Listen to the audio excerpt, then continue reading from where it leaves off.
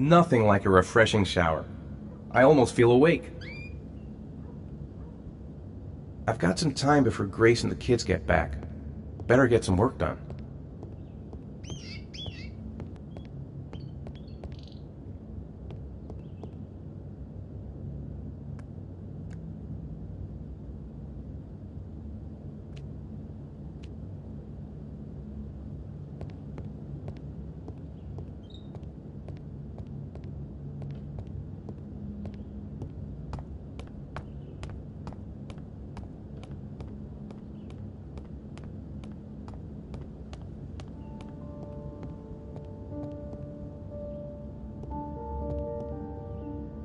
Nice day outside.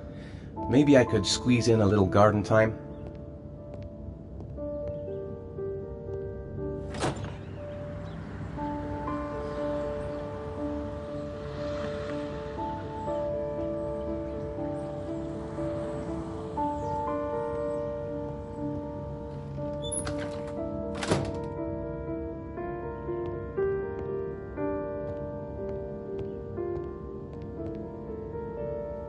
I could go for a cup of coffee.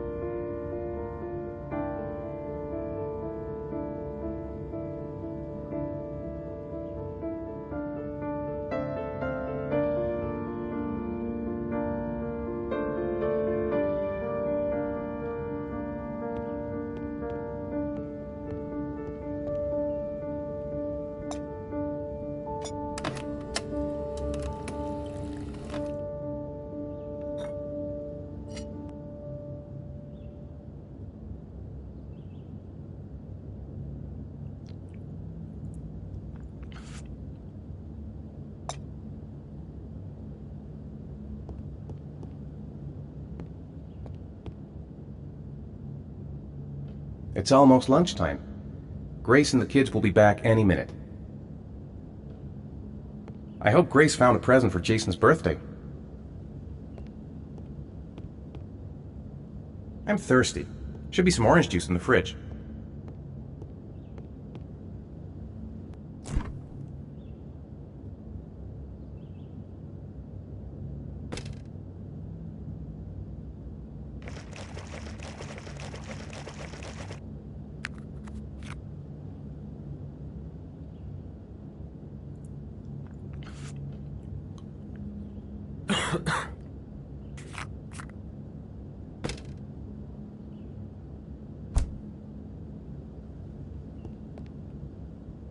Whew, it's stuffy in here.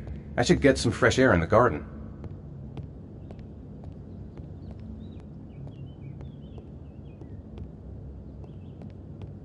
How about some music?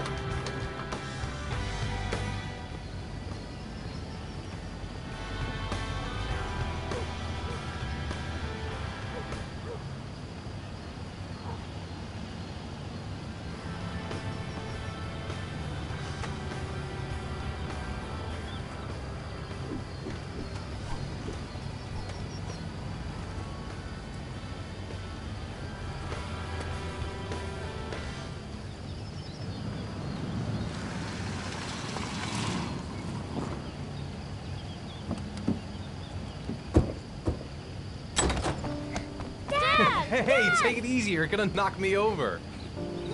So this is your big day, huh? Am I grown up now?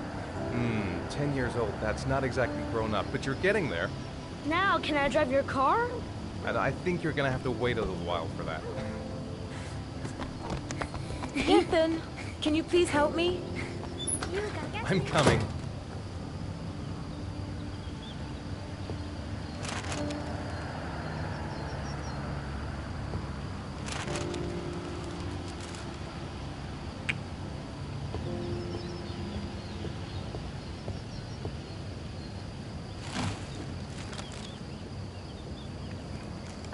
They've been so excited since this morning. I could hardly keep them in line in the supermarket. How's your day then? Managed to get any work done? Not really. I tried, but I didn't really nail it. I only get inspired because we're supposed to be presenting the plans to the clients next month. Ugh, I've got a billion things to do. It'll never be ready before Jason's pals arrive. Can you please help me? There should be plates in the living room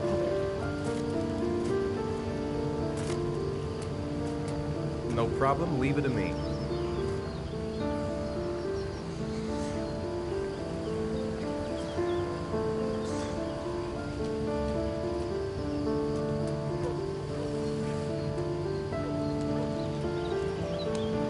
Hey, Ethan, I thought I asked you to take care of the plates. I forgot. They're in the living room cupboard, right? Yeah, they haven't moved since last time I asked.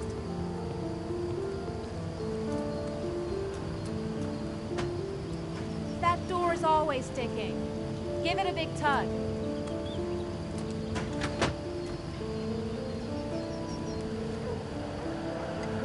That's the set my mother gave us.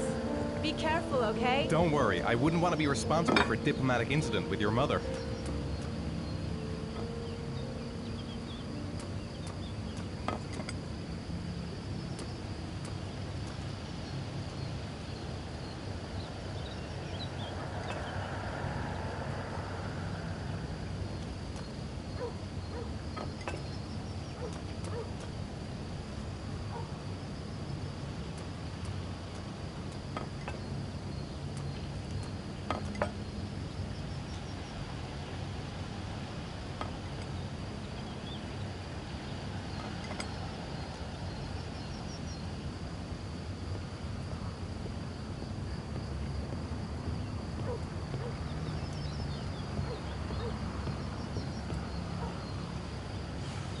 Ethan.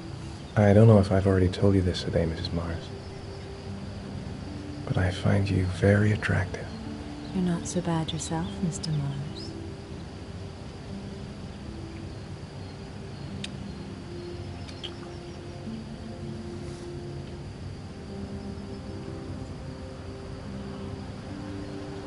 I know what's on your mind, Ethan. But now is not the right time for it. Shame. I've really got to focus on this party. We'll continue this little conversation later. When are Jason's friends coming? Oh, about 2 p.m.? Oh, God, I hope I'll be able to keep the situation under control. Not like last year. Jason looks happy. Yeah.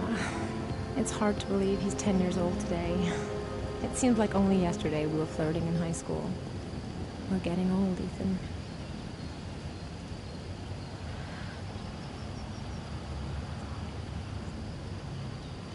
Did you find the present for Jason? Yeah, I picked it up from the store this morning.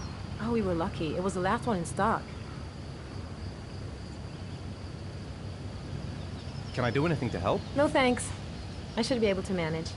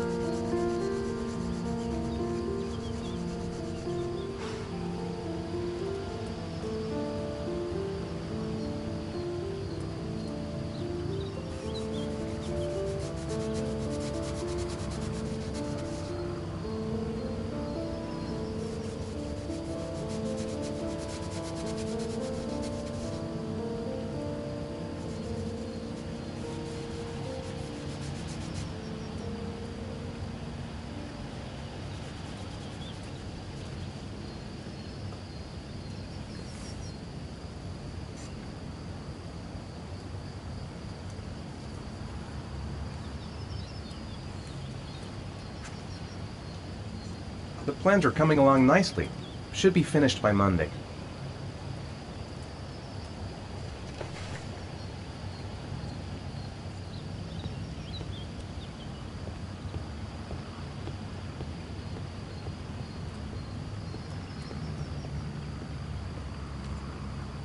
I think I'll go outside and play with the kids. Finished. Now I can relax and seize the day.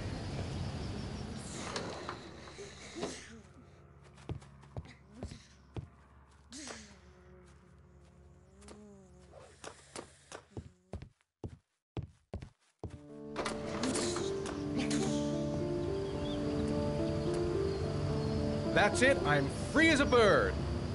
Hey, 5 minutes, boys, okay? After that, we've got to eat, because your friends are going to be here soon. Okay, we promise, Mom. Who wants to go first? Me first! No, me me first! Easy, fellas. You can both have a turn. Me first! Me first! No, me first!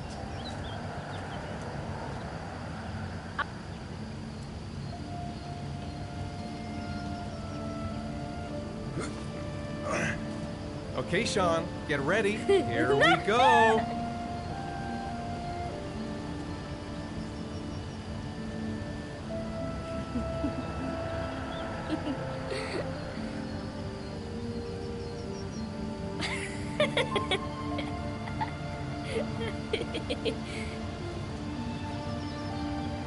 It's my turn now. All right, Jason, let's do the helicopter.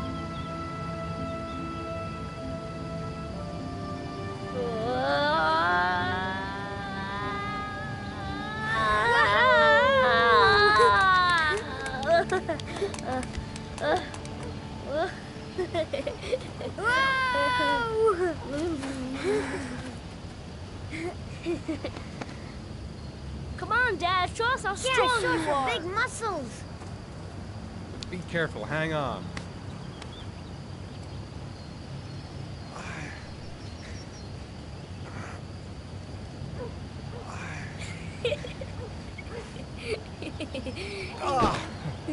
Oh. Whew.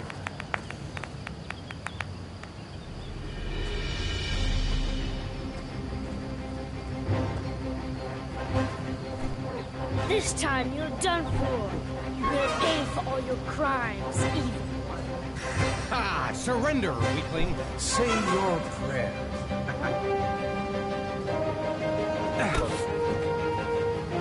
Come on, Jason. Hoya! Give up. I am victorious. Watch out. Oh! Attack, attack. Whoa!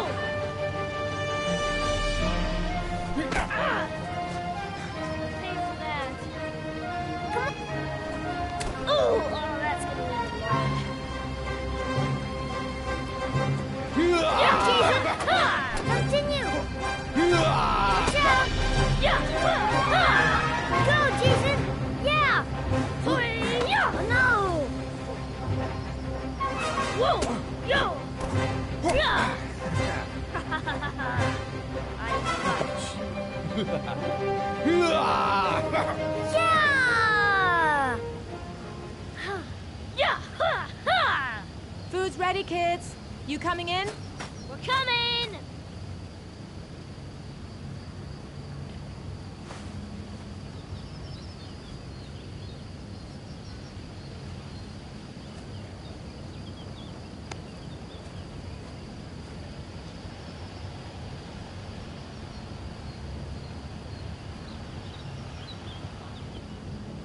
Sean?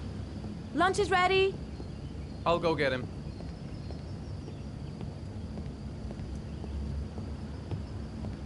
Why isn't Sean at the table? He should be around here somewhere.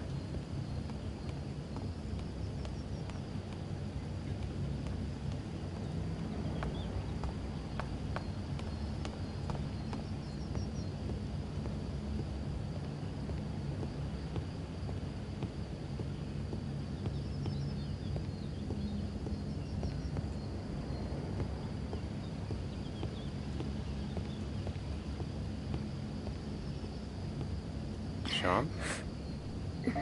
What's up? It's Merlin. He's dead. He's dead and it's all my fault. No, it's not, Sean. Of course it's not your fault.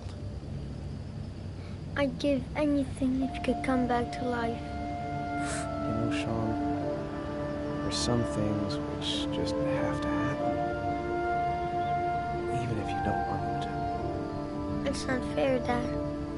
It's not fair. I know. I know.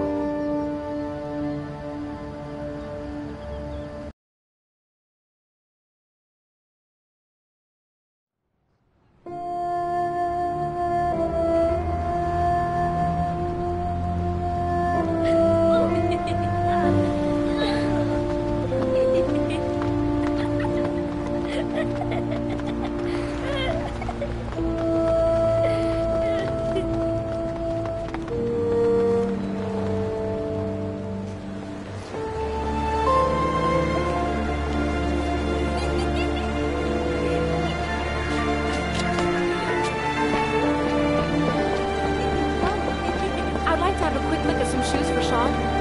Can you watch Jason for a minute? I promise, he won't be long. Sure, no problem. We're not going anywhere, are we, Jason? Come on, honey.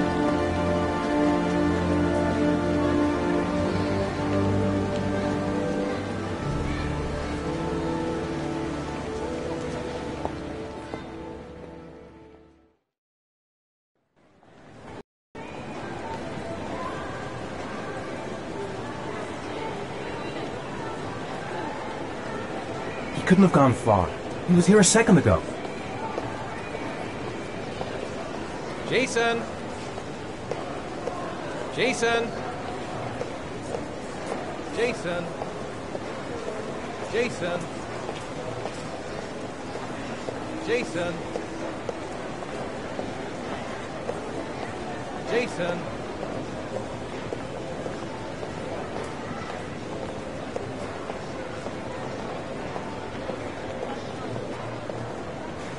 Jason, you really shouldn't wander off like that, you know? There's an awful lot of people in here. Please, Dad, can I have one? I would really love to have one. Please, Dad, come on. Okay, let's go buy a balloon. Great! Hey, champ. What's your name? Jason, Which balloon would you like, Jason? the red one. Here you go.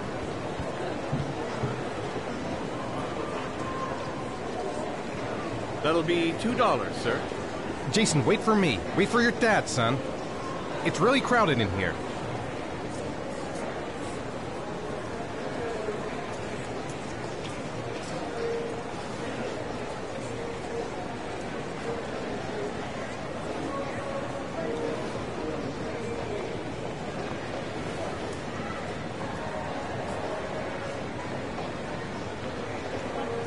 Keep the change.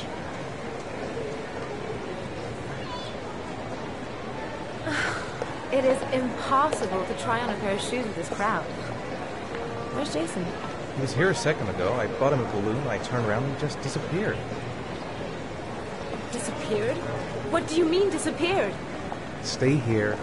I'll go get him. I'll be right back. Jason! Jason!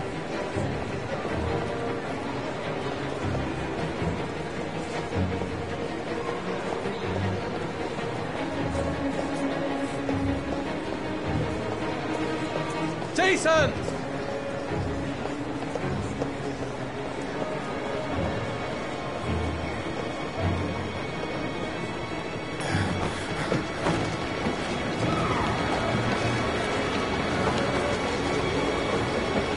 Jason!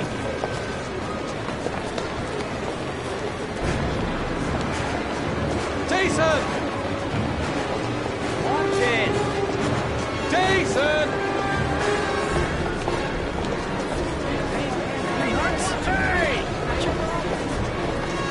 Jason!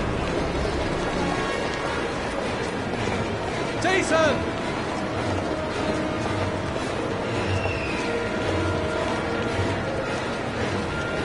Jason!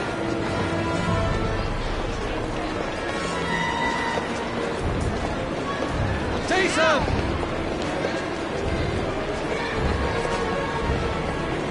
Jason!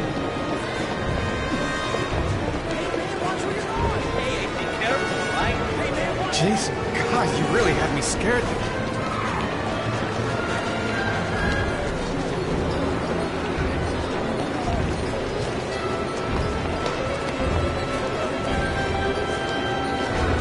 Jason!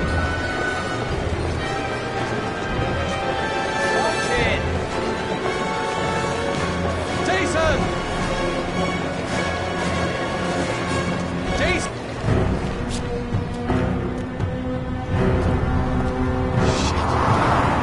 Shit!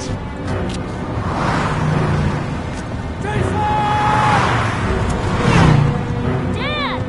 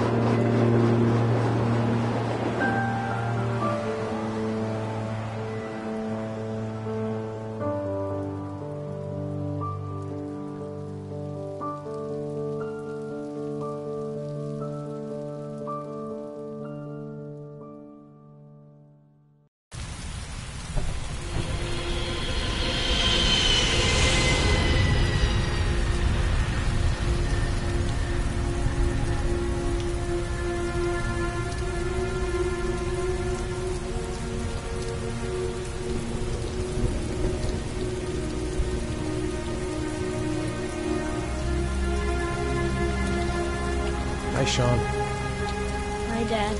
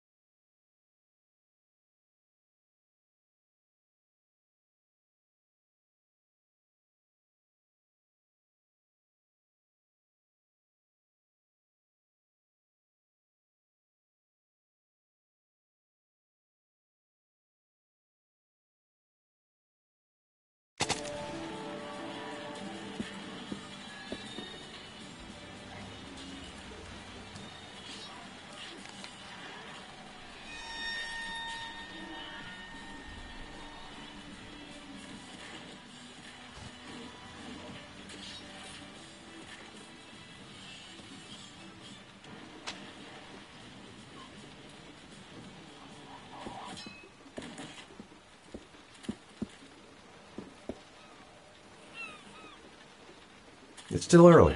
We'll see about the homework later.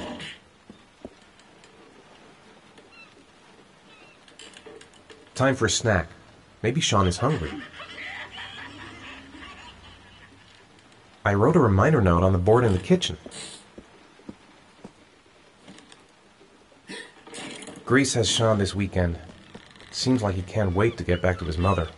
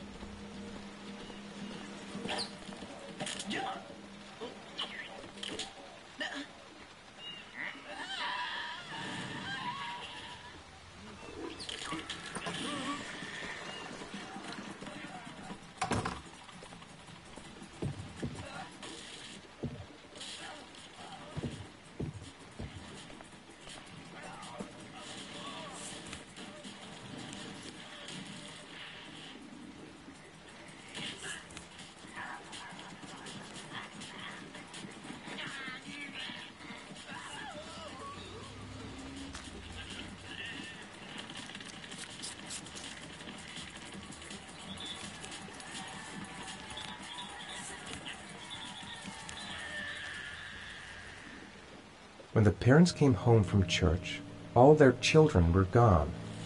They searched and called for them, they cried and begged, but it was all to no avail. The children had never been seen again.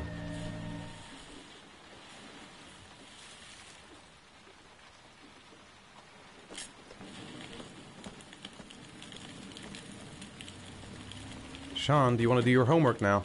Please, Dad, let me watch TV a little while longer. We'll do it later, okay?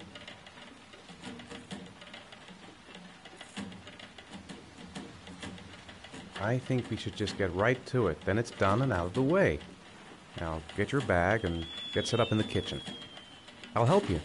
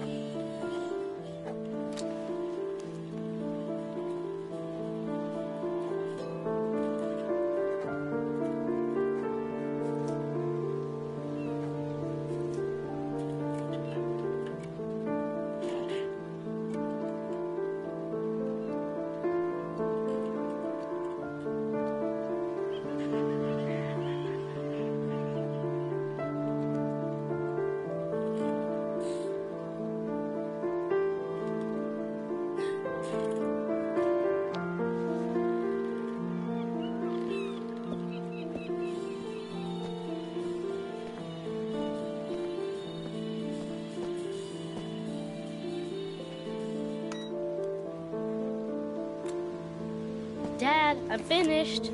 Can I go watch TV?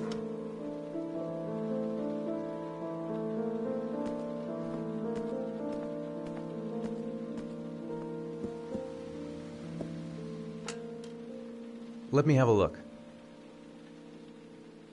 Pretty good. Looks like you're done. Off you go.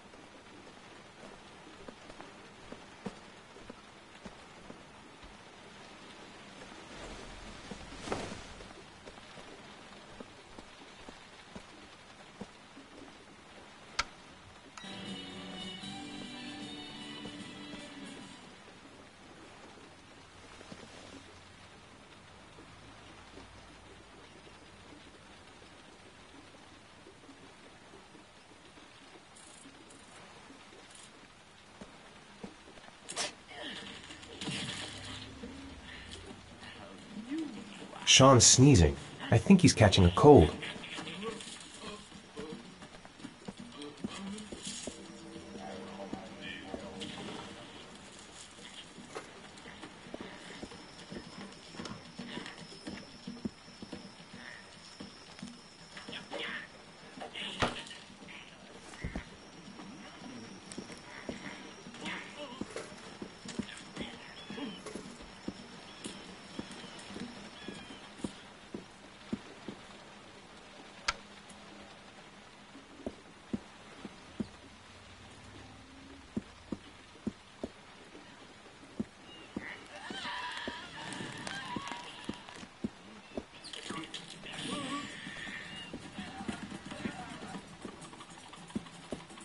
It's dinner time.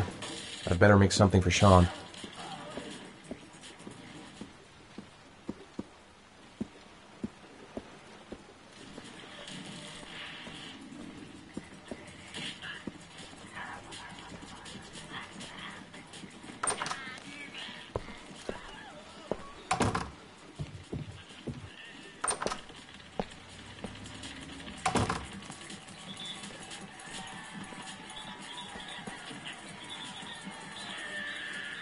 Do you want me to get your dinner?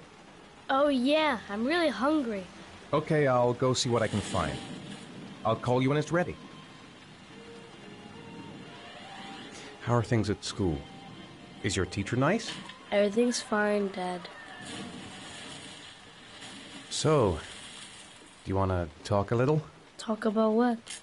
I don't know, about you, your friends, how things are going. Nothing special.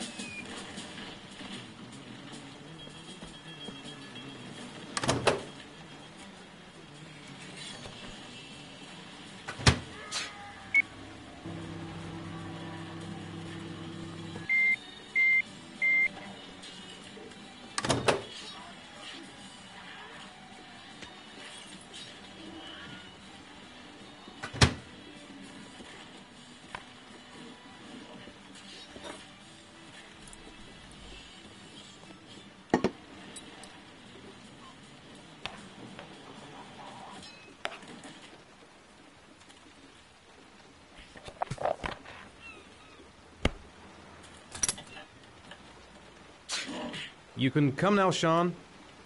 Your meal is ready. I'm coming!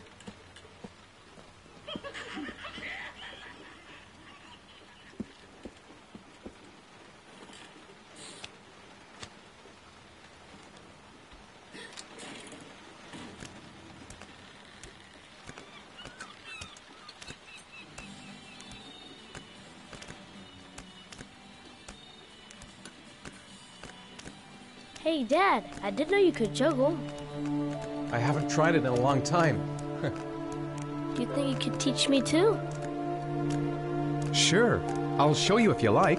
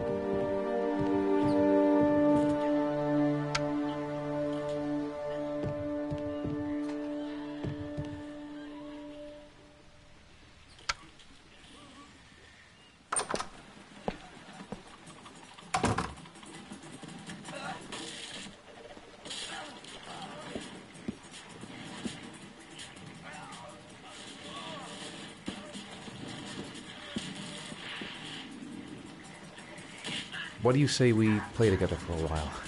I'd rather watch TV.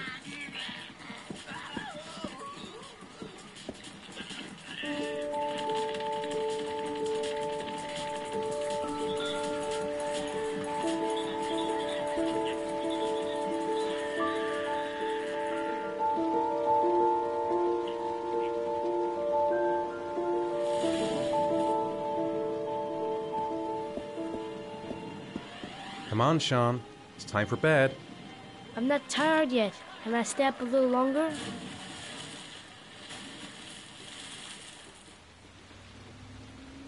Now, that's not very reasonable, is it? You have school tomorrow. You have to get some sleep. All right, I'm going. Are you coming with me? Go brush your teeth and put on your pajamas. I'll come up.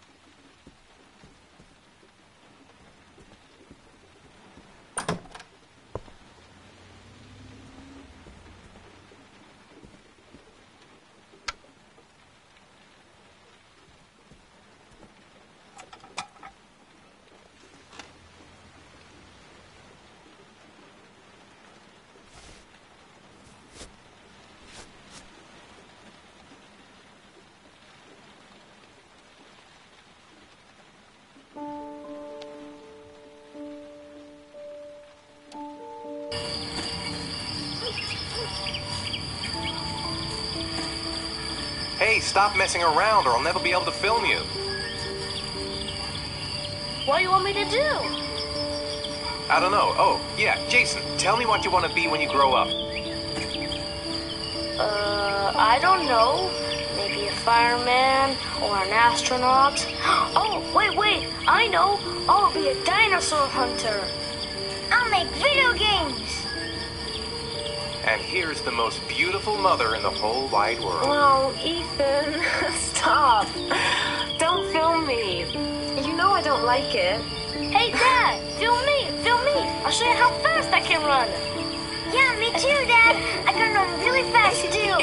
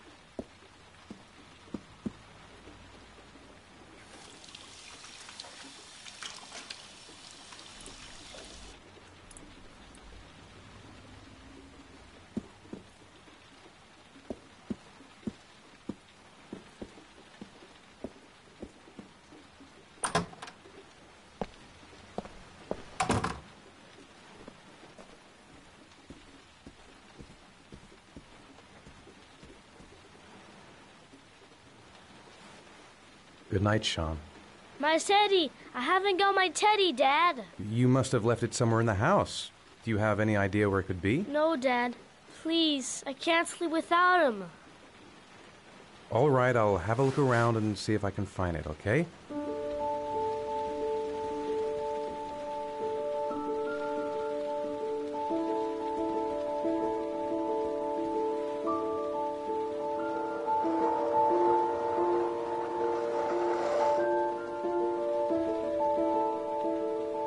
That's too bad, Sean. Time to sleep now. Oh no, Dad. Please, I need my teddy. All right, I'll have a look around and see if I can find it, okay?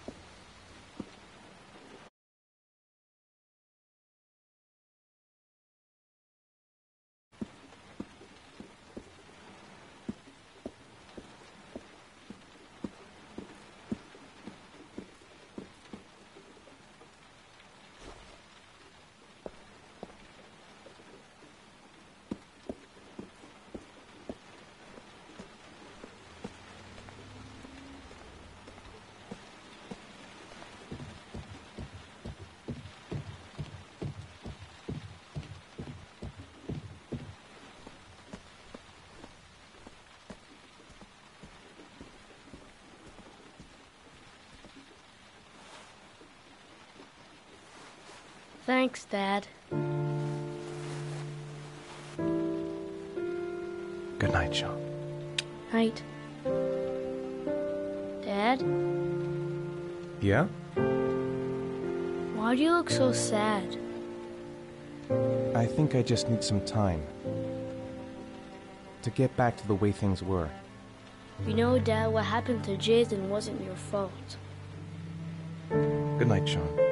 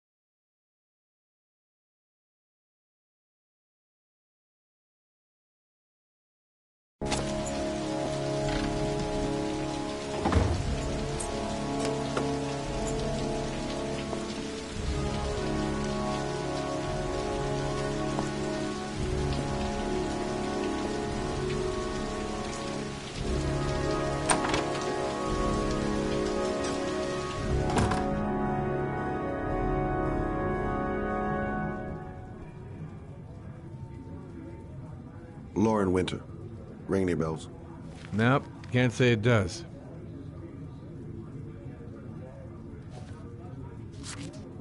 Oh, that Lauren Winter. 3rd floor, last door on the left at the end of the corridor.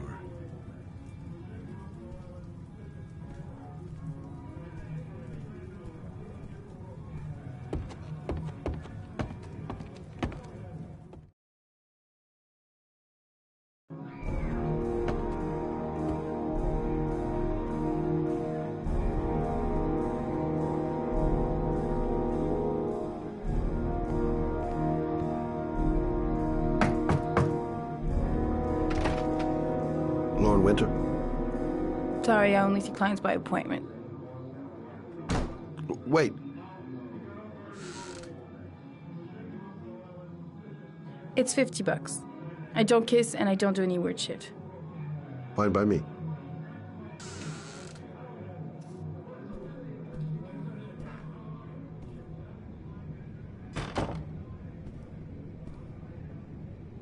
Put your money on the table. You got exactly 10 minutes. When the alarm rings, it's over, okay?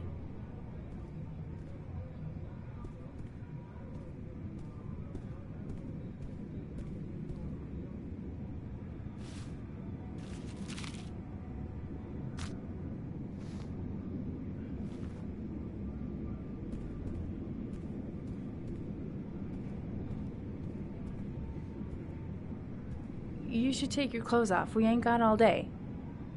Actually, I'm not a customer. Shit, a cop. I should've known. What you want, a freebie? Is that it? My name is Scott Shelby. I'm a private detective. The families of the victims of the Origami Killer asked me to investigate the murders. I came here just to ask you some questions about Johnny. I already told the police all I know and I have nothing to add. Leave me alone.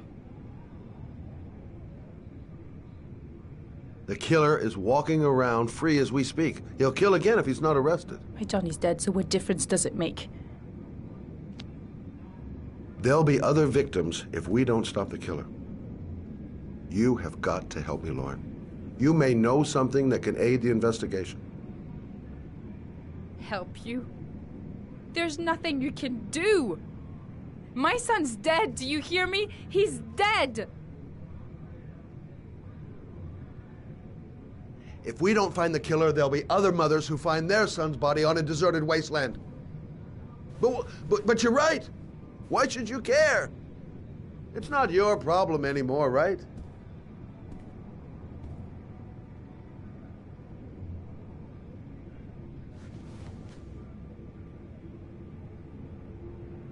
What do you want to know?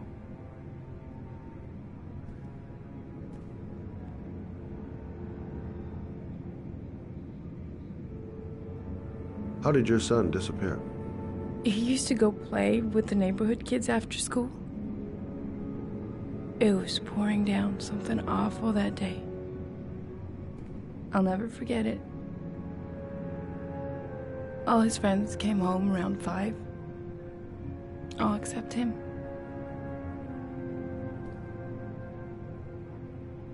When did you sound the alarm? About 8 o'clock.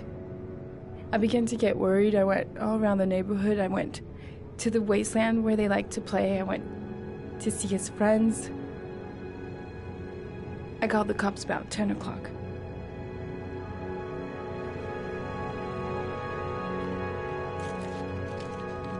You want one? No thanks, I quit. That's brave.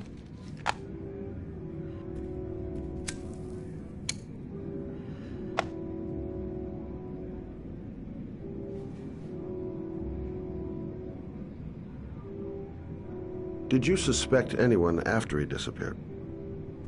I meet a lot of pretty shady characters in my line of work. Sure, I thought of it at first. But it didn't seem to make any sense. I don't believe any of my clients could have done that to my Johnny and all those other kids. Do you know if they found anything on the wasteland? Any leads or witnesses? No. He said He must have run away and he'd probably end up coming back.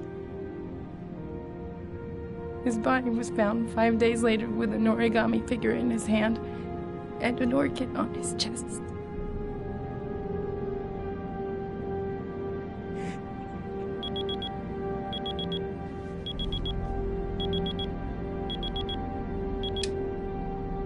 Time's up, Mr. Shelby. I hope you got what you wanted. Now get out of here.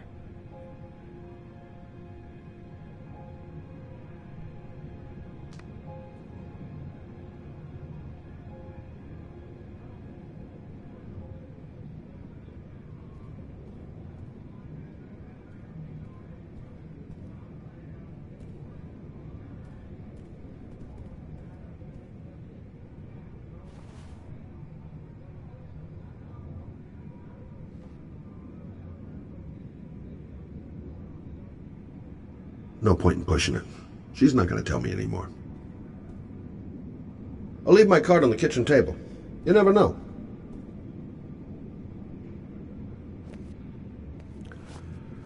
Well, if you remember anything, the smallest detail, give me a call. I didn't learn squat. Well, it's worth a try.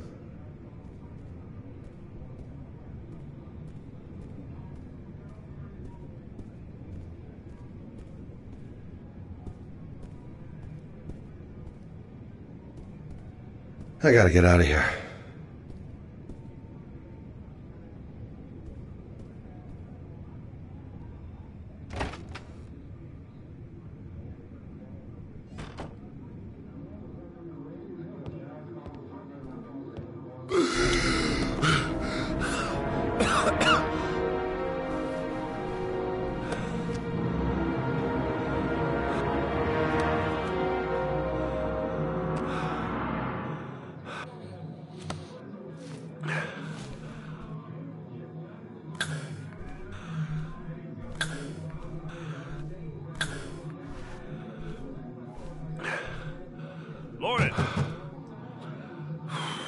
Lauren, open up, baby. It's me. Troy, what are you doing here? I already told you I don't want to see you anymore. Sorry, Dal, but I really wanted to see ya.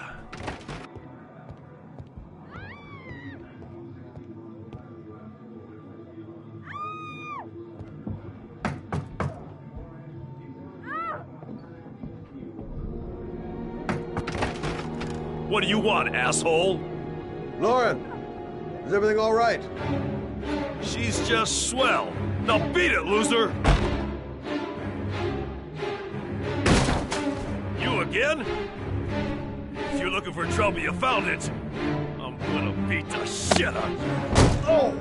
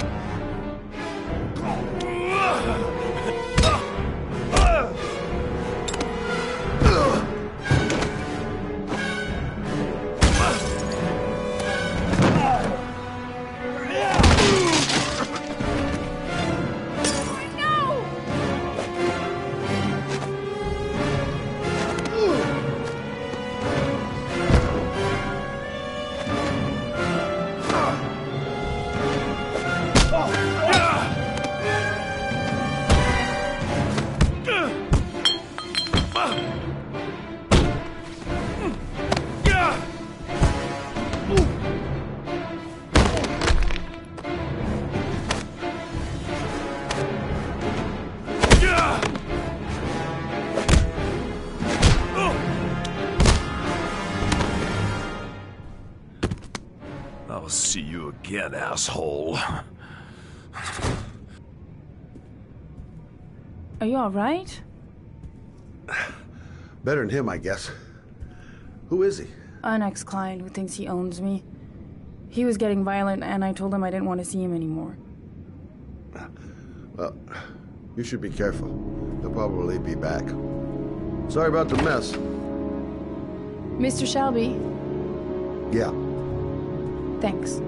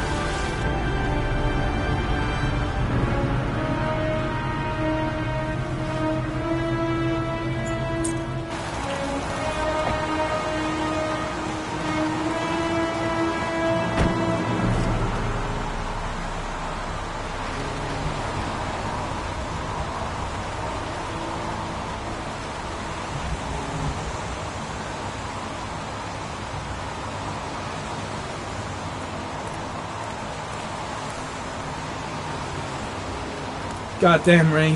Hasn't stopped pouring since I arrived. I'm really gonna love it here. God, my hands are trembling. I gotta keep my act together. At least for now. Reporters? Already? They seem well informed. I noted that name somewhere. What was it? Blake. Lieutenant Carter Blake. Yeah, that's it.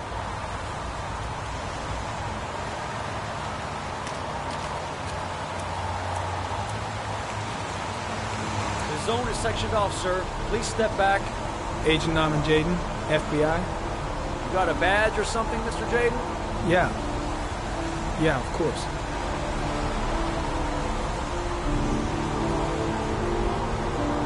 Check. You can pass. I'm looking for Lieutenant Blake. Is he around? I saw him arrive earlier. He's here somewhere. Thanks.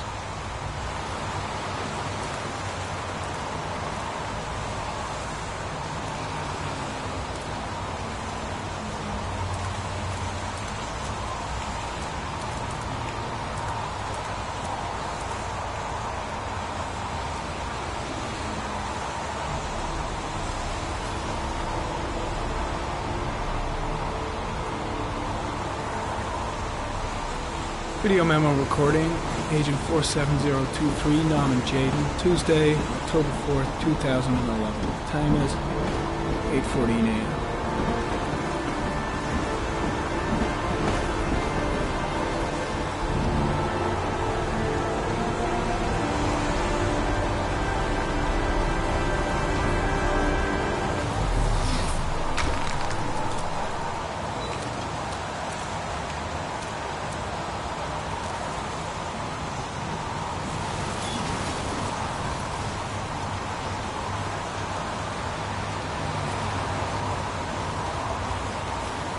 Unrelated to the investigation.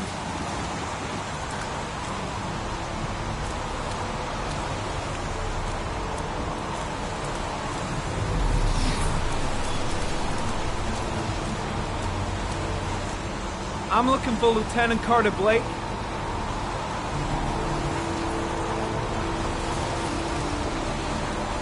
Thanks.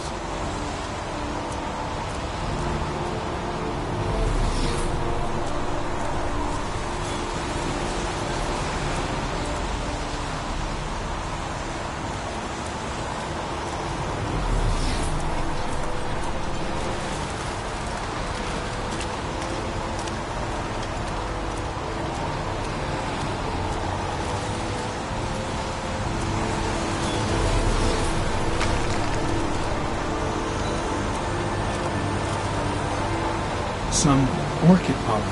The concentration of pollen in the air is quickly decreasing because of the rain, but it gets higher in the direction of the body.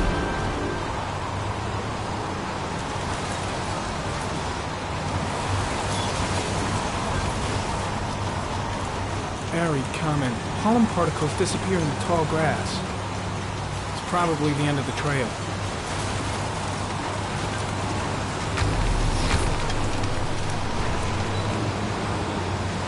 Arid comment. Traces of blood on the railroad track. The blood report indicates an advanced and long-lasting state of exhaustion.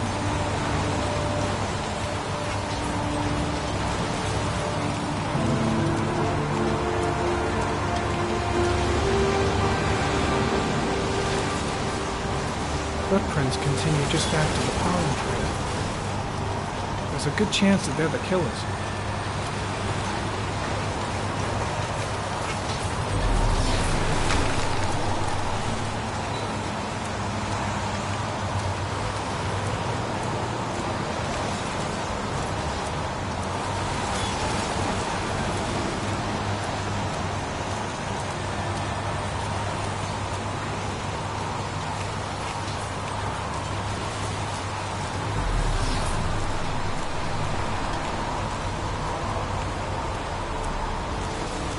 Lieutenant Blake?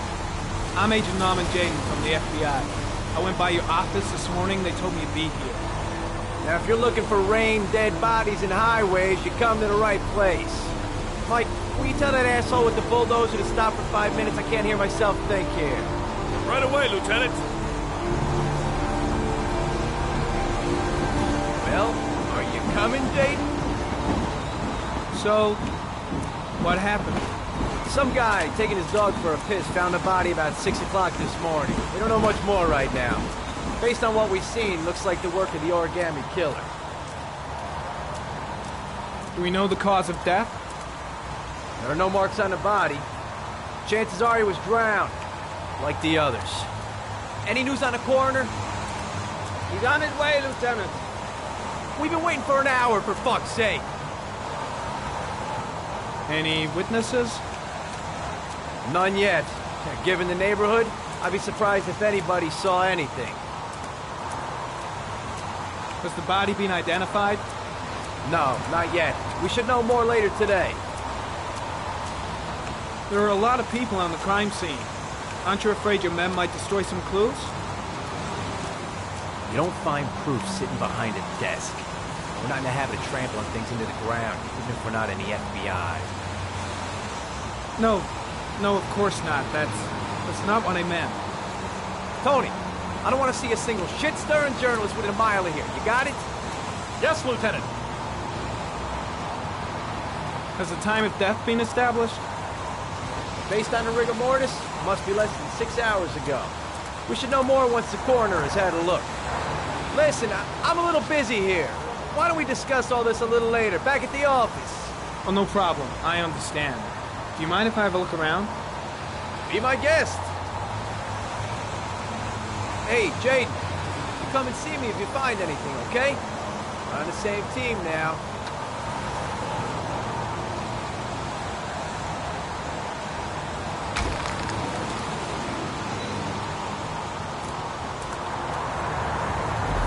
Lousy weather, huh? Does it always rain like this? It rains every fall. Doesn't it do that where you come from? Oh, yeah. Yeah, of course.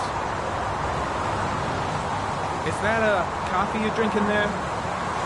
There's some in the thermos behind you. Help yourself. When did they find the body? Excuse me, but who are you exactly? Norman Jayden, FBI. If you want to ask questions, you should speak to Lieutenant Blake, sir. Pretty chilly, huh?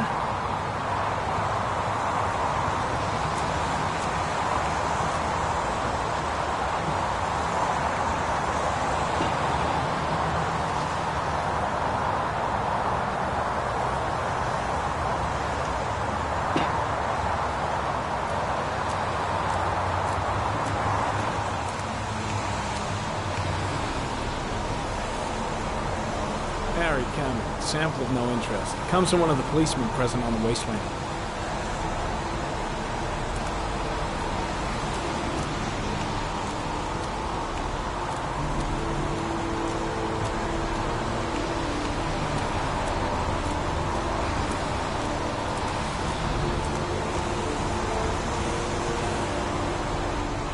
Harry comment. Traces of blood detected on the fence behind the railroad line.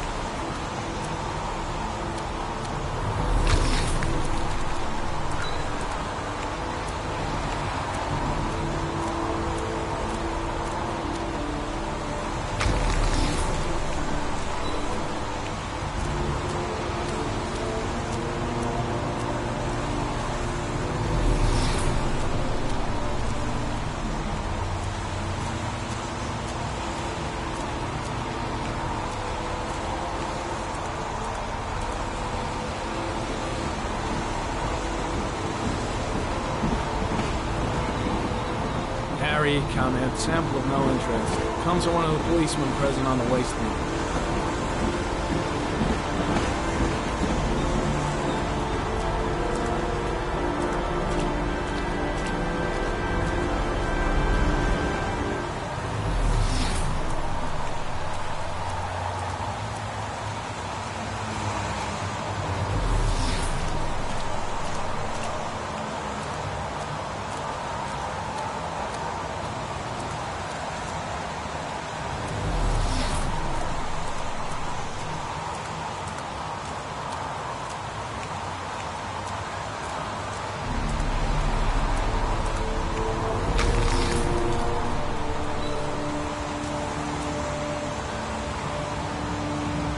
Dead cat. The FBI doesn't keep files on dead cats. Not yet.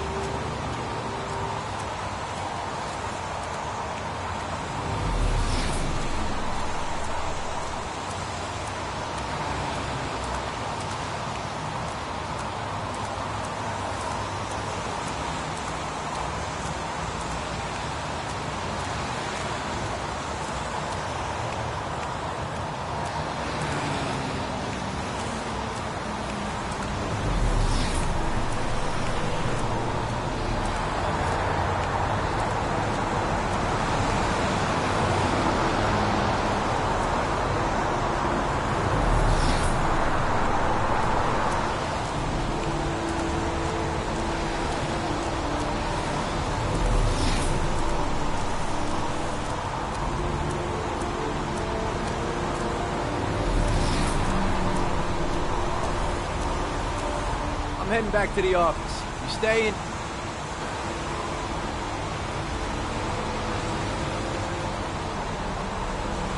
Yeah, I'm gonna have another look around if you don't mind. Take all the time you want.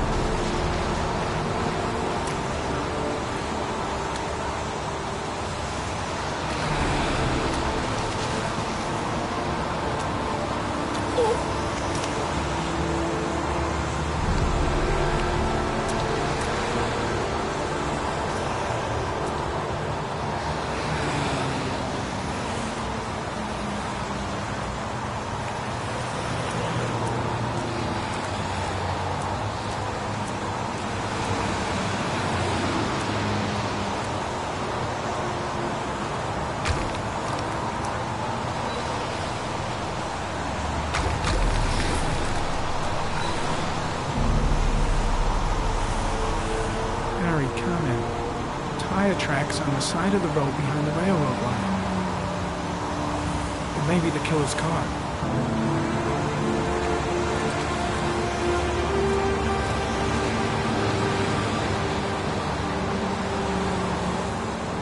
There's a good chance that they're the killers.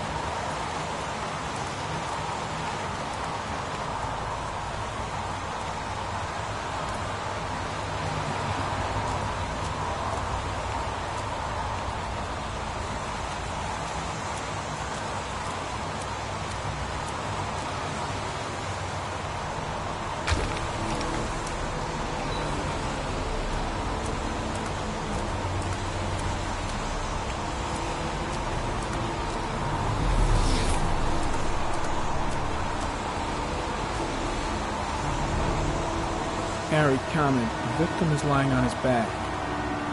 No visible signs of violence.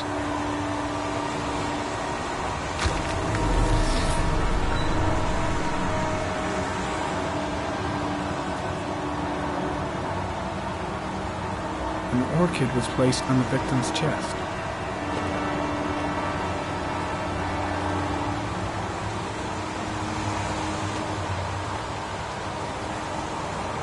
A small origami figure in the right hand. Fingers were probably closed after the time of death.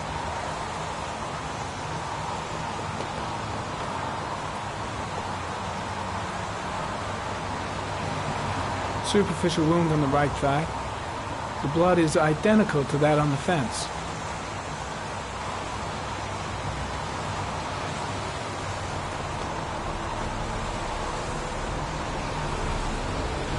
His face is covered with mud, like the other victims.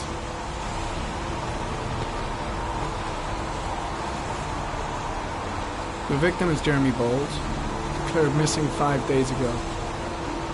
See reference file.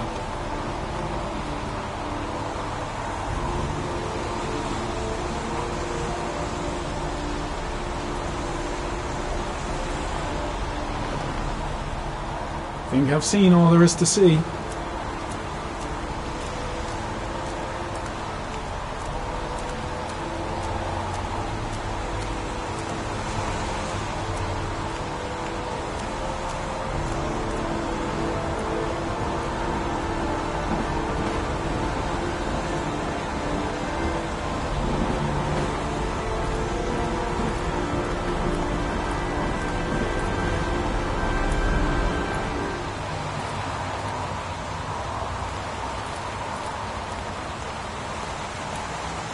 There's a railroad track near where the body was left, same as all the other victims. Impressive. Seems the only traces the killer left are those he intended to leave. He knew exactly what he was doing, right down to the tiniest detail. Way too many people here. They're trampling all over the crime scene. I think I've seen enough. Better get back to the station before I catch pneumonia.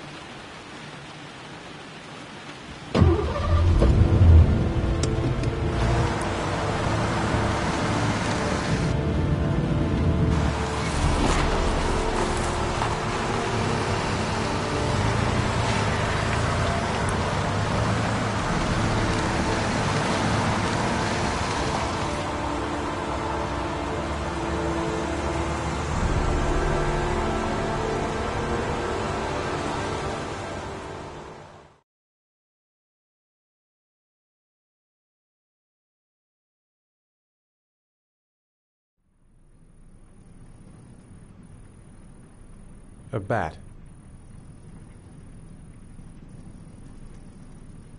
A fox. A crab.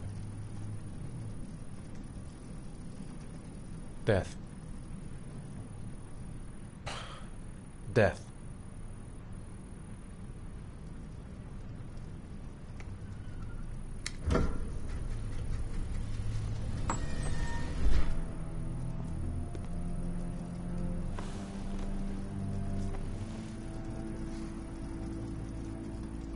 I have the results of your MRI scans. Everything seems to be normal. There is no physical damage from the accident. However, I am worried about your psychological condition. I know it's not easy, but you've got to start over, Ethan. You're not responsible for what happened. It's my fault Jason is dead. He'd still be alive if I'd been looking out for him. It was an accident. Accidents happen every day. You can't blame yourself forever for your son's death. How is Sean?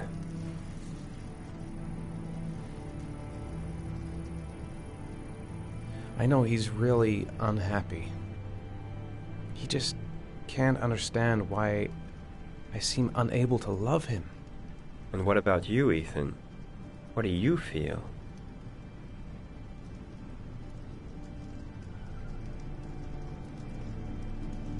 I stopped living at the same time Jason did. When that car ran into us. Is there something else you wanted to tell me, Ethan?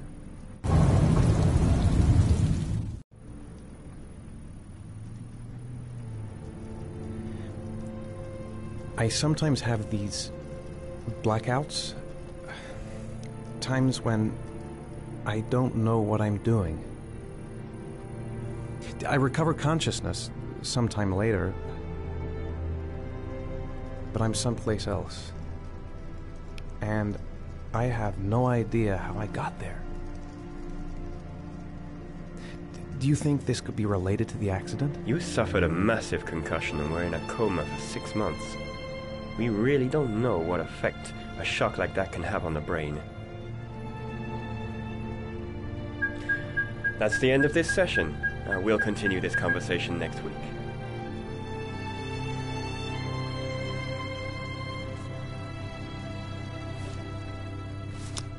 You were lucky, Ethan. It's very rare to survive such a traumatic accident.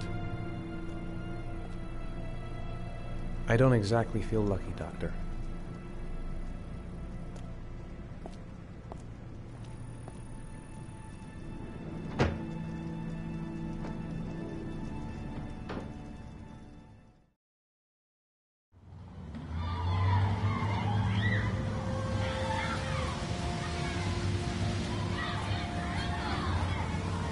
Is something the matter, Sean?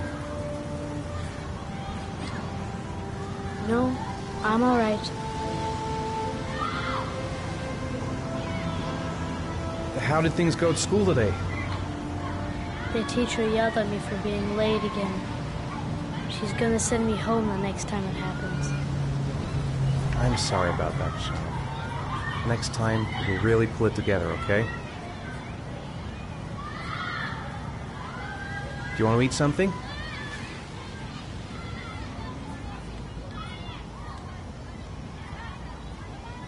Aren't you gonna go play with the other kids?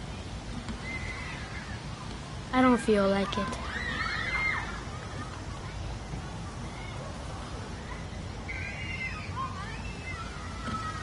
What am I going to do to cheer him up? Poor Sean. He probably got into trouble at school because of me. We're just not communicating. Feels like we're drifting apart. Sean used to love going to the park, laughing and messing around. Man, he was so happy. But that was before, with Jason. Sean looks so miserable. I wish I could help him. Just not sure I can right now.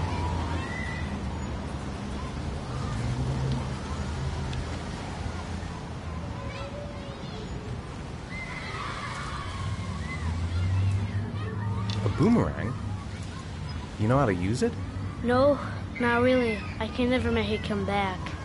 Can I give it a try?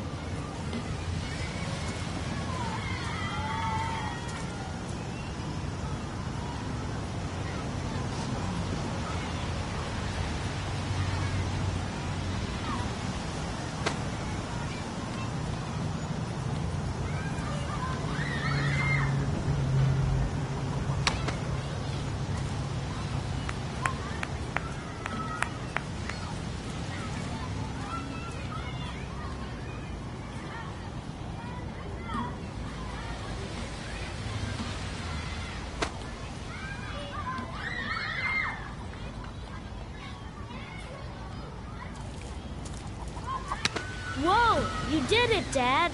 Do you want to give it a try? I won't be able to do it. Oh, come on, let's try it together. Now, the main thing is to get the right position at the beginning. Now, you gotta throw it straight and a little to the right.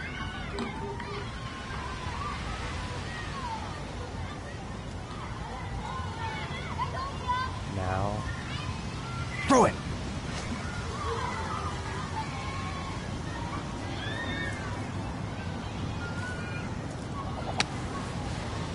I did it! I I did it, Dad! Good job, Sean. See? That wasn't so hard.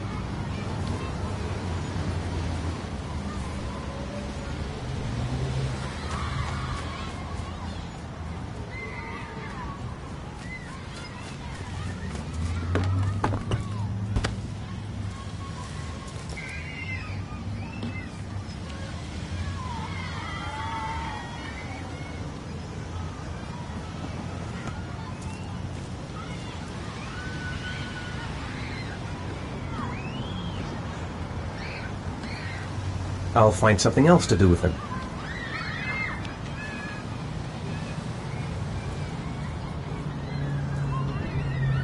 I haven't been on a seesaw in a long time. What do you think? Yeah!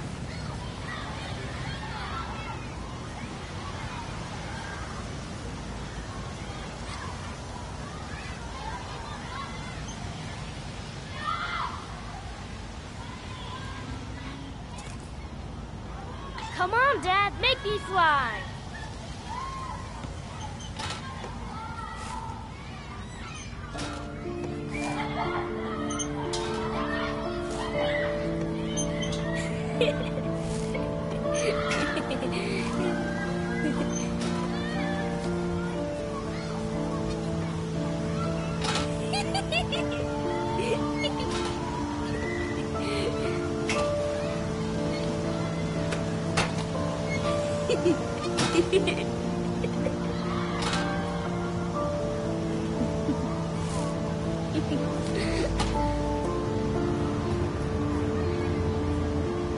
He seems to be having fun. It's been a long time since I've seen that smile. I'll find something else to do with him. What about that merry-go-round? I bet I can push you so fast you won't be able to stay on it. Great!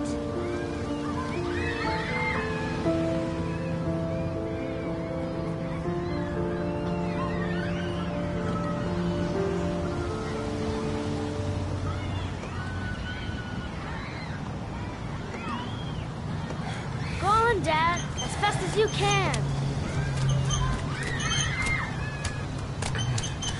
Faster!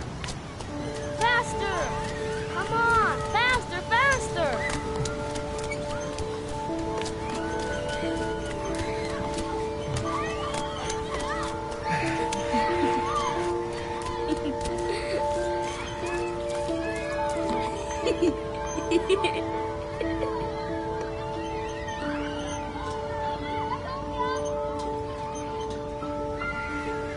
Whoa! I think my head is spinning.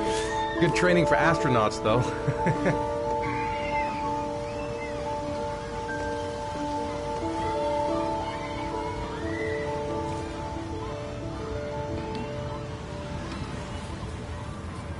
I'll find something else to do with him.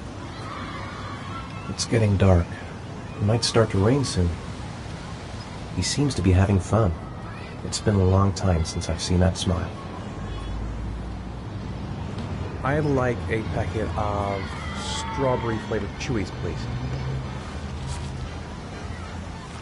Thanks. Hey, I got you some Chewies. I hate strawberries. Thanks. It was nice of you anyway.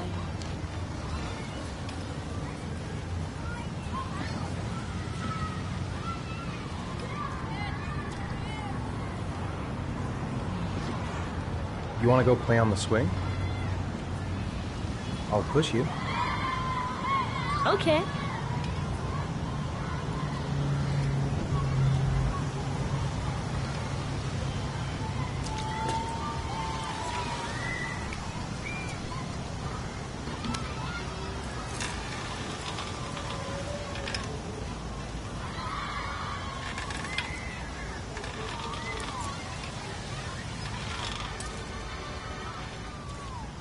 You're not pushing Dad.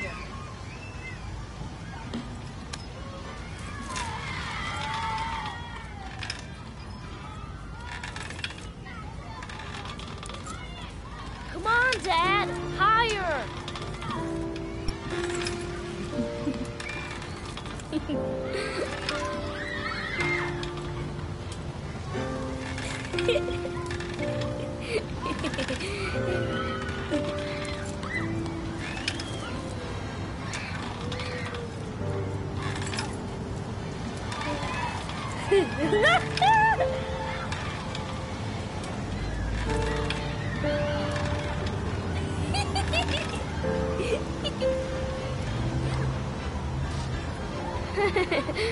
That was cool.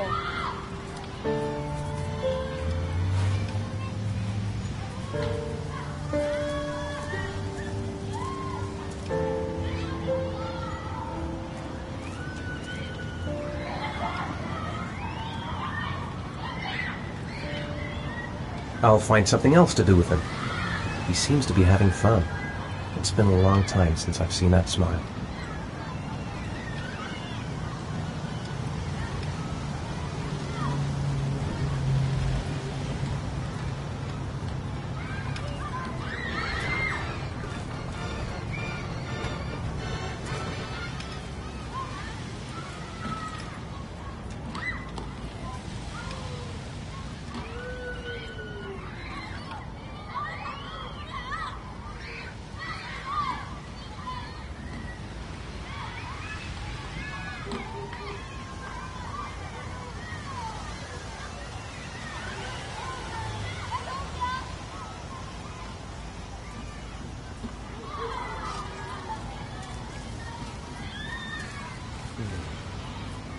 Looks like rain's coming. I think we better go. Okay.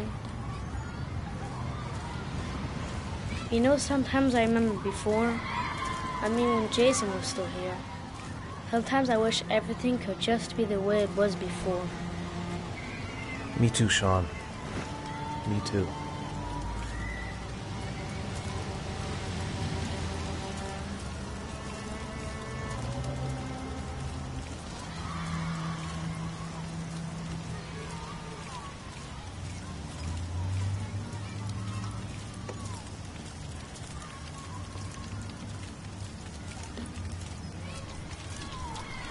Hey, Dad, can I have a ride on the carousel? Can I? Sure. Go pick a horse and get on. I'll get a ticket.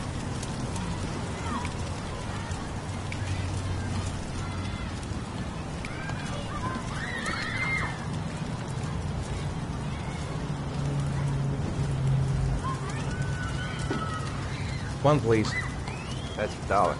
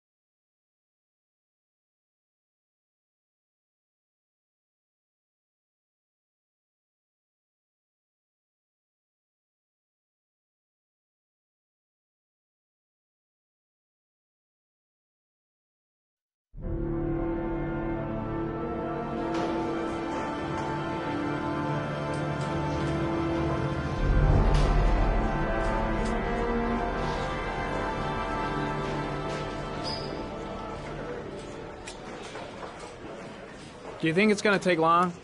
No, he should be finished soon.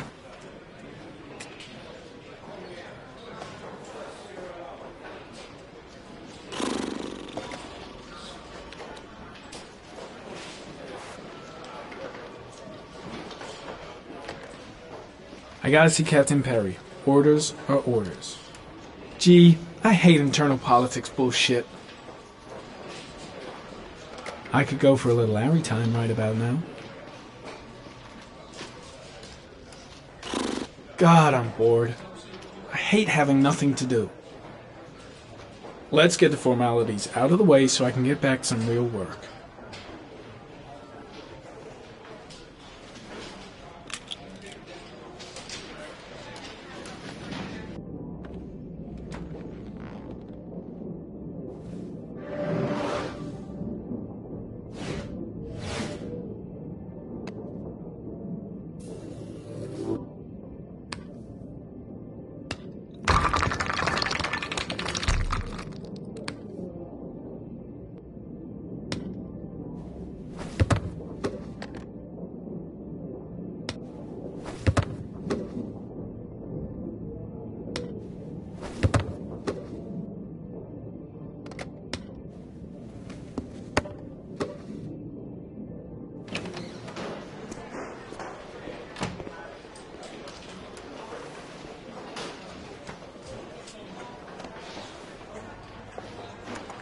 I'm off, Charlene. I'll look at the reports later. Oh, cancel all appointments for this afternoon. Okay.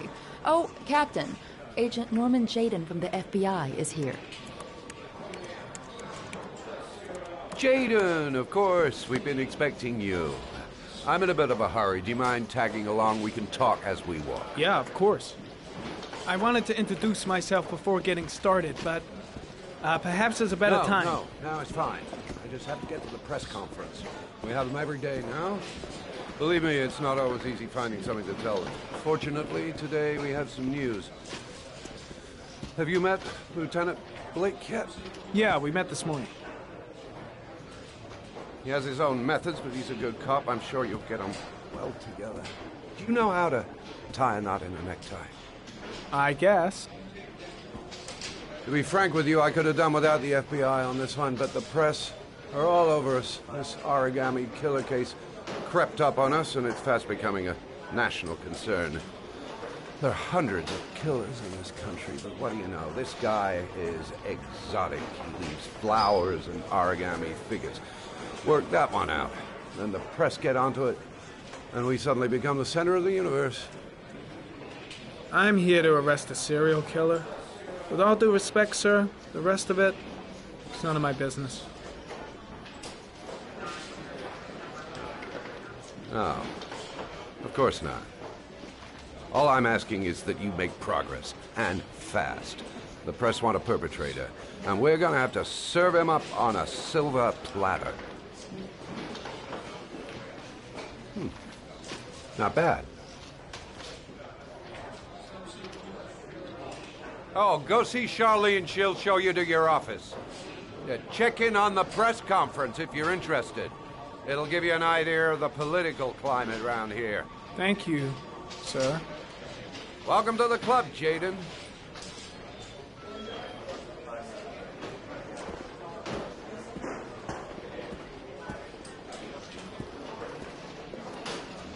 Captain Perry is doing his press conference now. Might be interesting to have a look.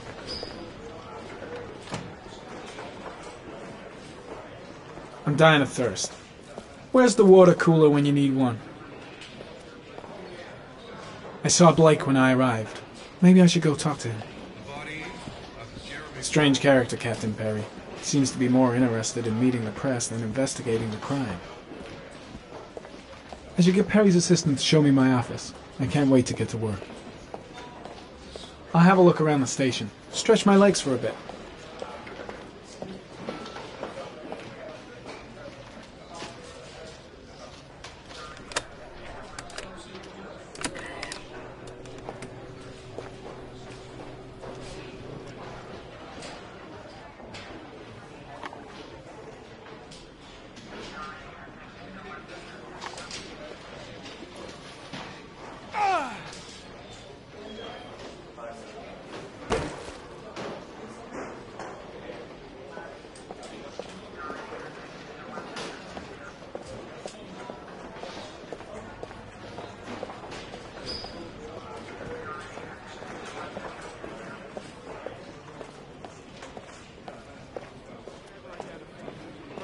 origami killer will never be found either. I don't think there's much chance of that. For the moment, the killer may think he's invulnerable, but in the end he'll make a mistake and we'll be there to arrest him. Yes? Did the killer leave any written evidence? Perhaps a ransom note explaining his actions? Or anything like that? No. He has not made contact in any way, and we have only the murders to help us understand his motives. Yes. What's the question? Some people are saying that the police were slow to take an interest in these murders because the victims lived in poorer parts of the city. What do you say to that? That's absurd. The police make no distinctions between victims based on their social class. It is true that the origami killer seems to choose his victims from the more impoverished parts of town. The higher crime rate in these areas makes the investigation more difficult. Time for a couple more. Yes. There are rumors that the FBI has sent a profiler to help with the investigation. Is that true? You seem to be well informed. Yes, we asked the FBI to send us a profiler to help us with this investigation. We were planning to announce this in the next few days, but it seems that won't be necessary. According to certain sources, the town hall's been applying pressure to avoid any mention of a serial killer in order not to have an adverse effect on the mayor's election campaign. Do you have anything to say about that? Pure speculation. At no time has the mayor been involved in this investigation, except to support the efforts of the police force, of course. Thank you for your cooperation. One question, please, sir. One last question. Captain Perry, one more question, please.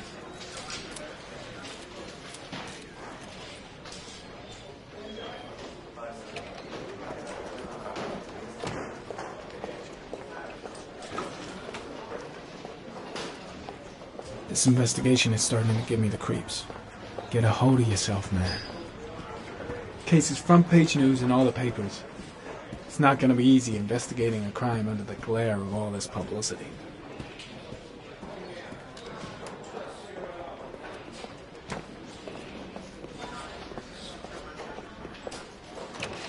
Nice watch. Oh, it's the present we offer to our new lieutenants. We bought the same model each year for the past 20 years for each promotion. It optimizes everybody's time, and it's the kind of thing that always goes down well. You can contribute to our fund if you like. We're still a few dollars short. Congratulate Larry on my behalf. I'll be sure to do that, sir.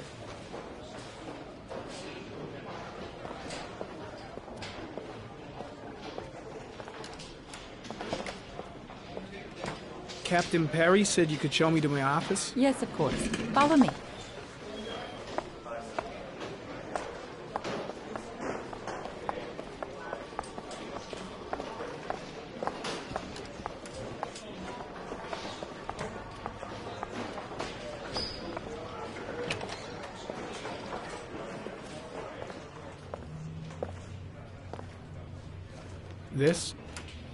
This is my office?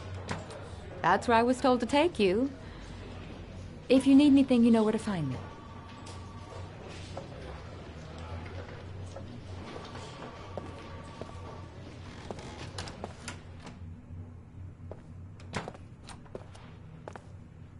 Okay, time to work.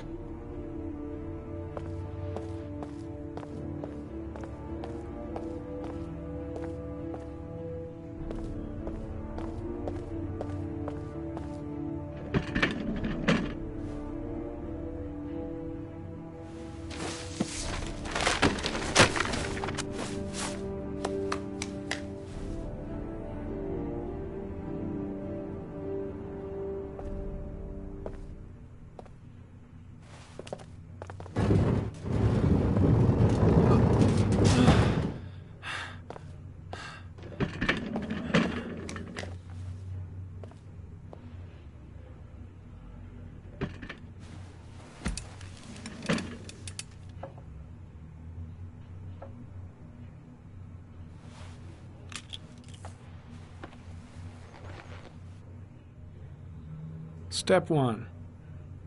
Change the office.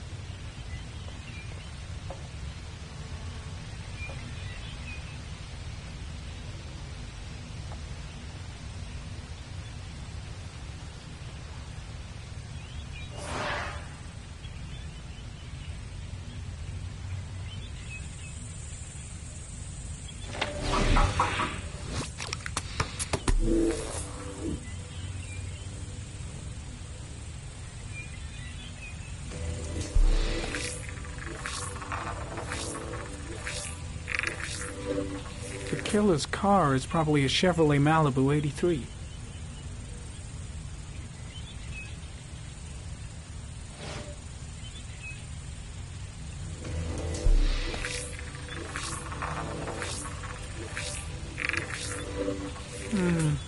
A common species. That doesn't help much.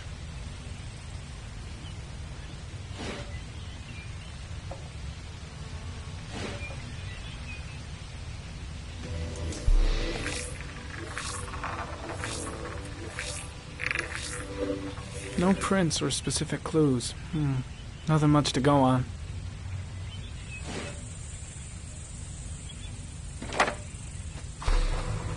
The orchid is a common species. It can be found at any flower shop.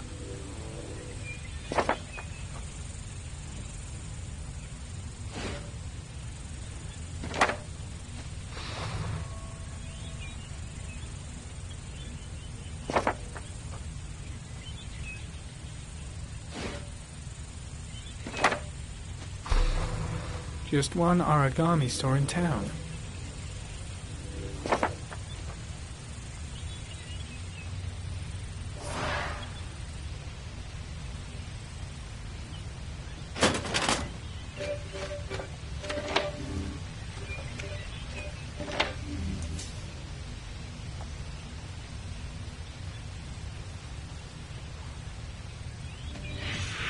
Eight victims in the last 3 years.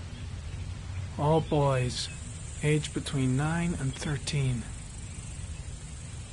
No signs of violence. The victims disappear from public places in broad daylight. No one notices anything. Bodies are found 3 to 5 days later, drowned in rainwater.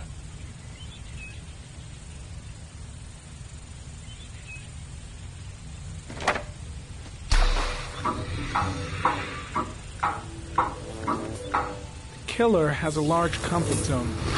He gained confidence rapidly and moved away from his base. This won't make the geoprofiling any easier.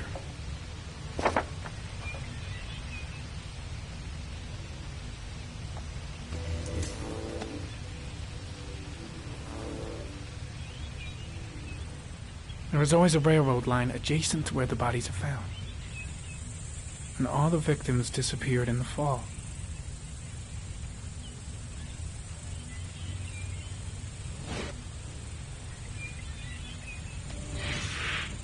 Always the same ritual. An origami in the hand, an orchid on the chest. The victims have always been dead for less than 6 hours when they were found, which means they remained alive for several days before being drowned. Over 3,500 people questioned. Over 100 suspects interrogated. Not a single lead to go on.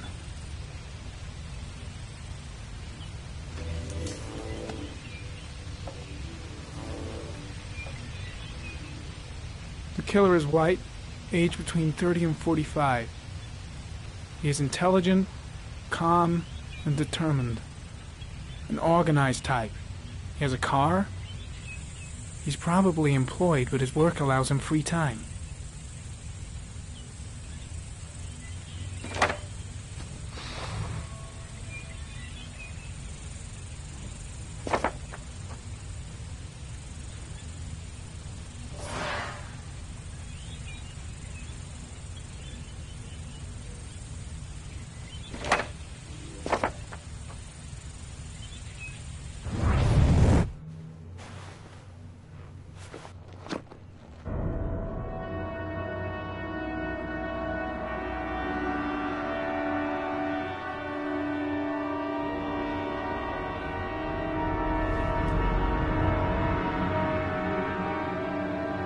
Here we go again.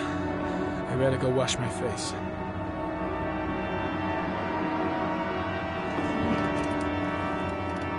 I need to take some. I'm gonna faint if I resist. That's all right. I know I can make it. I know I can make it.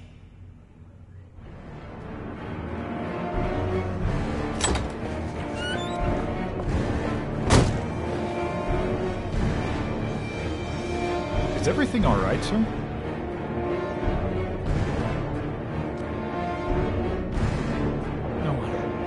No one must see.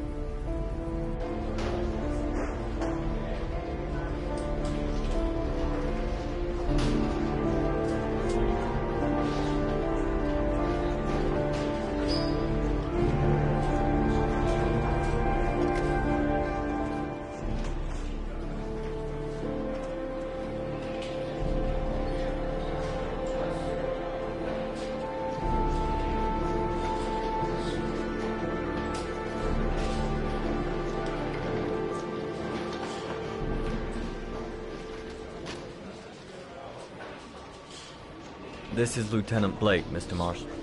Could you please tell him what happened? It was this afternoon. I went to the park with my son, Sean. We played together for a while, and then he wanted to go on the carousel, so I put him on one of the wooden horses, and when I turned back, Sean had disappeared. Exactly what time did you arrive at the park? Try to remember exactly, Mr. Mars. Every detail can be important. It must have been about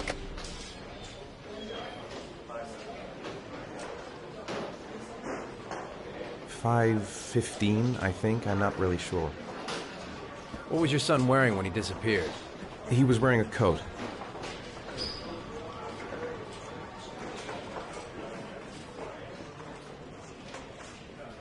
A black coat. And a pair of pants.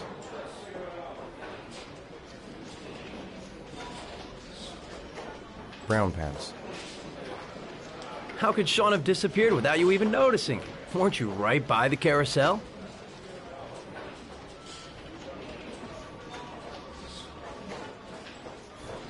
I went for a short walk around the park, just for a few minutes. When I got back, the carousel had stopped, and Sean wasn't there. You say you took your son to the park after school.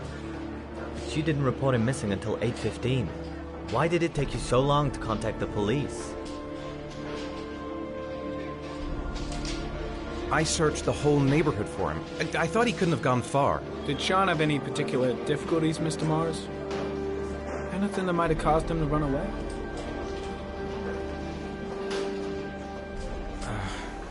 No, I don't think so. Everything okay at school? Any particular problems between you and your wife? My wife and I have been separated for the last 6 months. But Sean would not have gone off without telling his mother or me. All right. That's all the questions I have for now. You're free to go, Mr. Mars. We'll continue to look for Sean overnight. We'll contact you if we have any more questions. Do you think the origami killer... Listen, your son's probably just run off and he'll turn up in a couple hours. But what if it is the origami killer? Well, then we have about 4 days to find him alive.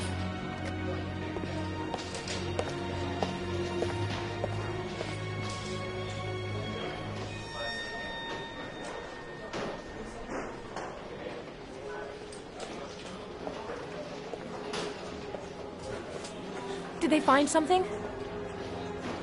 No, nothing yet, but they're gonna keep looking through the night. Do they think it's the origami killer? It's still too early to say. But it is a possibility.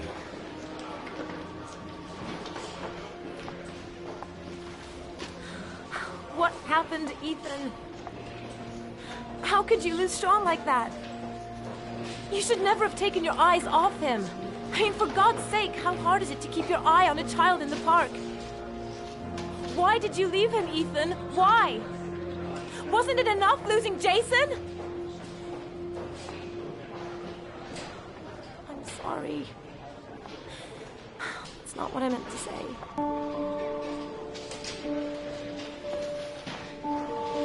I miss him so much.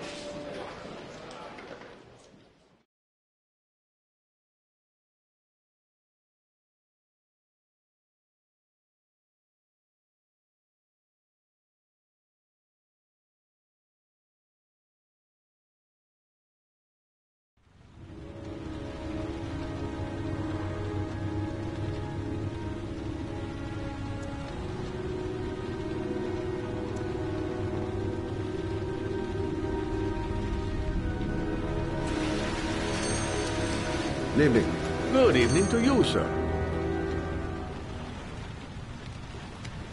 Can I help you, sir? Well, I hope so. My name's Scott Shelby. I'm a private detective.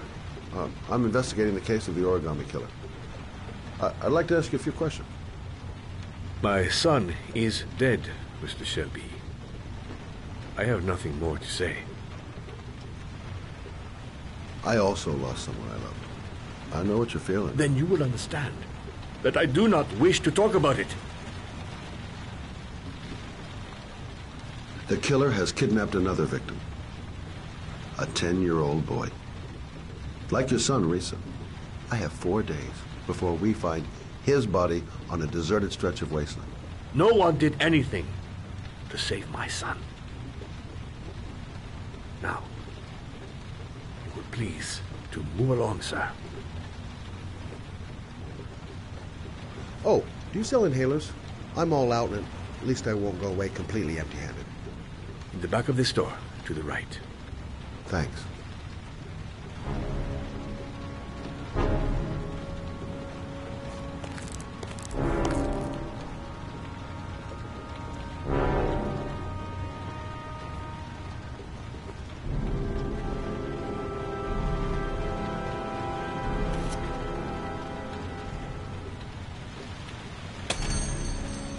Good evening, sir. Are you looking for something in particular? Give me what you got in the register. Don't fucking try anything. Open the register, you dumb fuck. Put the money on the counter. Shit, are you deaf or what? Are you gonna open that fucking register or not? No, sir. You do not have the right to steal that money from me. I have worked very hard to earn it. You cannot have it. What did you say? You're out of your fucking mind, man. You don't get it, do you? I'm gonna put a fucking bullet right between your eyes if you don't do what I say now. You shall not be robbing my register, sir. That money is mine. I ask you now to leave before it is too late. Christ, goddamn idiot! Open the register. Don't make me fucking kill you. No, sir. That I cannot do. I'll waste you, man. I ain't joking. I swear to God, man, I'll blow your fucking brains out. Don't turn around. Don't turn around. Fuck! Drop it! Now! Don't move! Hands up! Put your fucking hands up or I'll shoot!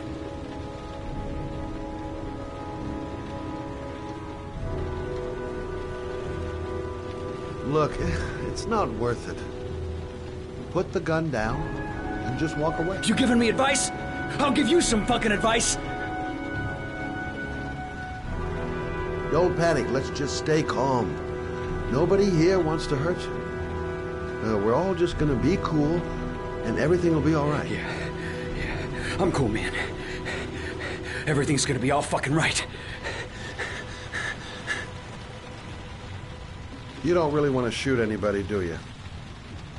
I'm sure we can find a way out of this mess, right? You're not a killer, are you? You just want a few extra dollars. No blood on your hands. No, I'm not a killer. I ain't no killer. Now, I want you to put the gun back in your pocket and quietly walk out of the store. My friend and I will forget about what just happened, and you'll have earned a second chance not to fuck up your life. What do you say?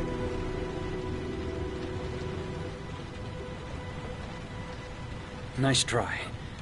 For a second there, you almost had me believing all your shit. And now, give me the money. I'm gonna count to 3. 1, 2, 3.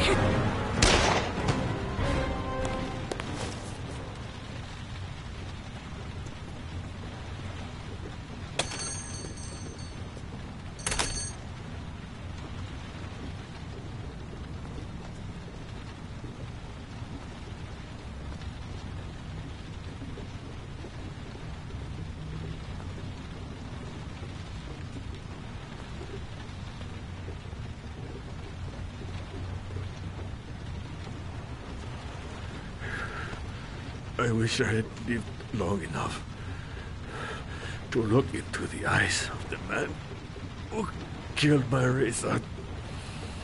Too much anger here.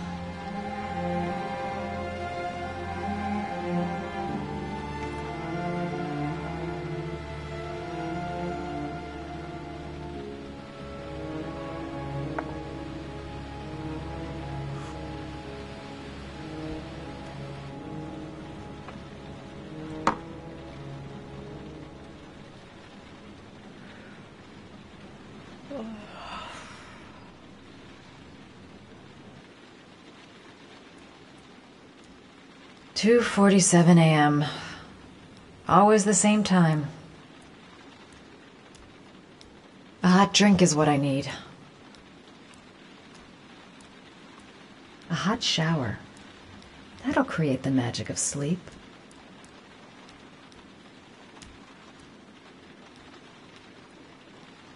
If I try to stay busy, it might actually help me get to sleep.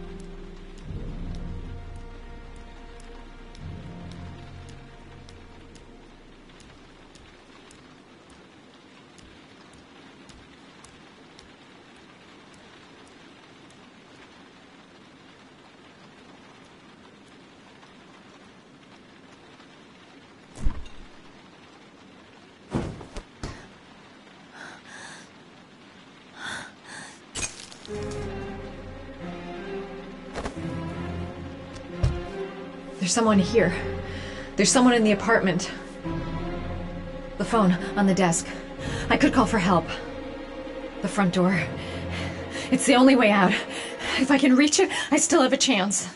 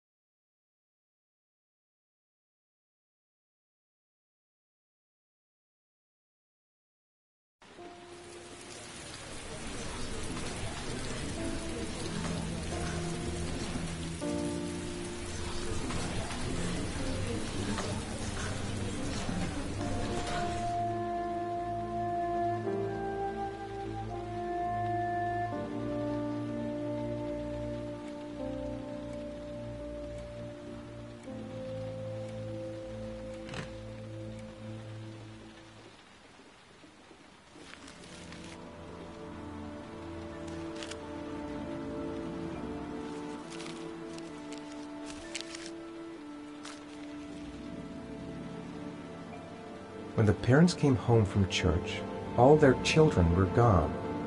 They searched and called for them, they cried and begged, but it was all to no avail. The children have never been seen again.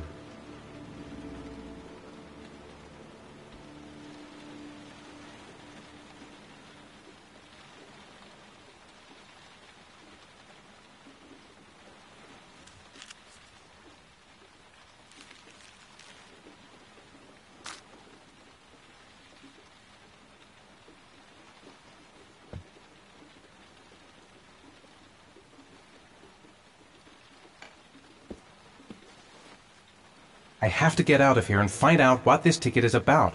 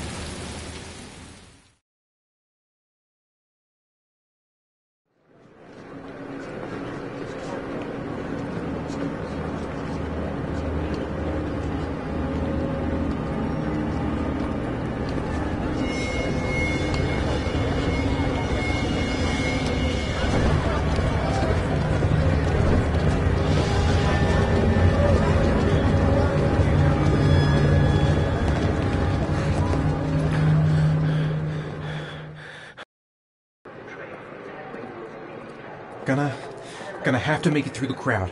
I can't take crowds. Just can't handle it.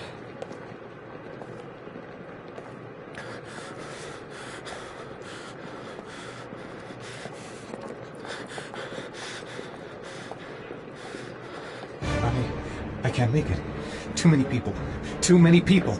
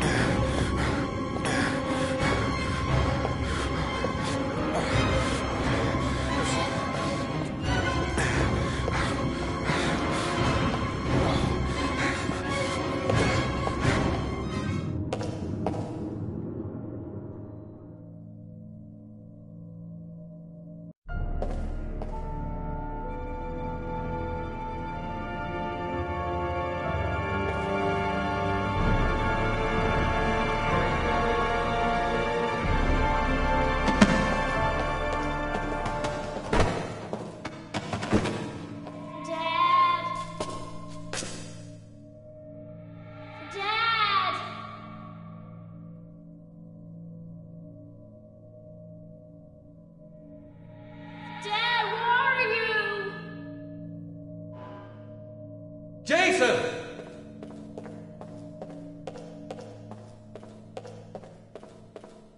Jason! Jason, Dad's here, son! The balloon! Gotta get the balloon! Jason. It's Jason. He's there. He's right there. This time I'll save him. Jason!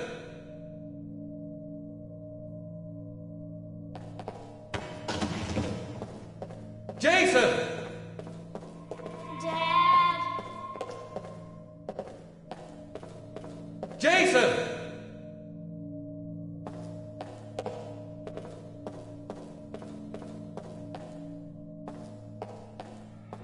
Dad! The balloon! Gotta get the balloon! You gotta be kidding. This is driving me crazy!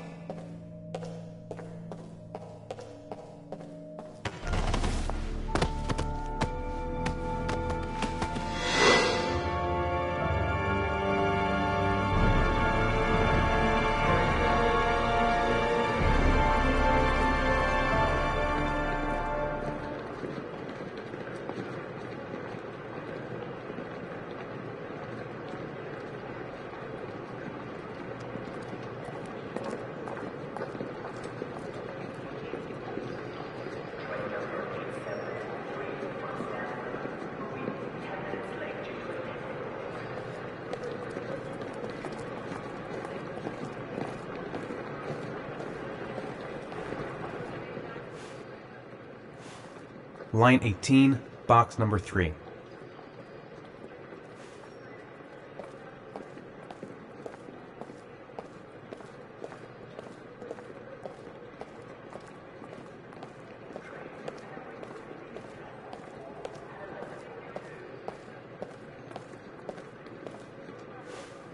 Line 18, box number 3.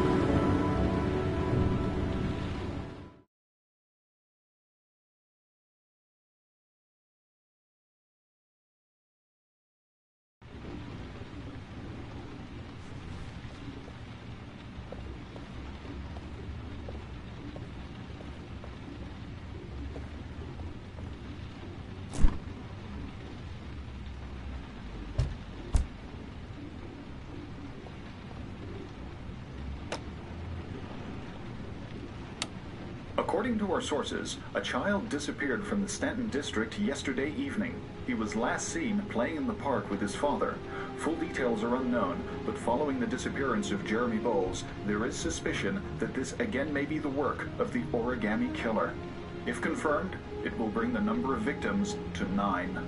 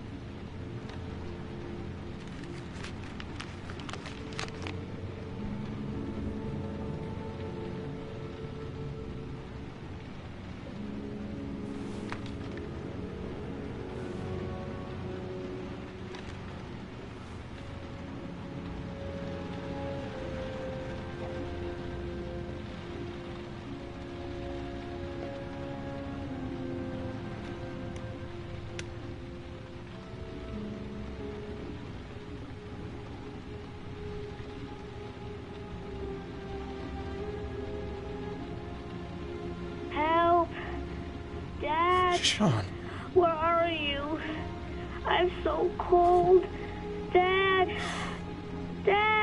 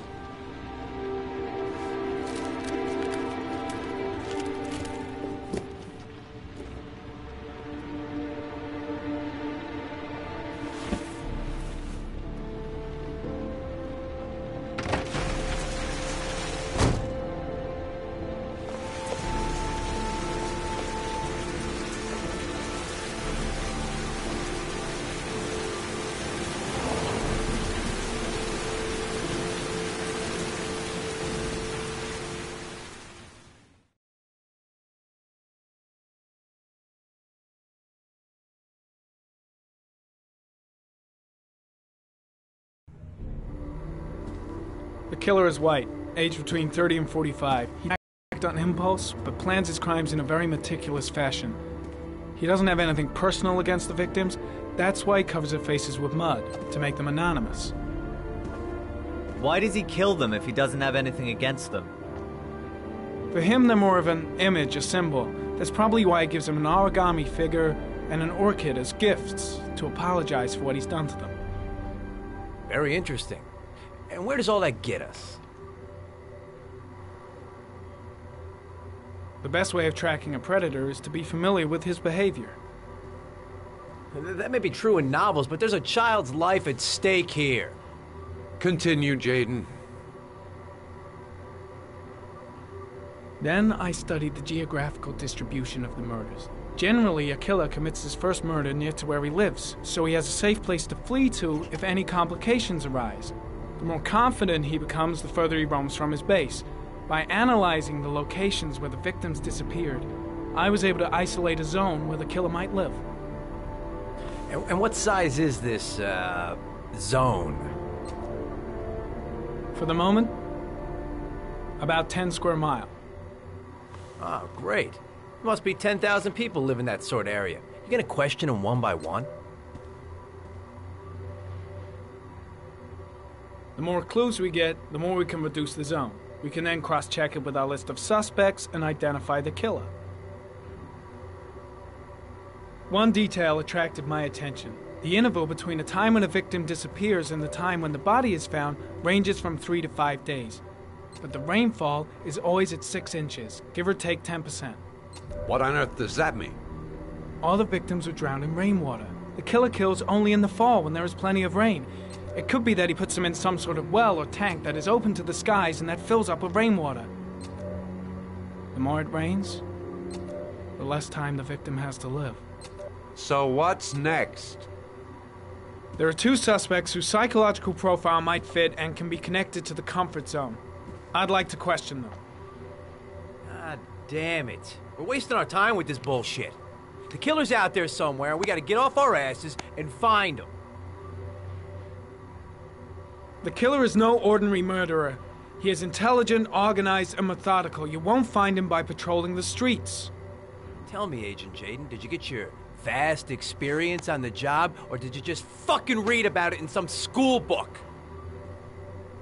I came here to find a killer. And that is exactly what I'm gonna do. With or without your help. Fucking asshole! That's enough! You said it took 6 inches of rainfall before the victim died. How much time do we have left? If the weather forecasts are right, less than 72 hours.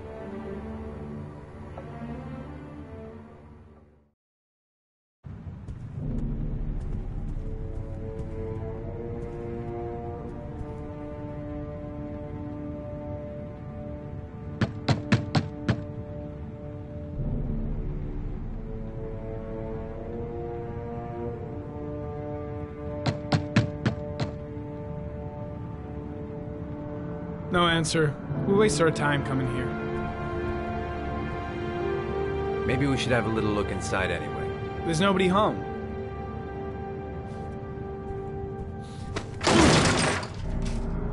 There is now. I'm not sure that's entirely legal. Call the cops.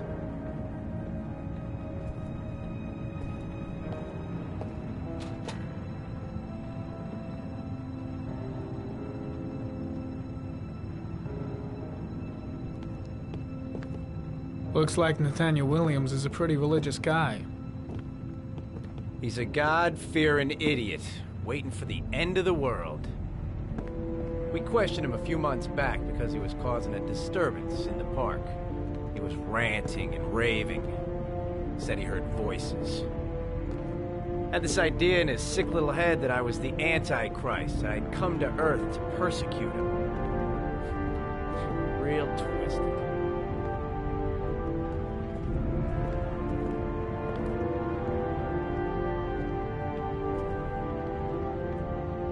Candles are still lit. He should be back soon.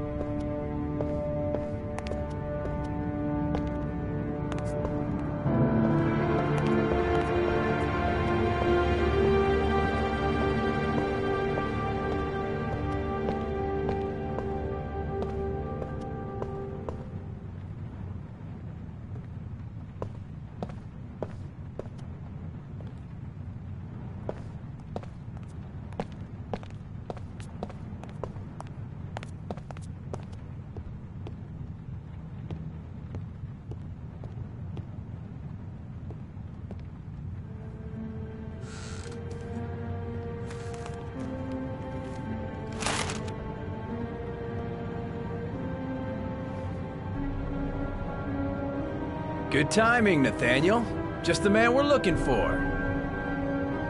Angels and ministers of grace defend us. I'm Agent Norman Jaden, FBI. I'd like to ask you a few questions. As God is my witness, I haven't done anything. I'm innocent. Relax. Nobody's accusing you of anything. We just want to talk.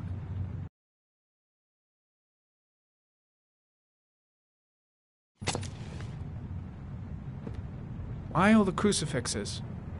You afraid of something? The hour is nigh, and the wrath of God shall strike men down. I'm preparing for the end of the world. Where do you work, Nathaniel? You have a job? My sole occupation is praying to the all-merciful Lord for the salvation of humanity. Nathaniel, do you remember where you were last Tuesday at 4:30 p.m.? Here? I was here. I was praying. All day. Was there anybody with you? No. No, I was alone. What about the voices, Nathaniel? Do you still hear the voices? We know who talks to you, don't we, Nathaniel? Oh, we both know who talks to you.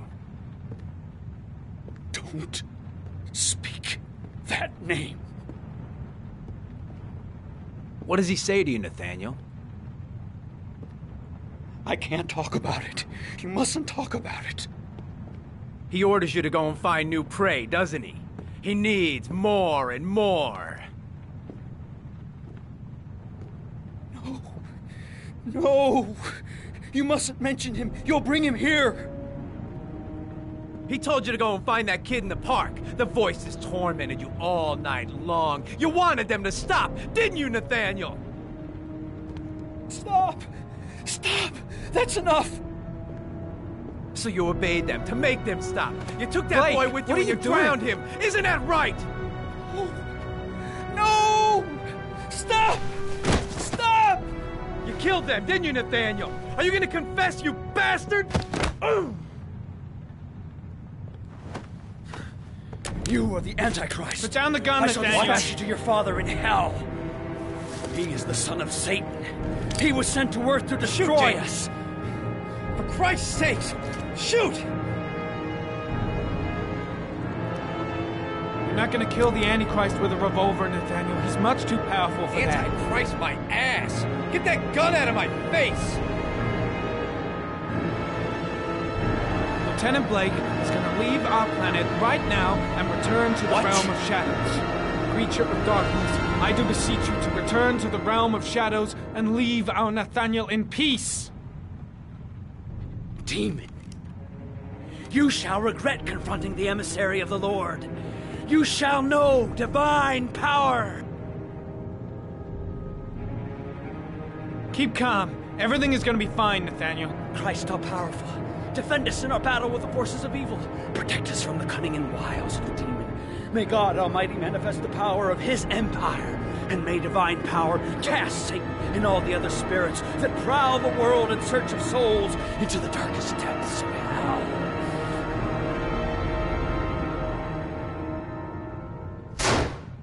I shot him. Yep. Looks like you did. Can't say I'll miss him. Come on, let's go.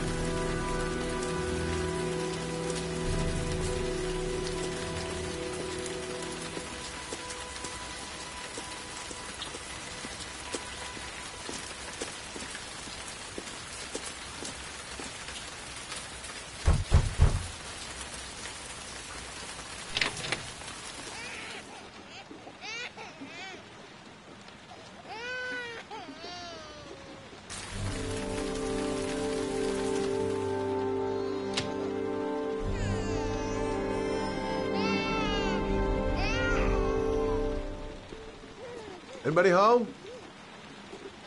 Mrs. Bowles? Oh, Jesus.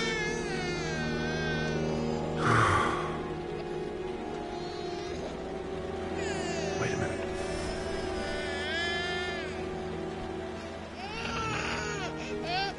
Hello, little cutie. Oh? You looking for your mama?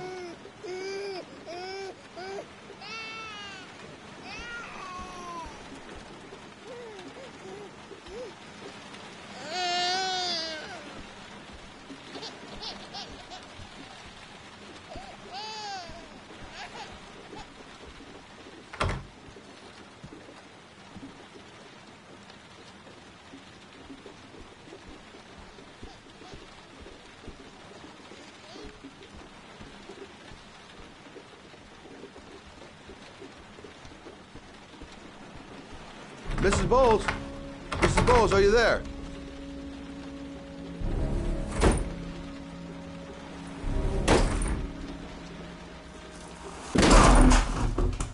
Oh, shit.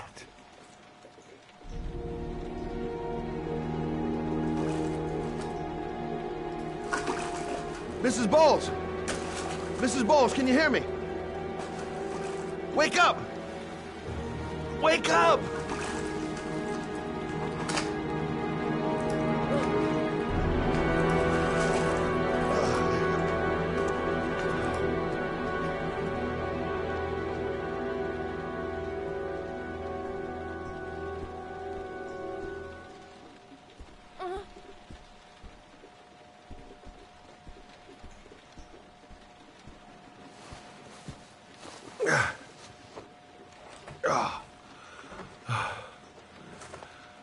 I'm gonna call an ambulance. No, I don't want to go to the hospital. Please. Okay. You got something around here I can dress this wound with? Yeah, I think so. Okay, don't move. I'll be right back.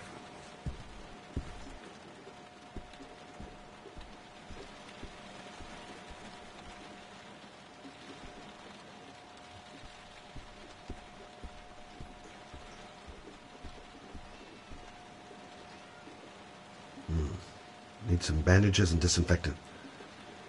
Gotta be here somewhere. Quick, she's losing blood. I gotta hurry.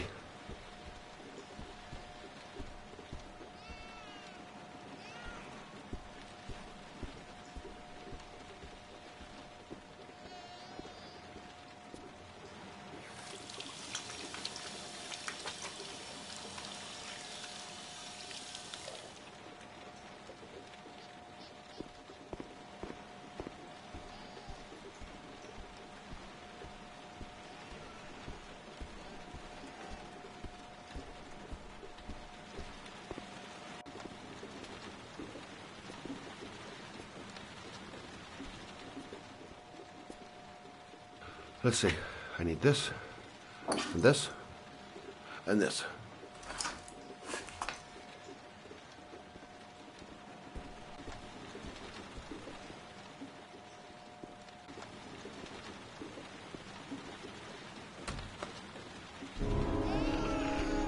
I'm here for you, Susan. You'll be all right. I'll take care of you. Ah, I need more. It's still bleeding. Stay with me, Susan. Susan, do you hear me? Susan, stay with me. Can you hear me? Not perfect, but it'll do.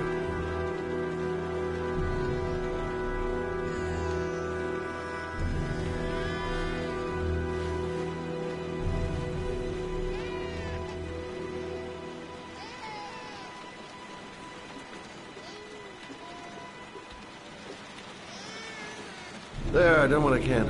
That should stop the bleeding. Well, luckily the wounds aren't too deep. Hey, how are you feeling? You okay? My baby. My baby needs me. Right. You stay there. I'll take care of the baby. Okay? Do you know what to do? With a baby, I mean. I'm a private eye. There's nothing I can't do. Her name is Emily. Gotcha.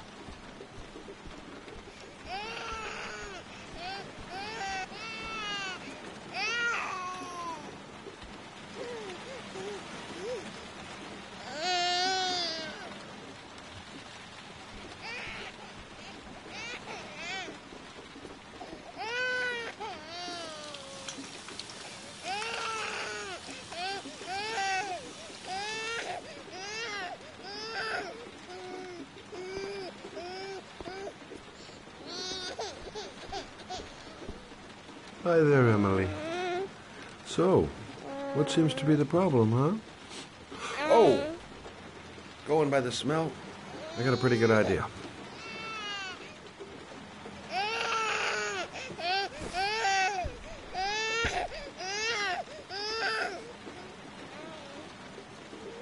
Okay.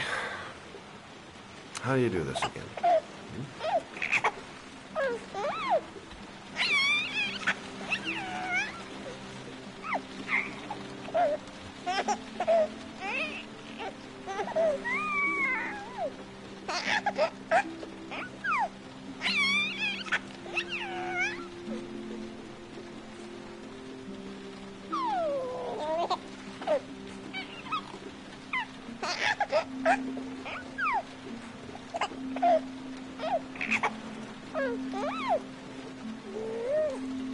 There you go, fresh new baby.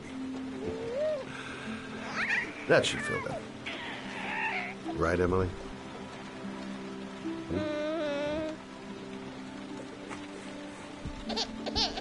Hey, what's the matter? I thought we solved the problem.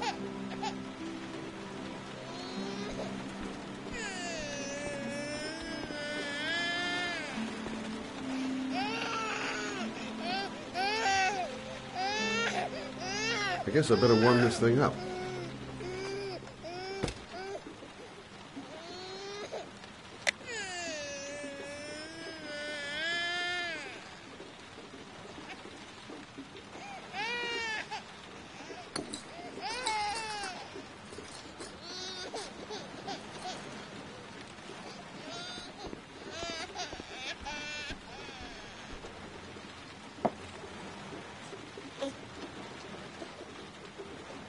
Oh, Emily, are you hungry?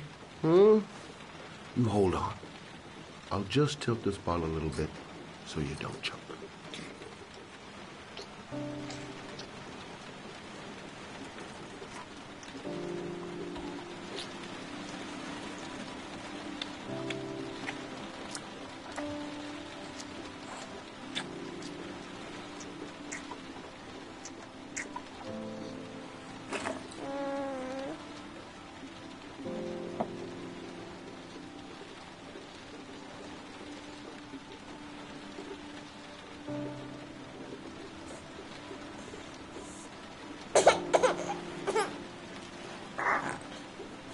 Oh, good job, Emily.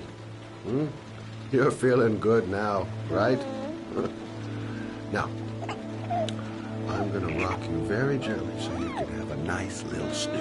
Okay? All right.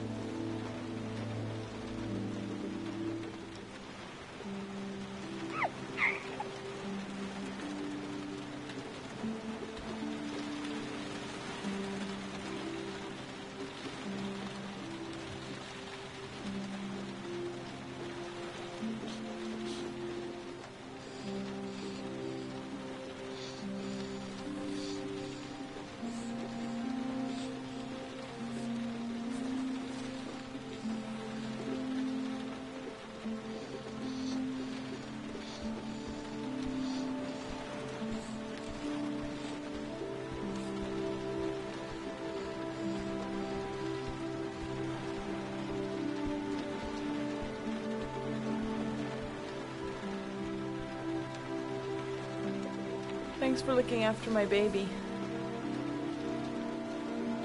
I didn't want to leave her. I just couldn't cope anymore. Just not having Jeremy around. He was such a good boy. Can't understand why anyone would want to hurt him. Do you take care of this baby on your own? Doesn't Jeremy's father live with you anymore? He disappeared.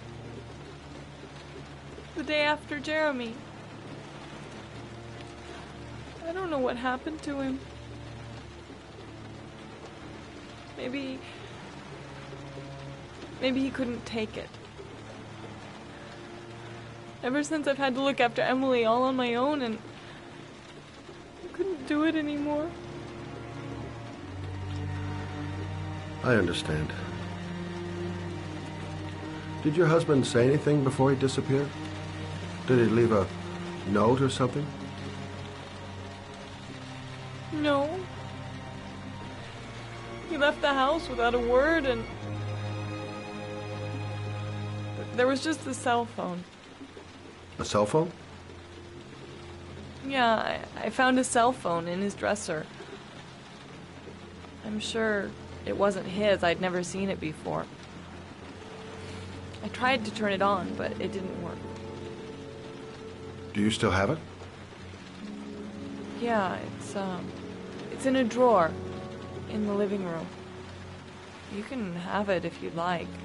I'm sure it's of more use to you than to me. Do you have any family or anybody to help you? Yeah. My mother. I didn't want to ask her for anything. We don't really get along. But I guess I'm out of options. Well, look after yourself. And Emily.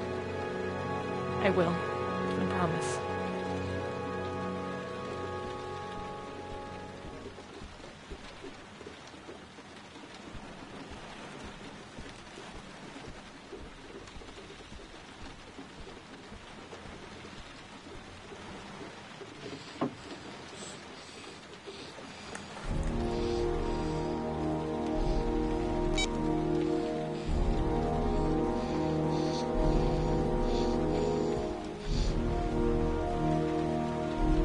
Good luck, Emily. You take care of your mom.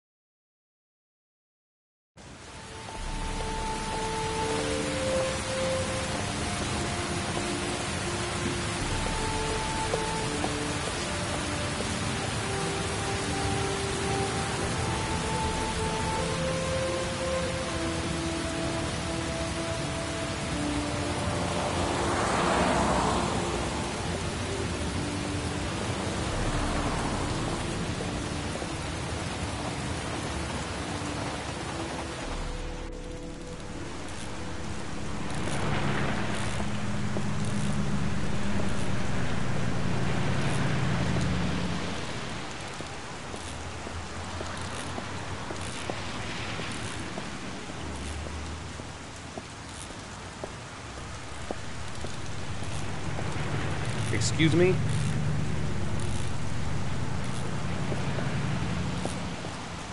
The parking lot ticket and the origami figure leads to this garage. What am I going to find here? Can't stop thinking about that well. Sean seemed exhausted. But at least he's alive. I'll do anything to get him out of there. Hey! Oh! Huh. Sorry. Didn't see you. What can I do you for? I'd like to get my car.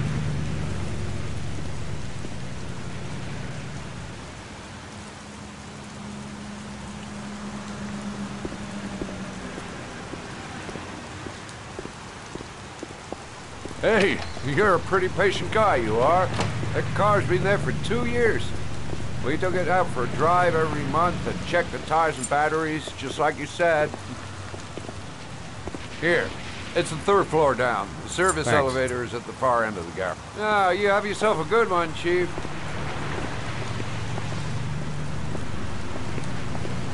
Have I been here before? Don't remember it. Car's been here for 2 years. What does that mean?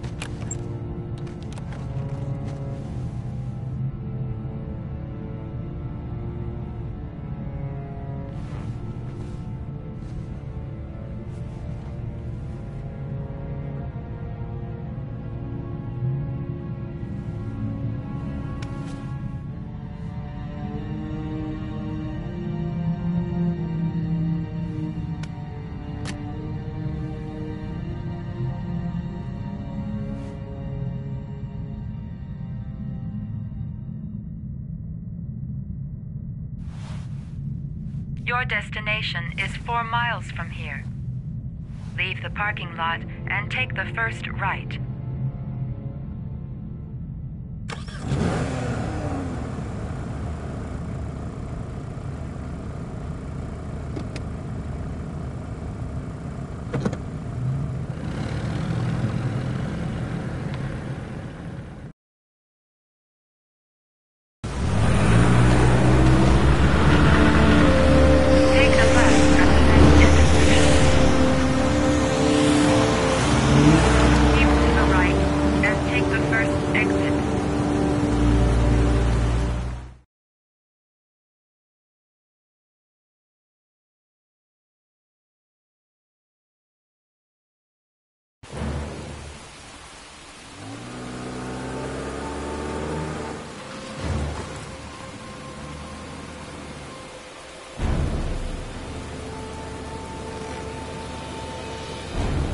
Have reached your destination. Are you ready to show your courage in order to save your son? Listen carefully. Take the highway and drive against the traffic for 5 miles. If you haven't reached your destination in 5 minutes, you will have failed.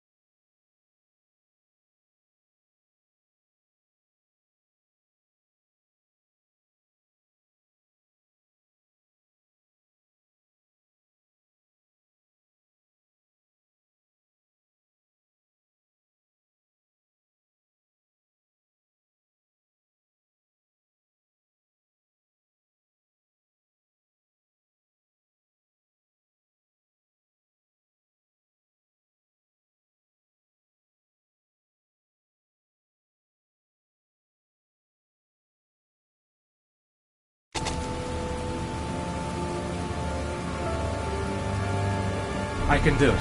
I'd do anything to save my son. I can't stop my hands shaking. I'm not going to make it. I'm not going to make it! If I succeed, I'll get more letters for the hangman. It's my only need. No turning back now.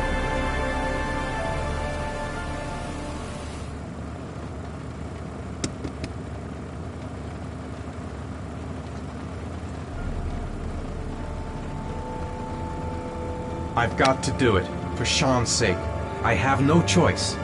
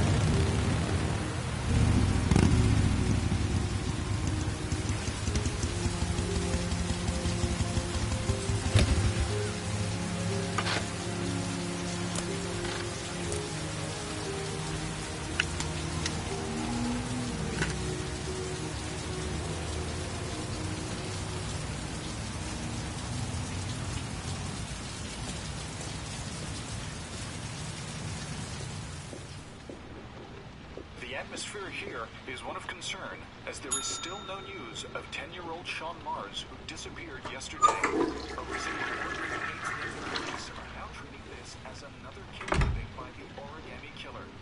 If this information is confirmed, he may still be alive. Hello there, sweetheart. What can I do for you? I'd like a room. For you? Anything. Feeling the register.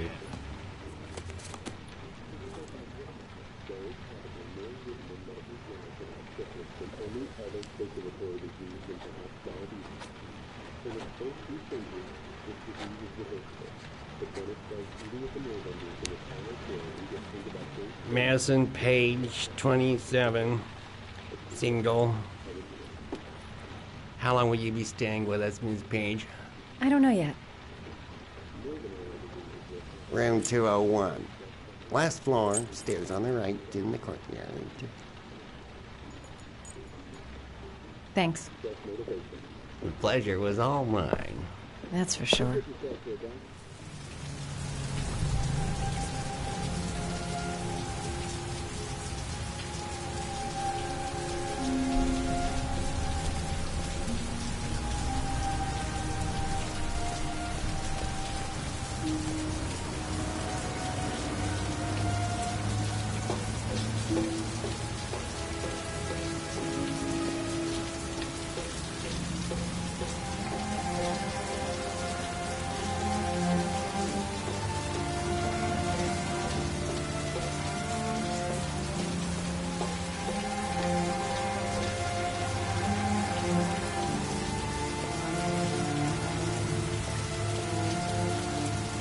Sir? Are you all right? I'll call an ambulance. No ambulance. You're badly hurt. You need a doctor. Please, just help me to my room.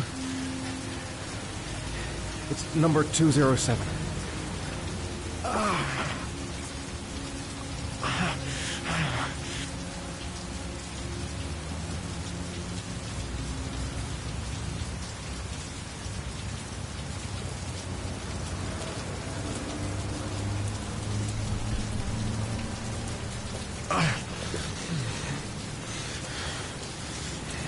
Have you got the key?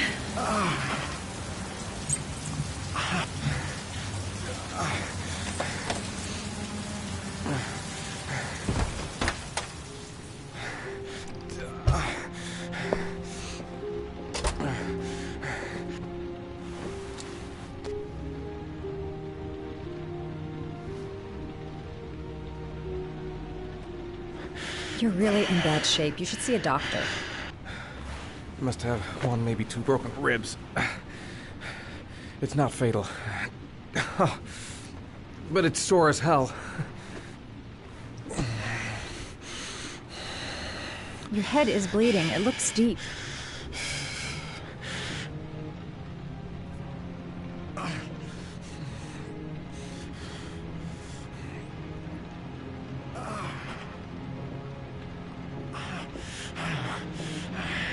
I'll help him first and ask questions later. He's in trouble. I can't just walk away and leave him like that.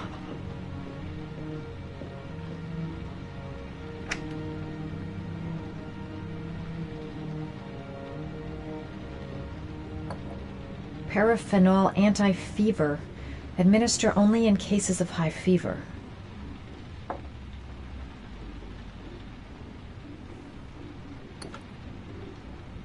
I should disinfect his cuts.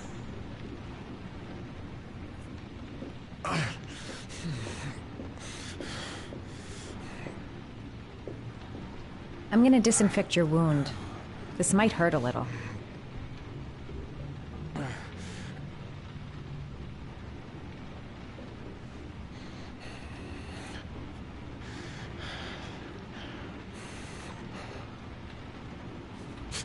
Sorry. Are you okay?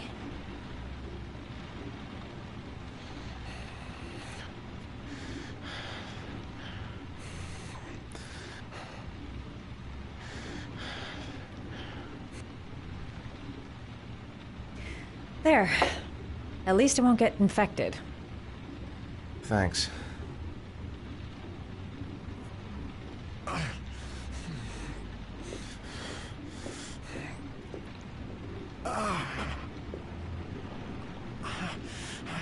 Paracetamol painkiller. Administer in cases of intense pain. Do not take more than 1 pill every 24 hours. Here. Take this. It should do you some good. It's a painkiller. It'll help reduce the pain. It says on the box to take 1 every 24 hours. I don't think it's a good idea to exceed the dose. I can't afford to wait. I wouldn't move around for a few days if I were you. I'm gonna take a shower. All right. Let me help you.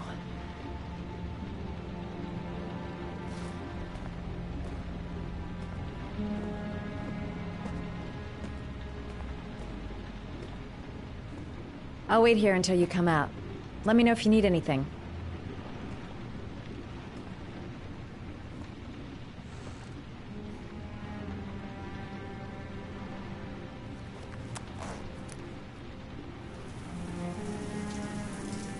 Talk to me. That way I'll know if you pass out. What's your name? Madison. Are you staying in the hotel? No, I live in town. I suffer from chronic insomnia. I seem to only be able to sleep in motels. Don't ask me why. Whenever I get too exhausted, I come and spend a night here. I'm just passing through. And what else do you do, Madison? Apart from fixing up strangers. I'm a photographer. I take pictures of furniture for fashionable design magazines. And you? I'm an architect.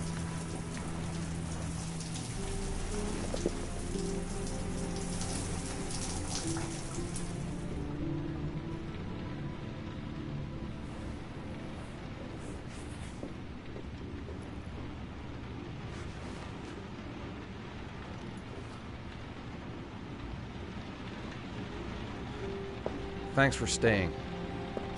I feel a lot better now. Okay. I better get going then.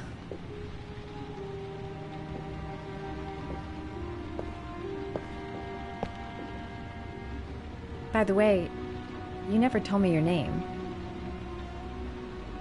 Ethan. Be careful, Ethan.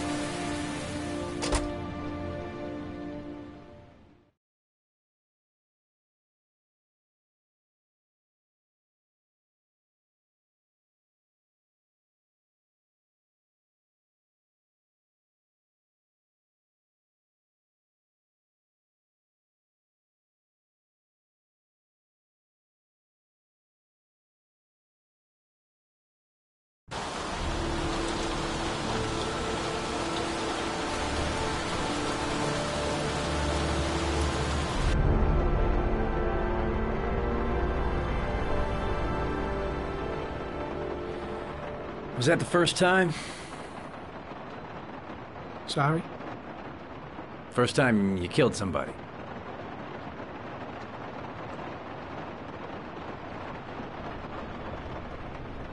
It always does something to you the first time. Then you get used to it.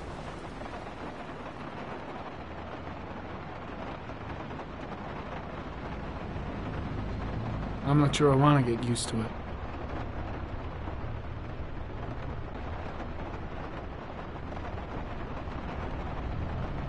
That's him.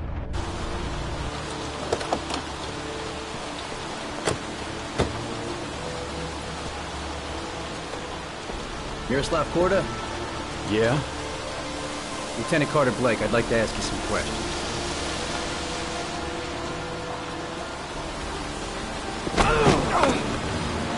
Shit, don't just stand there, he's gonna get away! Ah! Hey man, watch it, dude!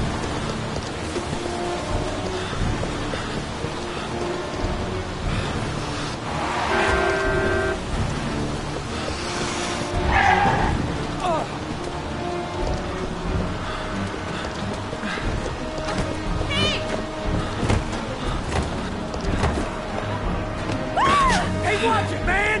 Whoa!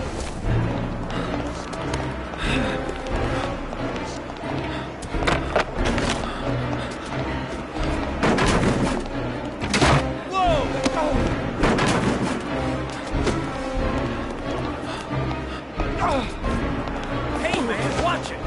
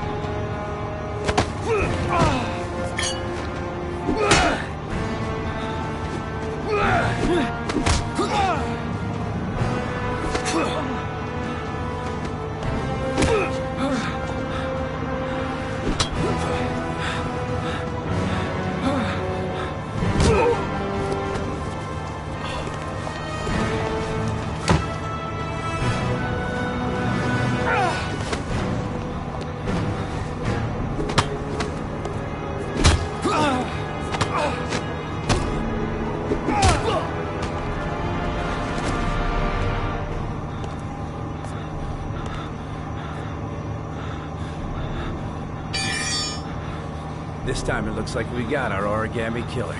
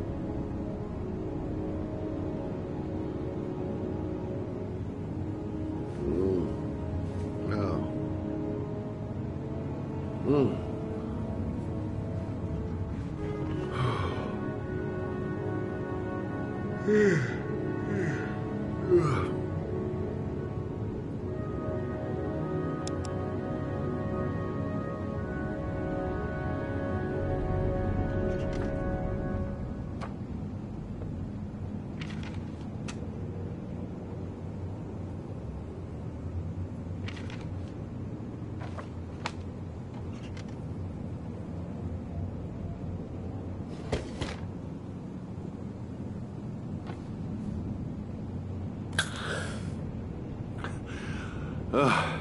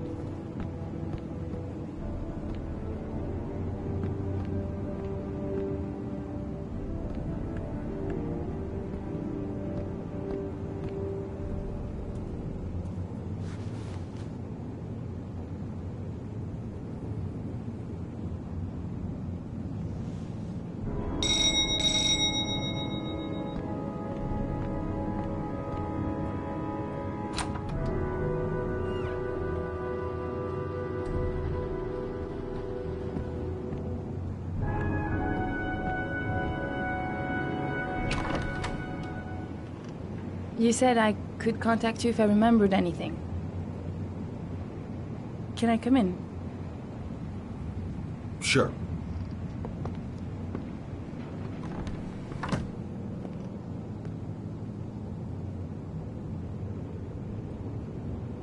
Let me take your coat.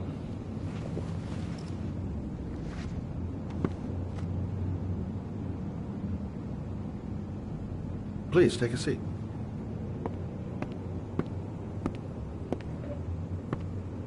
Didn't really expect to see her again. Wonder what she wants.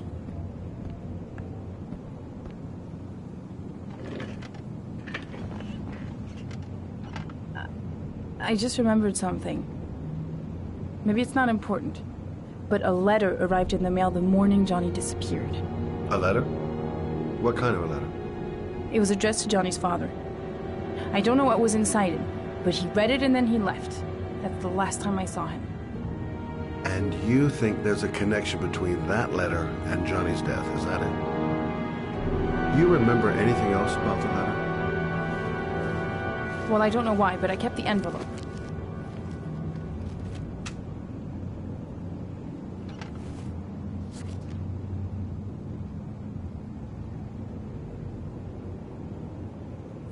Nothing particular.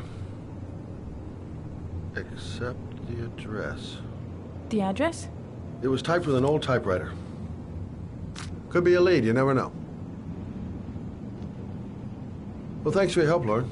I'll let you know if it leads to anything. Wait, I can't just sit around and do nothing while you're out there looking for the man who killed my son. Ever since you came around, I've been thinking, and I want to come with you. Help you in your investigation. There's nothing you can do to help, Lauren. It's not a good idea. Believe me. If you won't let me help you, I'm keeping the envelope. It's all or nothing.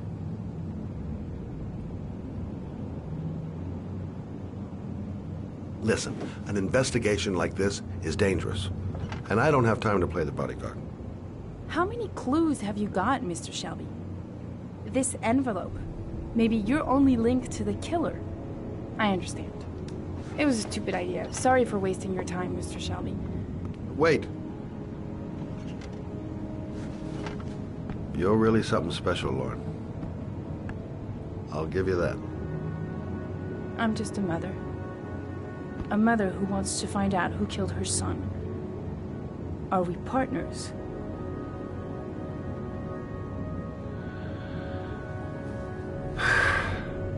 We're partners.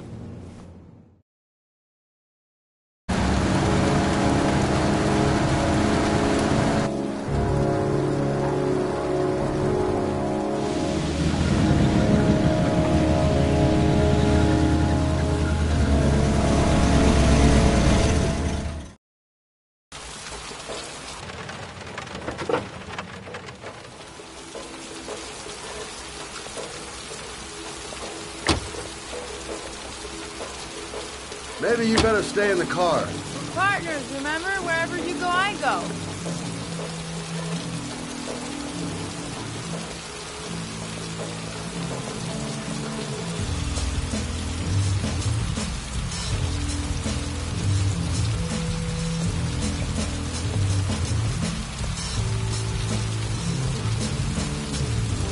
What are we doing here? We come to see Gordy Kramer. Kramer? The bigwig tycoon from Kramer Construction? No, his son. You think maybe he's the origami killer? For now, I just have a few questions that need answers. Security guard earned his payoff. Seems there really is a party going on tonight. Security all over the place. I would say Gordy's just a little bit paranoid. Stupid to bring Lauren. I don't do partners too well. All that just to get my hands on that stupid envelope.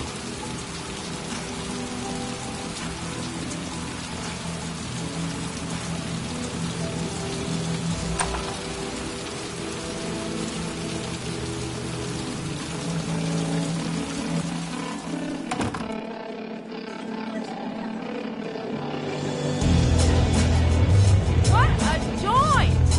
Kramer must be loaded. What do you think he paid for all this shiny crap? We'll discuss Kramer's decor another time. Are we gonna be here long? This place gives me the creeps. I'm gonna go find Gordy Kramer. You stay here till I come back. Okay? Okay. Just let me know if you need me.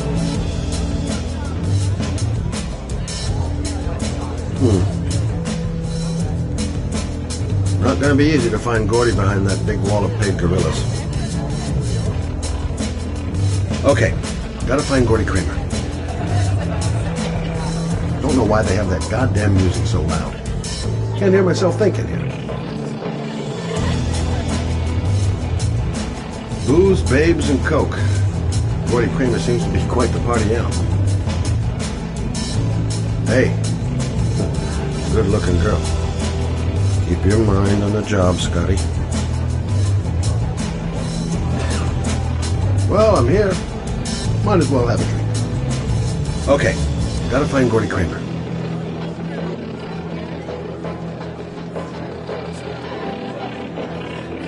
Hi, I'd like to see Gordy. Gordy hasn't seen anyone. Beat it.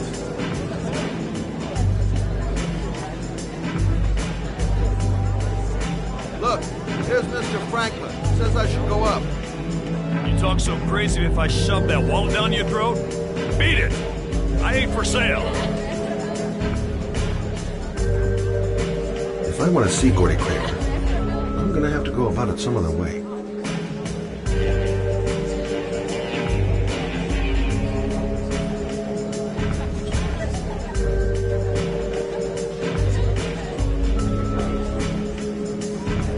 So, did you find Gordy?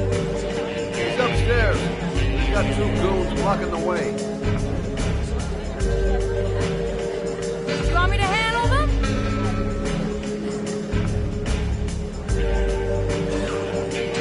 Thanks, but no thanks. I'll find something. Whatever you say.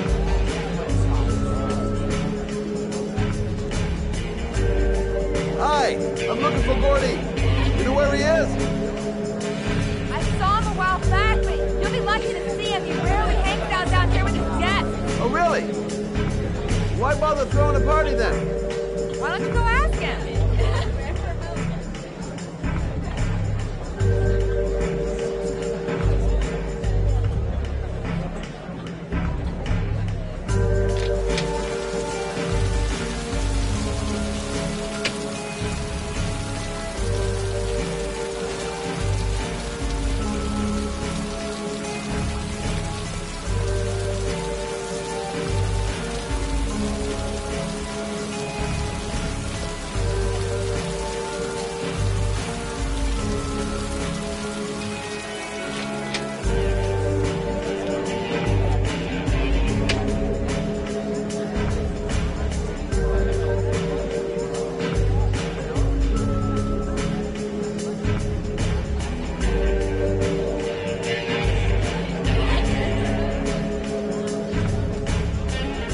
Have you seen Gordy? Sorry, no.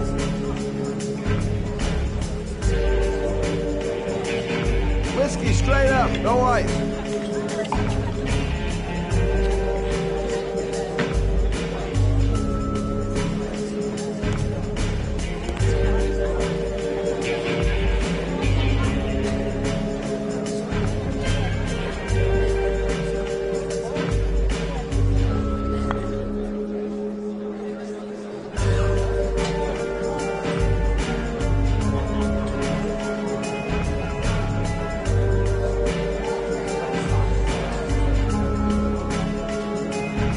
Hey, man.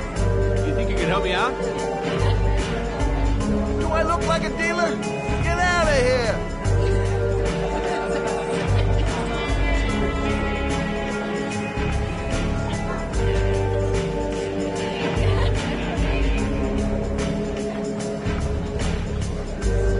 Whoa! You see that guy over there? Do you know what he said about you? What'd he say? The bastard! Ah, sort him out! You motherfucker!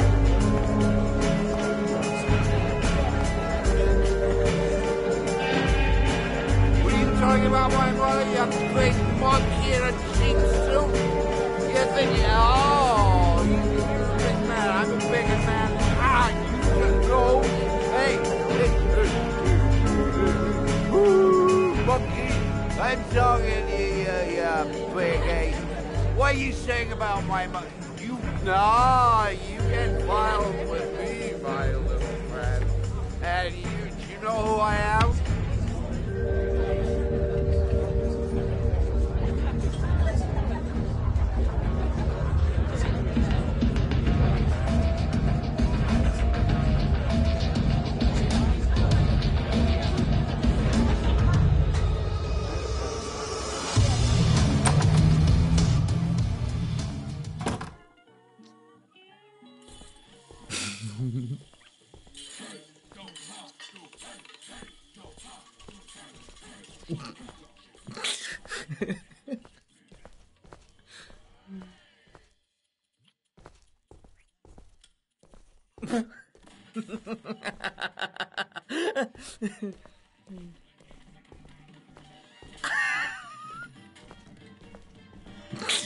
Mr. Kramer?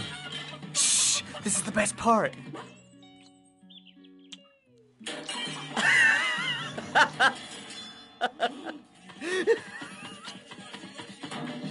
My name is Scott Shelby. I'm a private detective. I'm investigating the case of the Origami Killer. I'd like to ask you a few questions.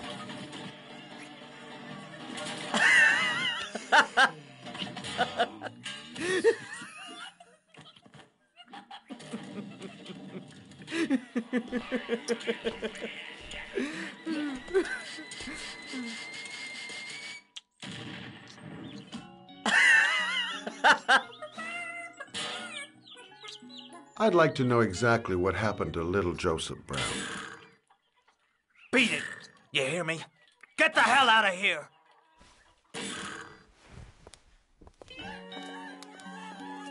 What do you want? A witness saw little Joseph Brown get in the back of your limousine. That was the last time anybody ever saw it. Now, I know you've been arrested and interrogated until your father made a little phone call and the file was closed. I'd like to hear your version of the facts.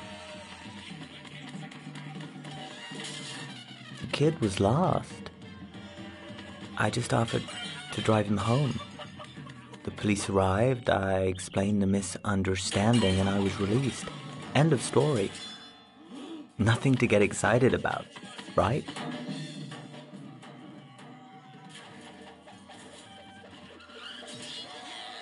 Okay, so you're a good Samaritan taking kids home who happen to get lost right next to your limousine? Now be a nice guy and tell me something I can believe.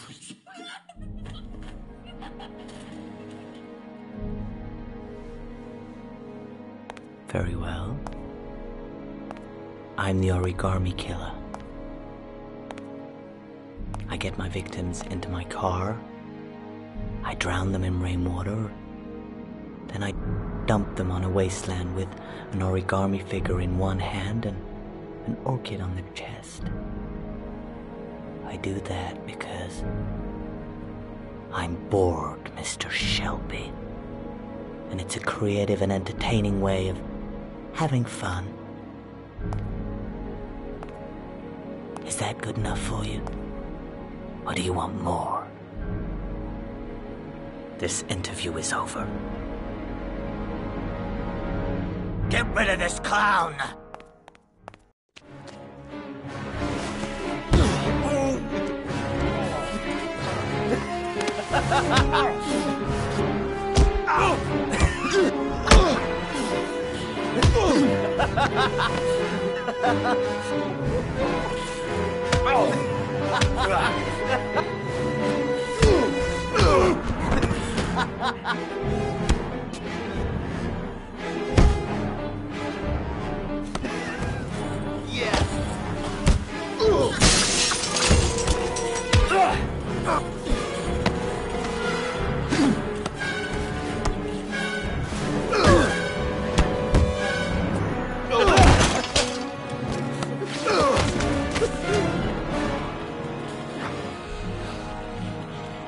It's a dangerous game you're playing, Kramer. Do you know who my father is? He only has to lift one finger and you won't wake up tomorrow morning. You're the one that should be afraid, Mr. Shelby, not me.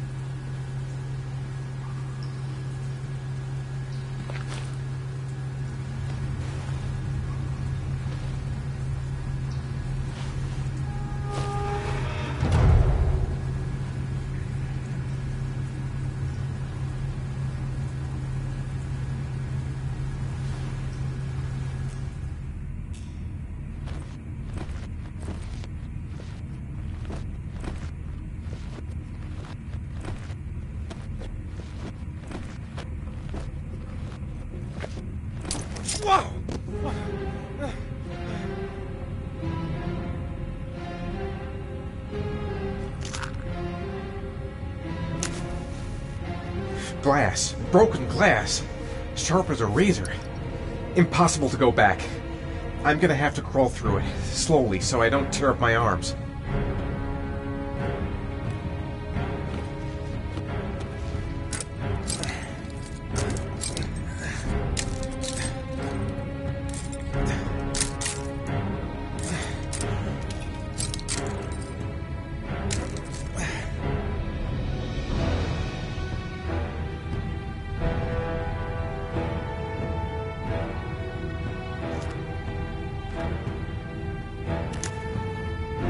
The match flame. It indicates where the fresh air comes from. All I have to do is follow the wind.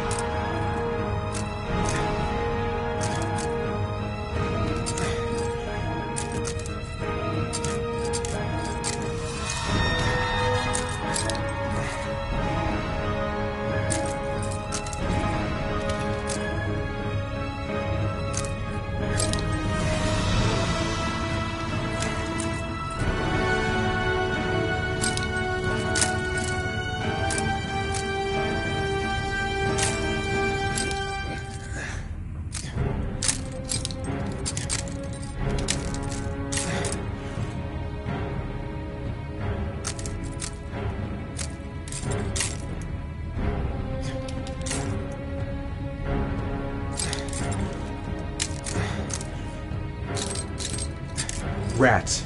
Charming. If they got in, then maybe I can get out.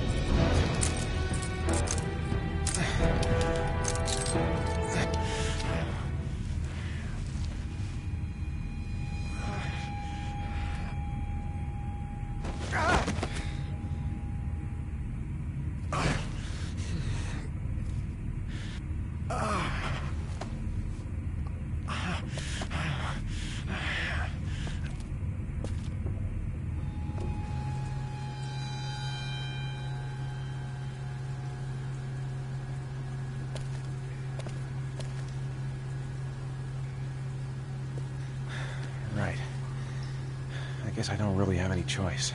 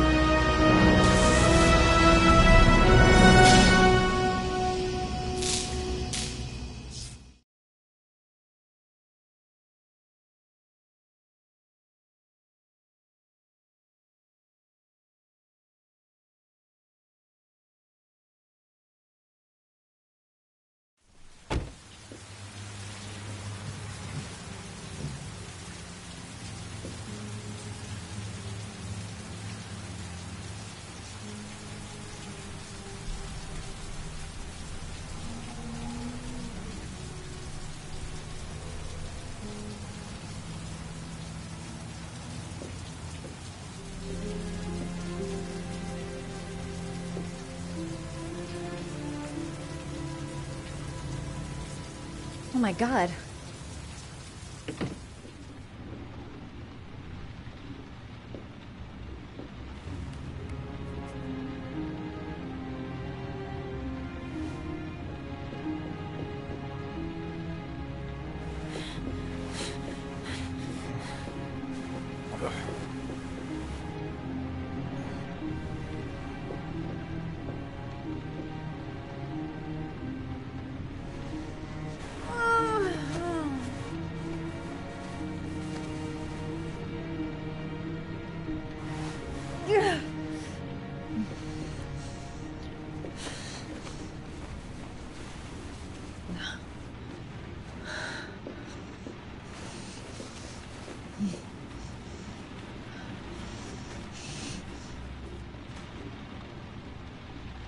Ethan. Ethan, can you hear me?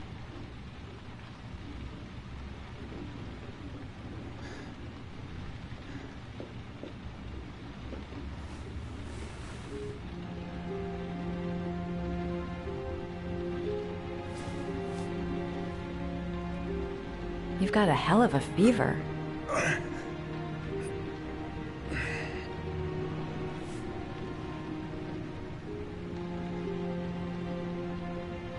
Are those burn marks on your chest?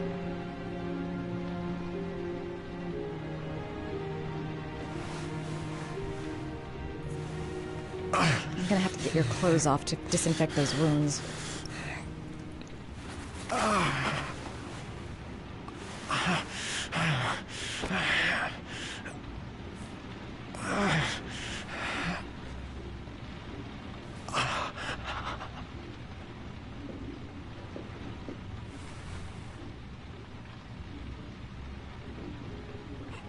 Those are serious burns.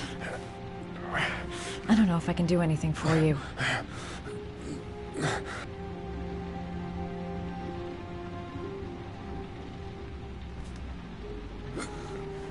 Arms look really bad. I need to disinfect your wounds.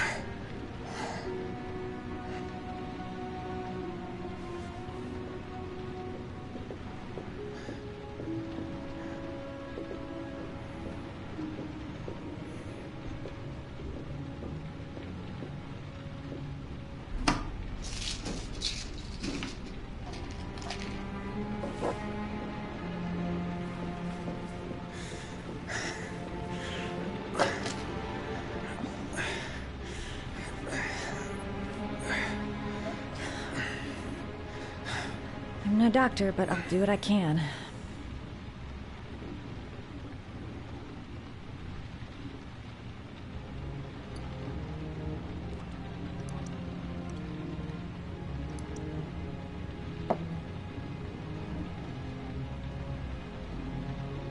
Crap. That's disinfectant.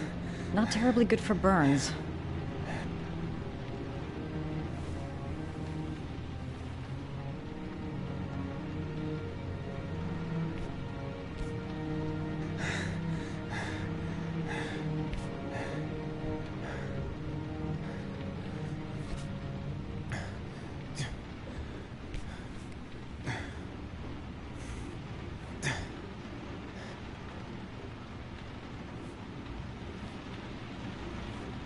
Your wounds are disinfected.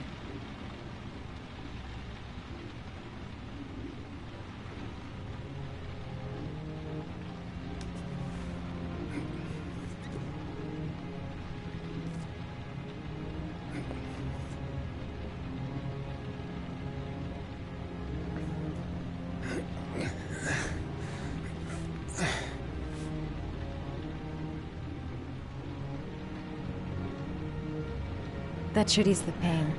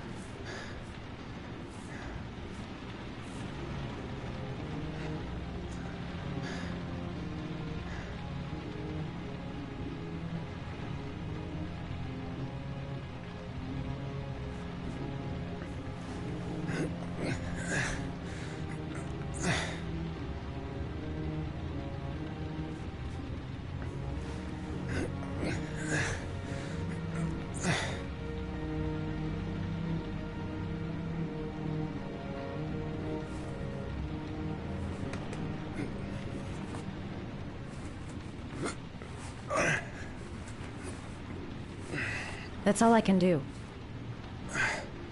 How do you feel? Ethan? He's unconscious. Now I'll just have to wait. And hope he wakes up.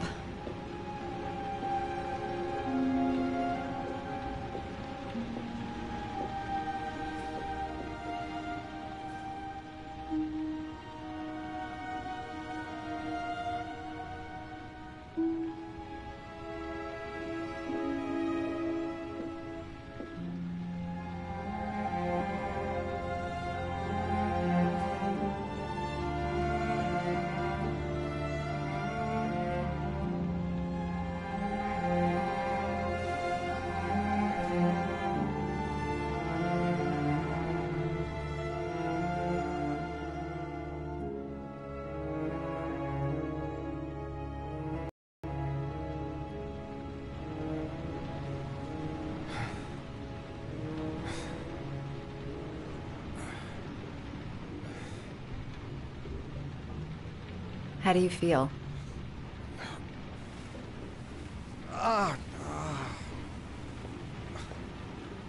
I've been better. Was I out for long? About 3 hours. Why the Guardian Angel act? You don't even know me.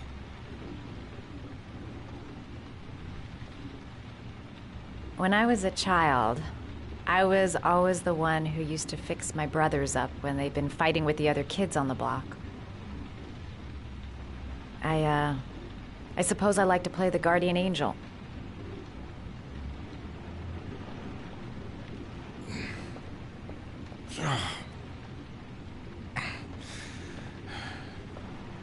You said you were here because you're an insomniac?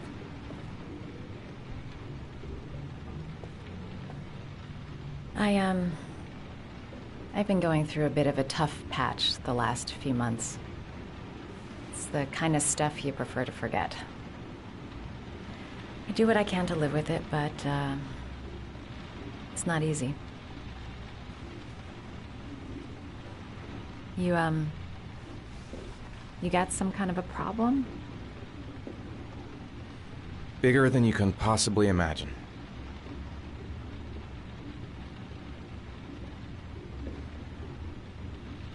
You mixed up with the mafia? Owe someone money? Something like that?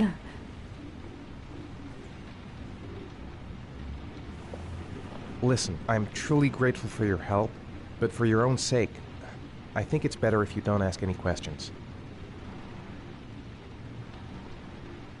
Maybe I could help you. No one can help me. You've already done a lot, Madison. Right. I'm gonna go. Take care.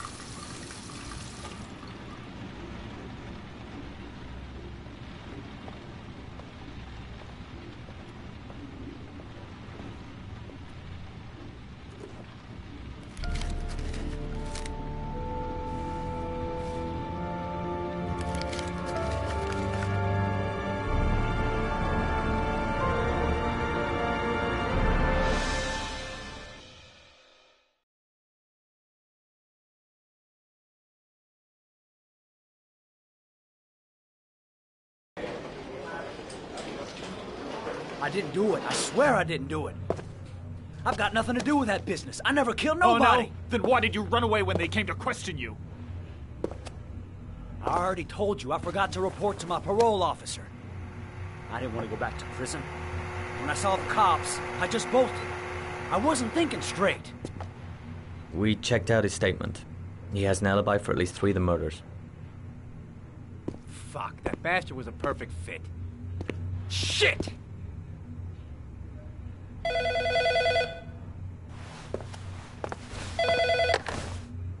Ash?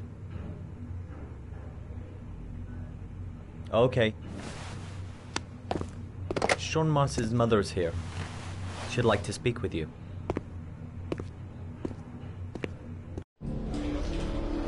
It was a few months back. The middle of the night. It was pouring down. Ethan came home completely drenched at about 3. I asked him where he'd been. He spoke about drowning, the rain. He didn't make any sense.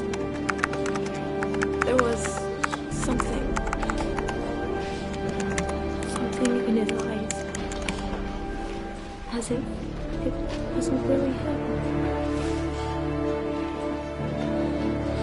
There may be no connection, but the next day there was that announcement about another victim of the origami killer. Find my son. I'm begging you.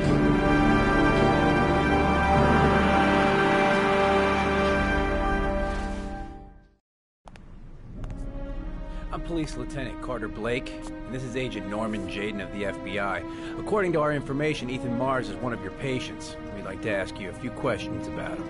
I'm sorry, that's impossible. I beg your pardon? I'm bound by an oath of secrecy. Under no circumstances may I discuss my patients. My job is to find Sean Mars alive, and I don't give a damn about any bullshit oath.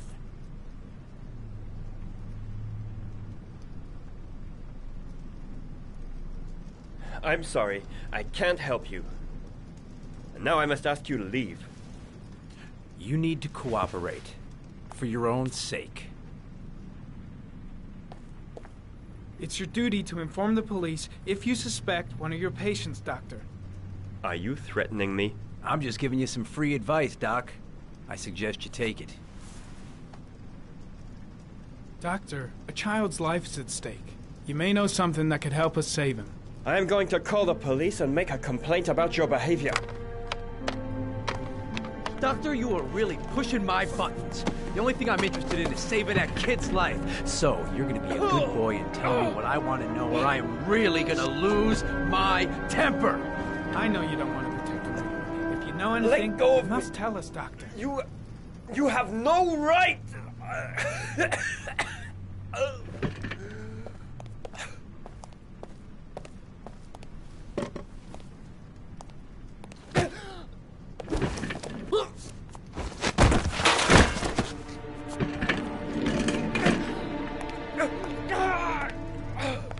Come on, Doc. There's an easy way and a hard way. It's your fucking choice.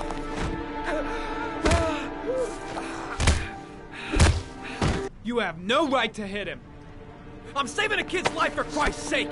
If you don't like it, leave. If you don't let go of this man immediately, I'll report you and you'll be off the case. What the hell's the matter with you, Norman? Were you getting cold feet? You don't want to save Sean Mars anymore? I want to save Sean Mars just as much as you do, but that doesn't give me all rights. So you're gonna stop this shit right now! Ethan Mars has had psychological problems since his first son died. Feels responsible for his death. A sort of morbid neurosis. He is haunted by visions of drowning bodies. A few weeks ago, after one of our usual sessions, I found this on the floor. It must have fallen out of his pocket.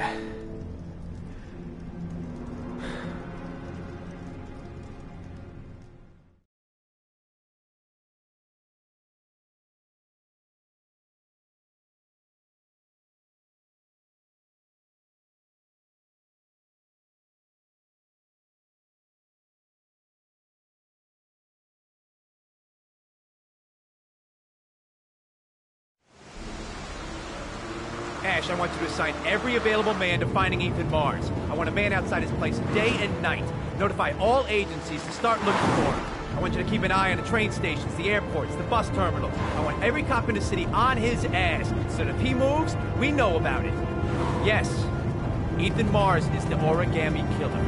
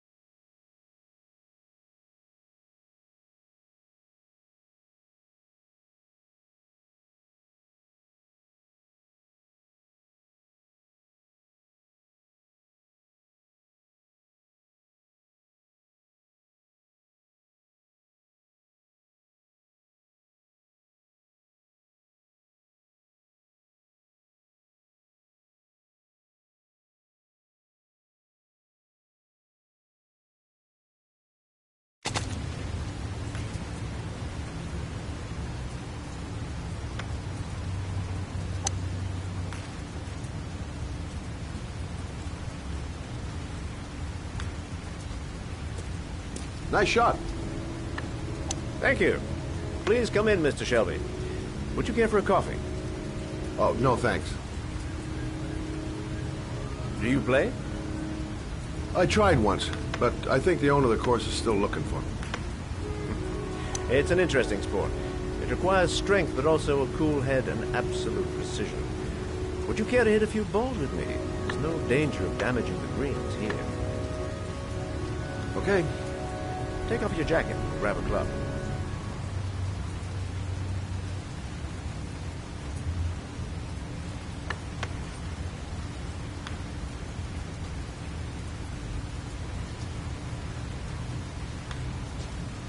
The balls are in that basket.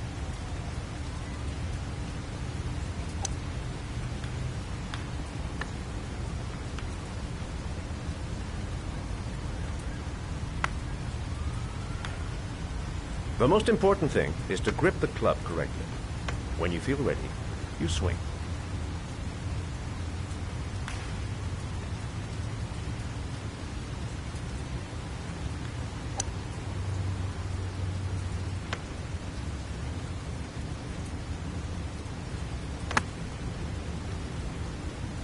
Well, it's only your first ball. You should try to strike it a little harder next time.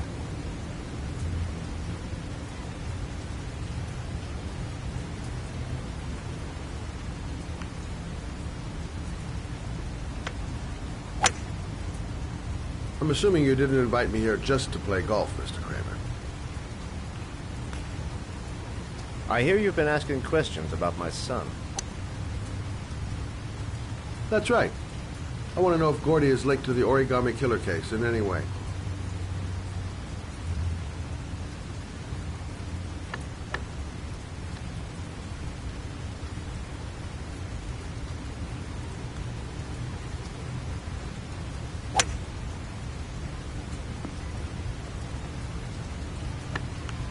My son had nothing to do with that sordid case. Well, then he has nothing to fear from my investigation.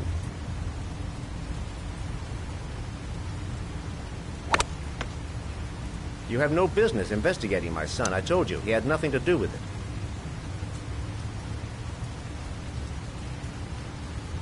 With all due respect, Mr. Kramer, it's up to me to decide who I want to investigate.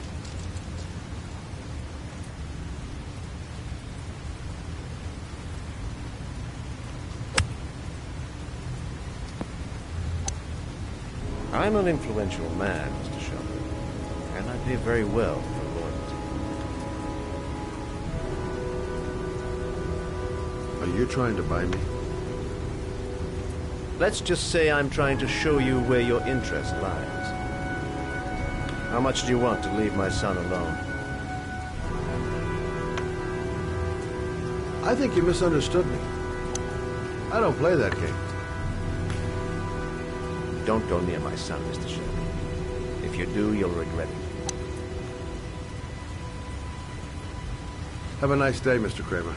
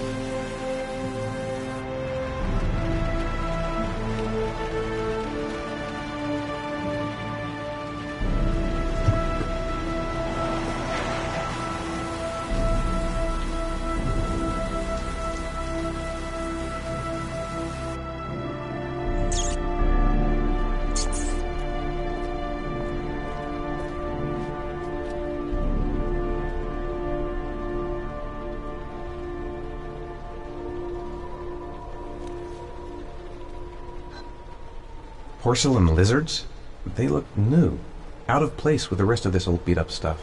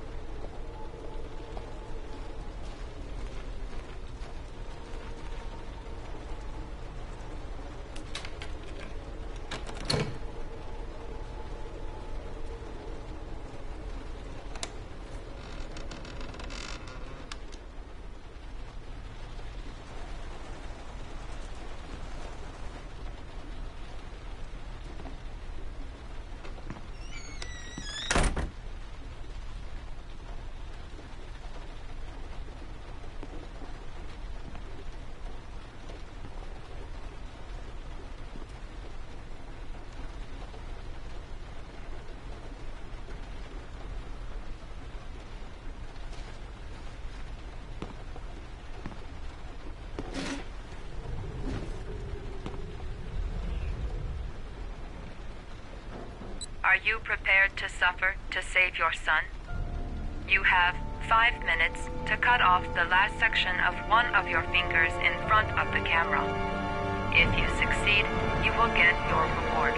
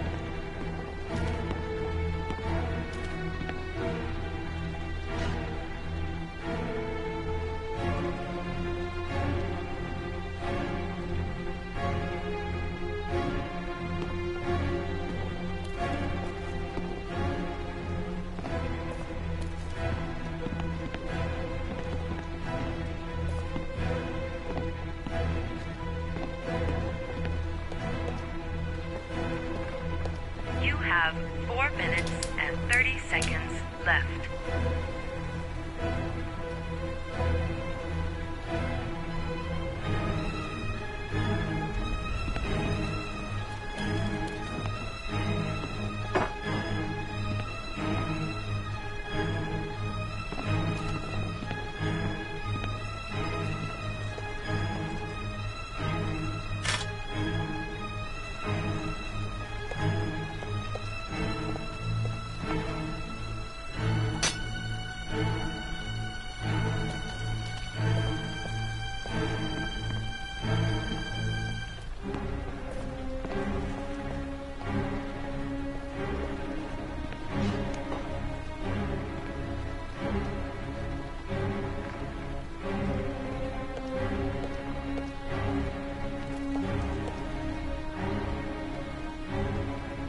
You have 4 minutes left.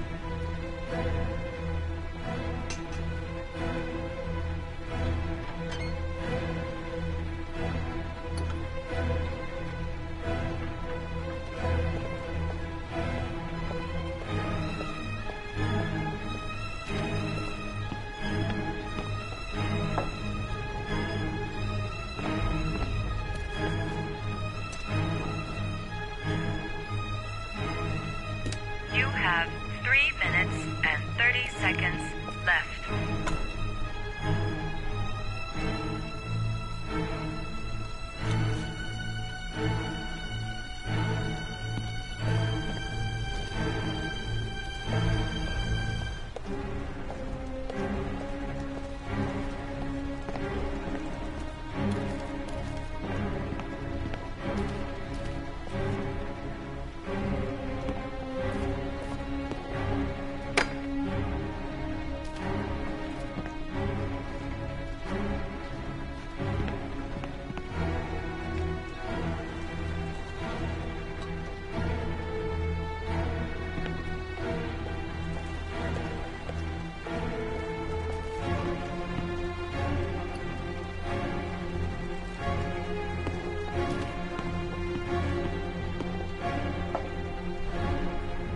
You have 3 minutes left.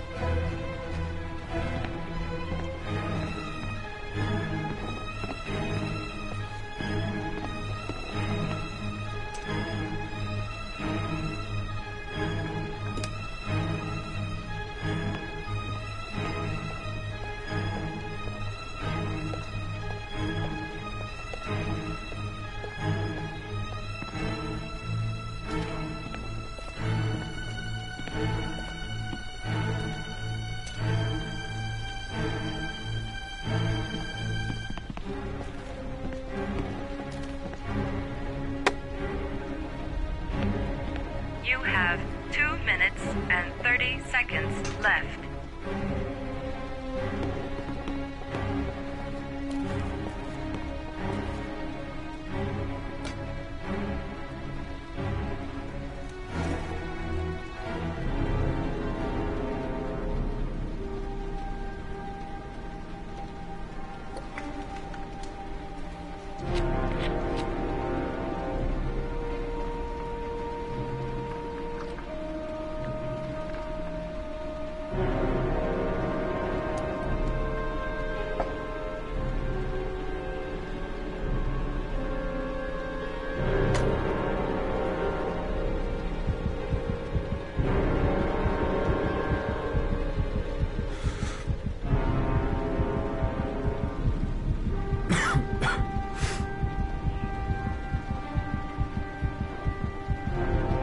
You have 2 minutes left.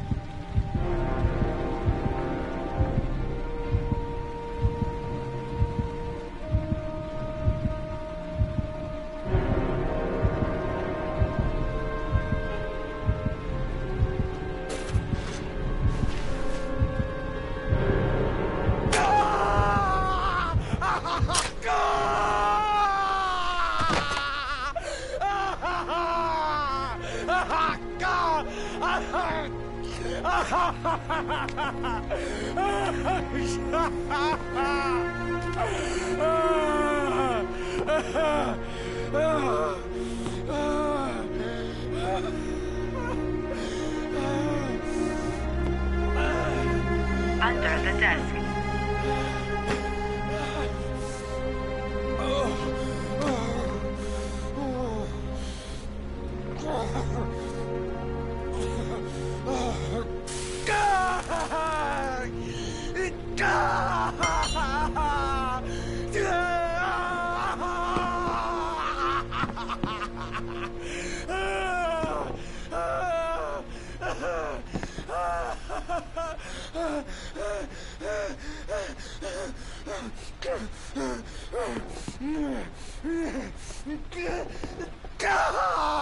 God!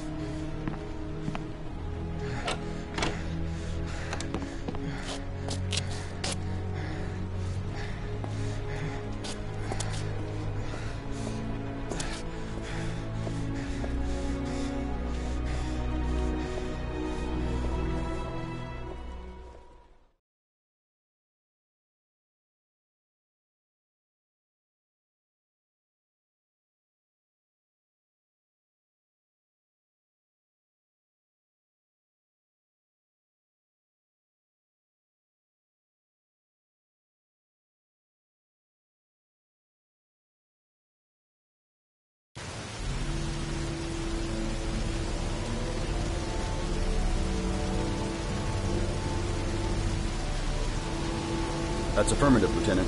We're in position. Perfect. Nobody moves until I give the signal. Is that clear? We nail him as soon as he sets foot outside. Right, Lieutenant. Lucky that patrol spotted his car. What's he doing in there? Beats me.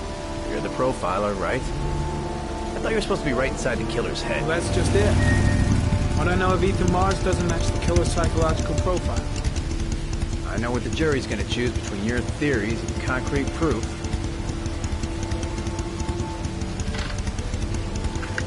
What the fuck is that girl doing there? If Mars comes out now, she's gonna be in trouble. What do we do, Lieutenant? Want to get her out? No, stand down.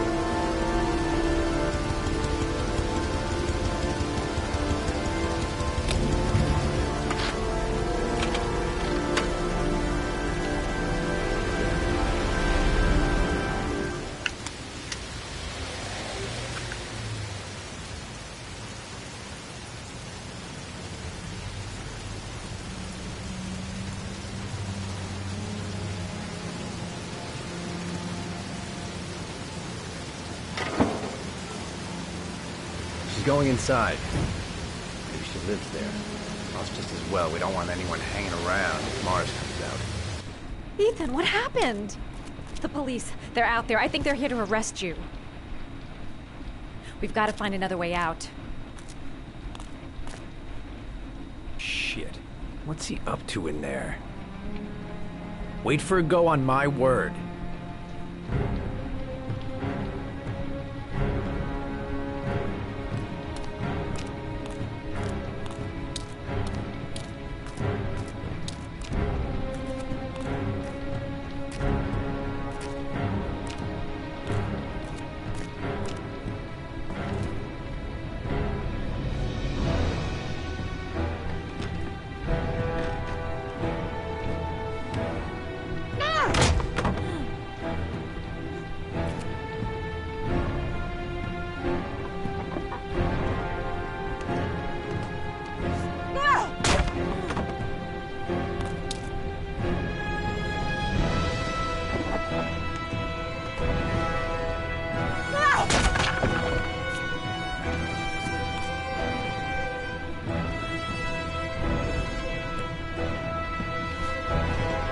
Shit!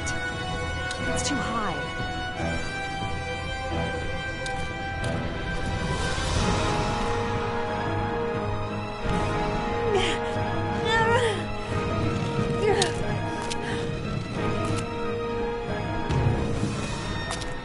Ready on my go.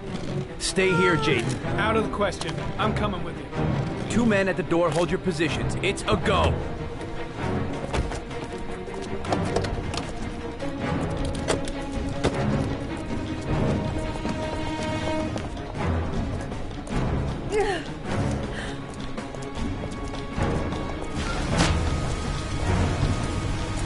Come on, let's go this way.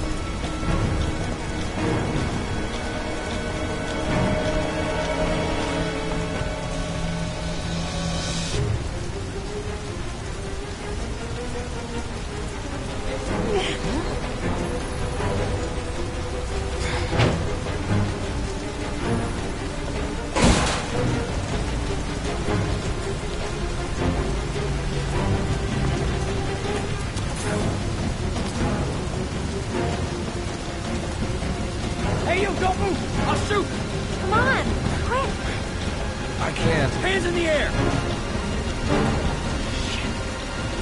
Lieutenant, there's a man and a woman exiting the alley. A woman? Shit! It's that girl who went in! Everybody downstairs! They're in the alley! Follow them! The subway.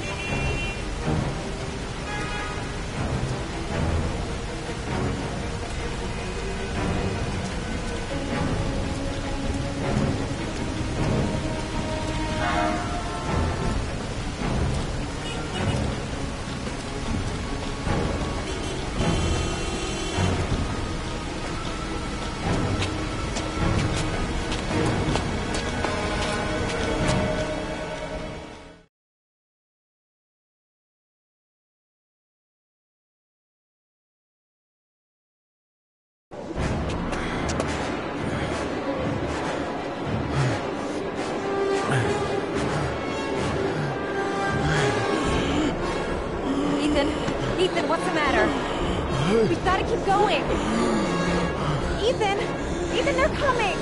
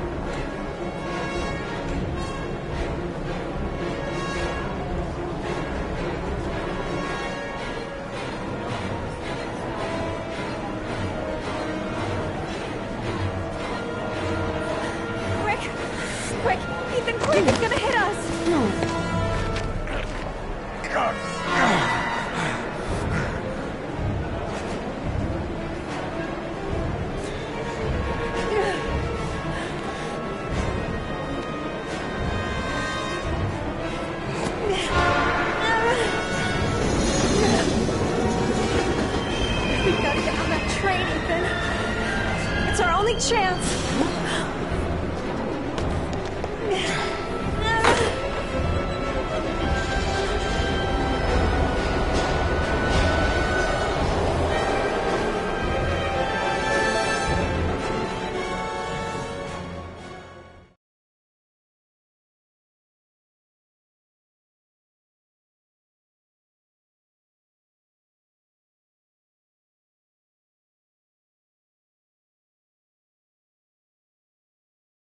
Less than an hour ago, we heard from the police who have identified the man thought to be the Origami Killer. Ethan Mars, father of the kidnapped victim Sean Mars, is on the run and should be considered armed and dangerous. A police manhunt is now underway, and they hope that they will soon be able to announce the apprehension of this dangerous lunatic.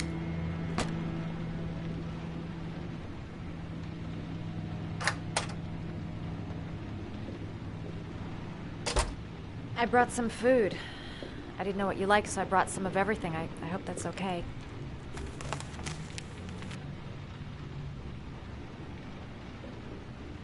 Any cops? No, I think we lost them. The guy at the desk, though, he gives me the creeps. I don't trust him. You're all over the news reports, Ethan. Every cop in the country will be hunting you. They say you're the Origami Killer. Is it true? Are you the killer, Ethan?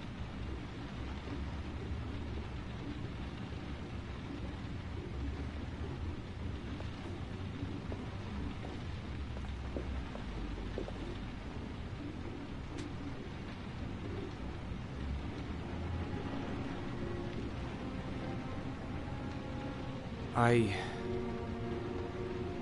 sometimes have these blackouts. Times where I don't know what I'm doing. As if I'm someone completely different. The only thing I remember afterwards is the bodies. The bodies in the water. Why are you hurt, Ethan? Why were you in that apartment? I think my other self is testing my love for Sean. He wants to know if I love my son enough to save him. That means there's some part of me that knows where Sean is. The only way to find him is to go through these trials. Why can't you tell that to the police? And tell them what? That I'm a schizophrenic who drowned his victims and has kidnapped his own son? They'd never let me go, and I have to stay free to save Sean. I have no choice. I'm his only chance.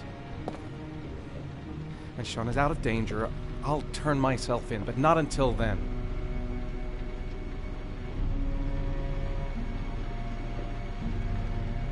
You can't keep going like this. You're destroying yourself, Ethan. Finding Sean is the only thing that matters. There has to be another way. You don't understand. Time is running out. Sean will be dead in a few hours. I have no choice.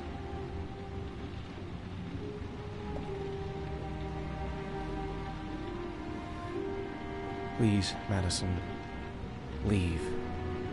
Forget everything that's happened. There is nothing more you can do for me. If you want to help me, leave. Leave me to do this on my own.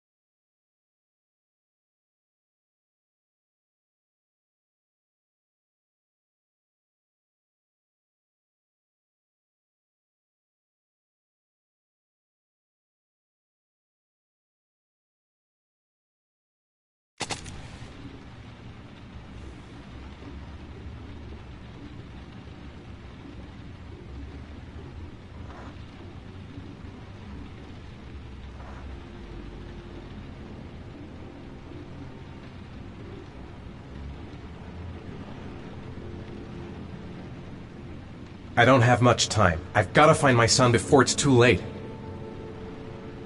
The box. I have to open another origami figure. I'll find you, Sean. I swear I'll find you.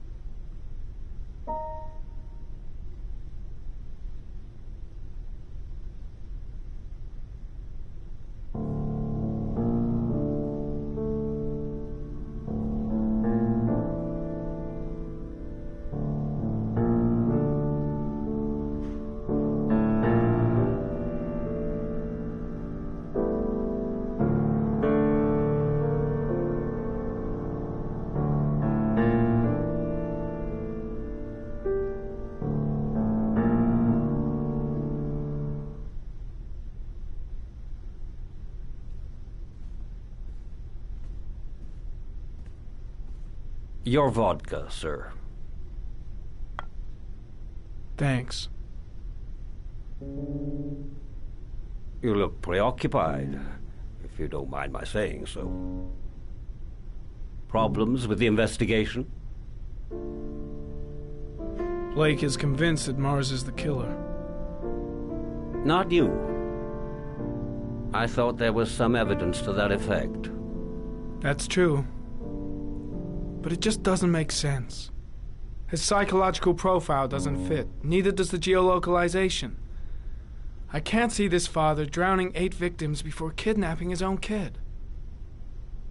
Mars is not the origami killer. I'd stake my life on it.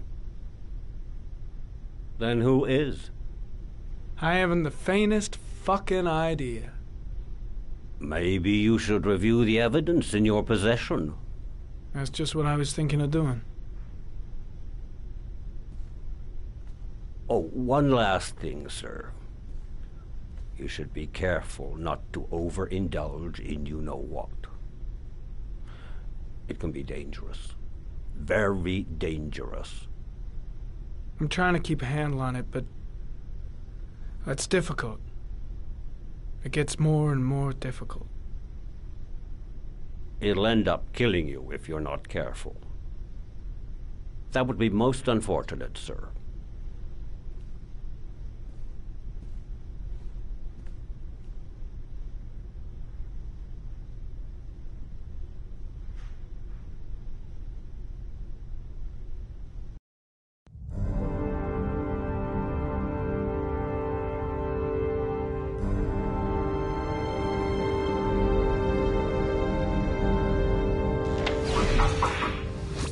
Well, looks like there's something new.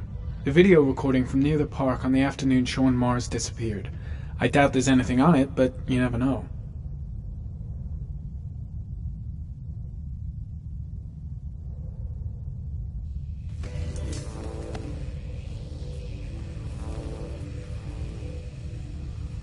A Chevrolet model corresponding to the tire prints passed at 16:02 heading for the park. When in the opposite direction at 16:37. That could fit the time that Sean Mars disappeared. Could it be the killer's car?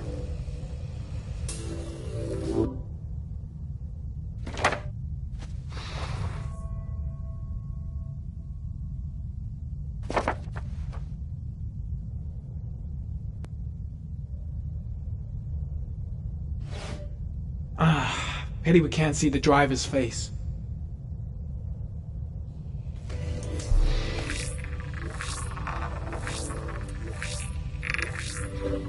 The car was stolen.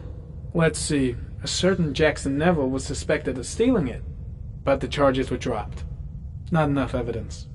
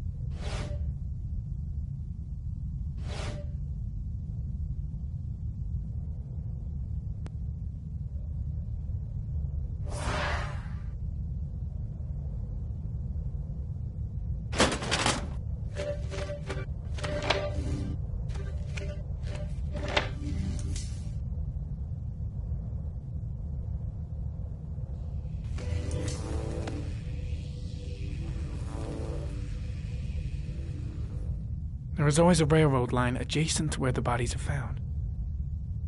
And all the victims disappeared in the fall.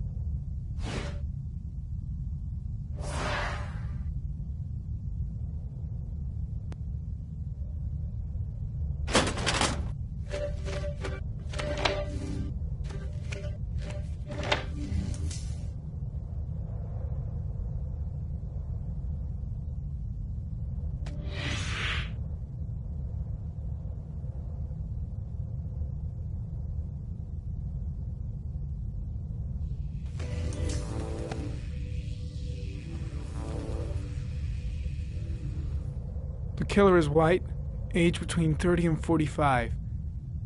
He is intelligent, calm, and determined.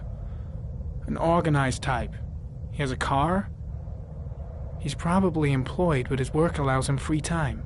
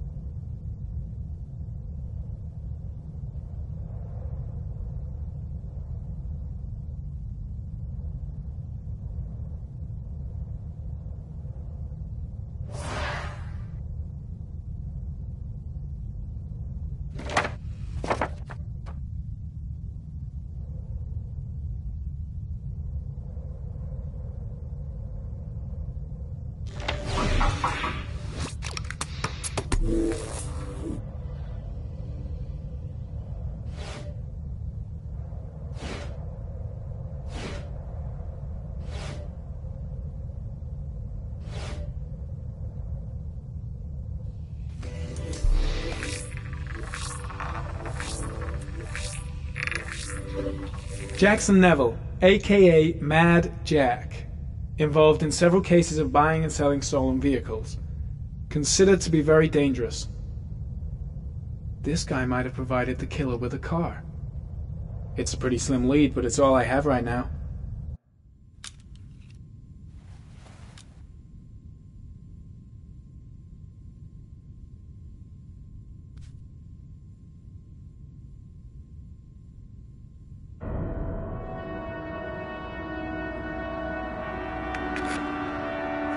Oh, one last thing, sir. You should be careful not to overindulge in your walk. It can be dangerous. Very dangerous. Shit, it's coming. Trypticane. The tube is on the bedside table. All I need is to take some, and the pain will go away. I should resist. This is gonna kill me. I know I can resist. I just need to stay in control and do something until it goes away.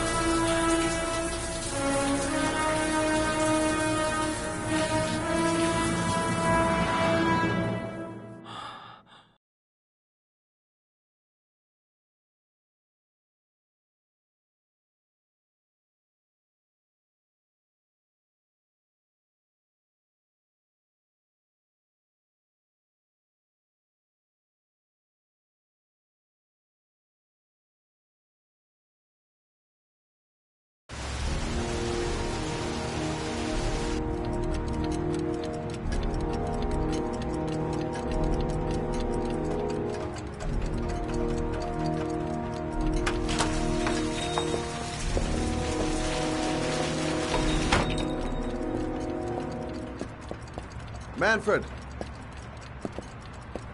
Manfred! Anybody home?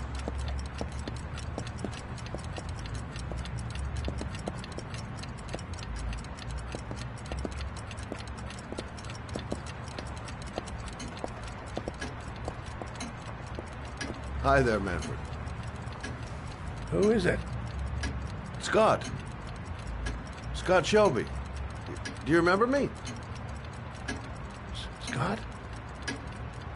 This is Scott! Oh, yes, of course. Well, good to see you. How long has it been? Oh, about 10 years, I guess. At my age, time means nothing anymore.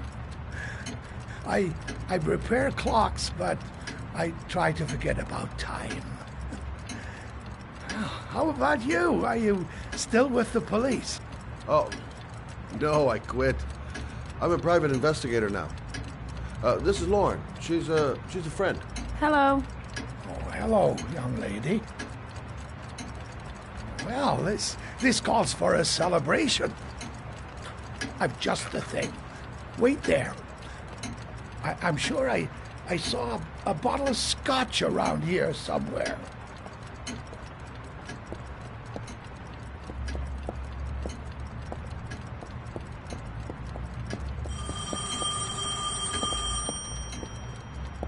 Do an old man a favor, would you, Scott? Tell him to call back this afternoon. Sure, no problem. Hello? Yeah, this is Manfred's. He's not available right now. Could you call back later this afternoon? Thanks.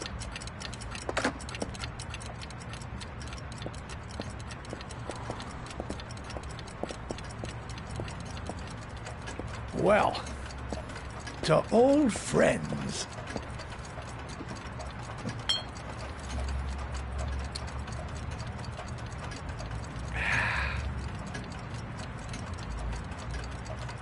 I'd like you to have a look at an envelope. I thought maybe you could tell me about the typewriter that was used to type the address on it. Oh, let's have a look.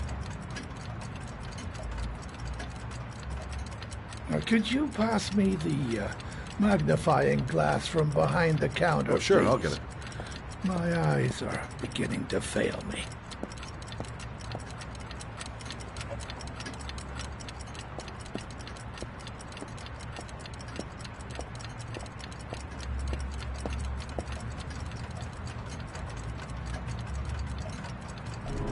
Thanks. Well, let's see what this envelope has to say for itself. The Royal 5. Yes, the shape of the T's and the F's is typical of that model. Produced between 1907 and 1924. Yes. No doubt about it. It's a Royal 5.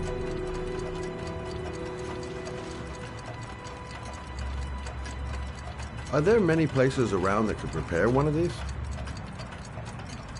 I bought the company's entire stock of spare parts for a song in '64. Well, they were going to take them to the dumpster, so I got the lot. Anybody around here who has one that actually works has been to see me at one time or another. These typewriters, are they rare? No, they're fairly common. I'd say many folks have one gathering dust in an attic or in their cellar. You keep a record of all your clients? Oh, yes, indeed. At least the ones who pay. Any chance I could get a peek at that? Yes, of course. I keep my account books in the office. If you're not in a hurry, I have a list of all the clients who ever bought a Royal 5 or had one repaired. Yeah, that would really help us out. Delighted to help.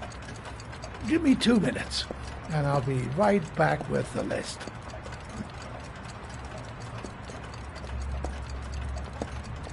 You think the killer's been here? If he has a 1920s typewriter, he may have needed Manfred's services to get it fixed. We'll know when we get the list.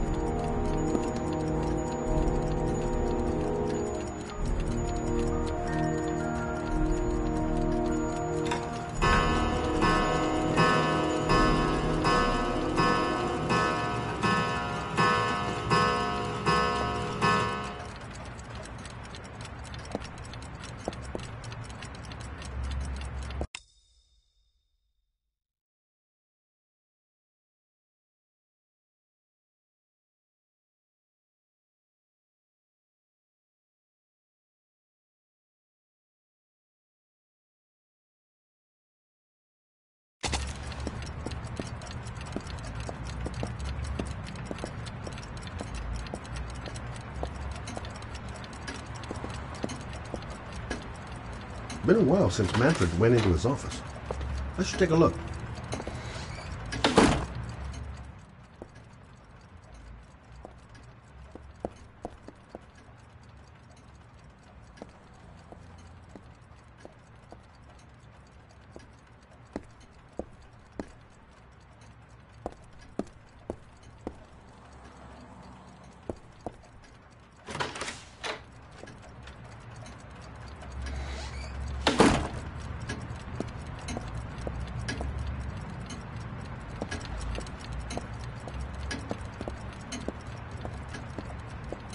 Hello? Manfred! Hello?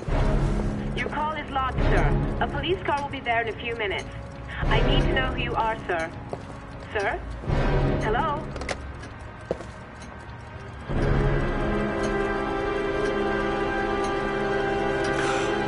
Oh my God! He's dead. Oh, God.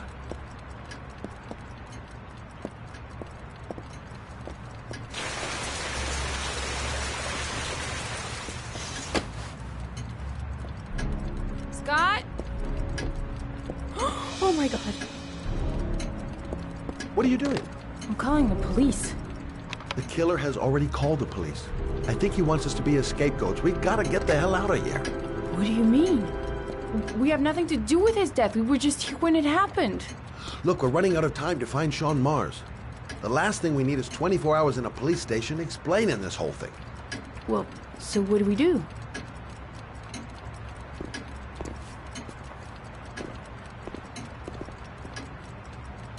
Watch the front door. I'll get rid of our fingerprints from everything we touched since we came in. You better work fast. The police are going to be here any minute.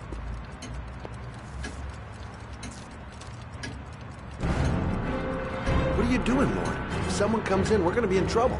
These are Manfred's account books. He must have been looking for owners of Royals when he was killed. Forget it. We got to get out of here fast.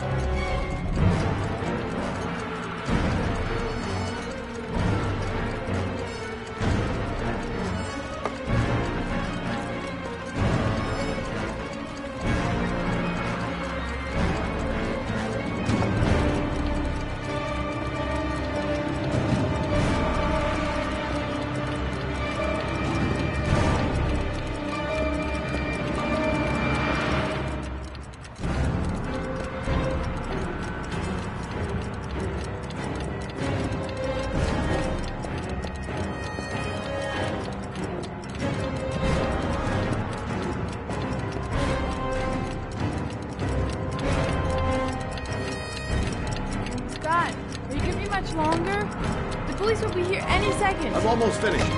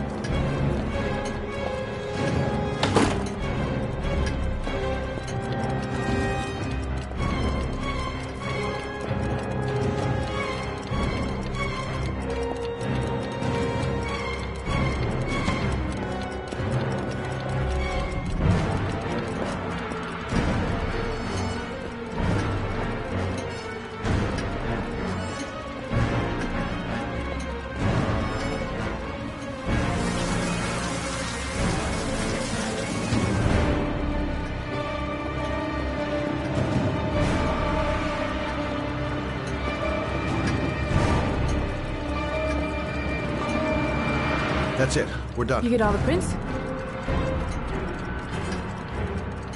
Hang tight. I'll just check one last time I haven't forgotten anything.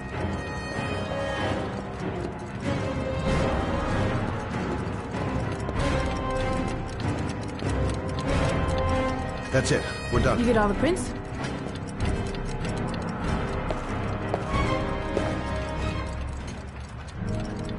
I got what I got. It should be enough to prevent them from finding us.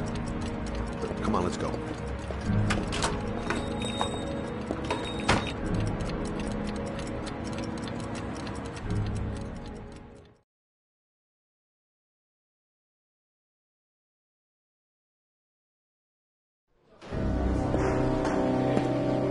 So, you claim the victim was killed while you were in his shop? Yes, he went to get something in his office. A few minutes later, I went in to see if he was okay. That's when I found him.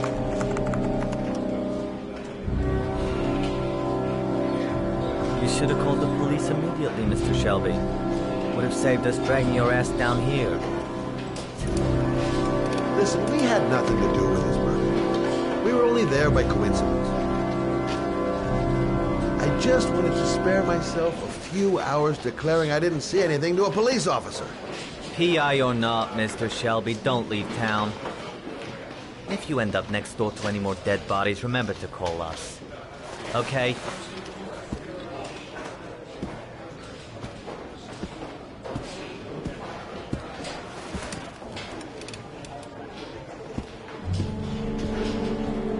Well, well, Scott Shelby.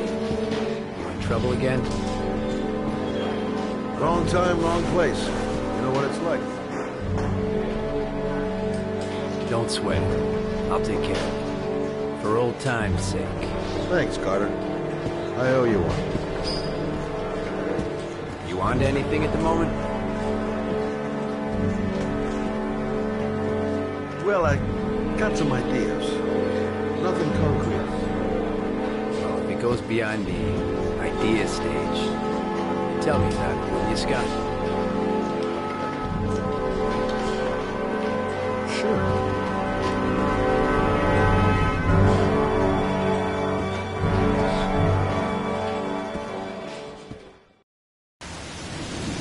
Where are we going? I'm taking you home. This is getting way too dangerous. No way. We're partners, remember? We had a deal.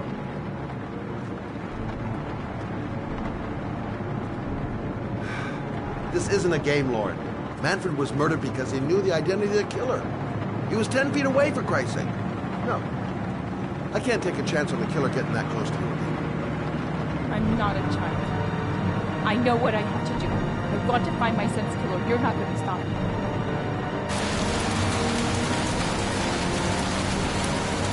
Well, then you can find him without me. I refuse to be responsible for anything that goes wrong. Stop the fucking car!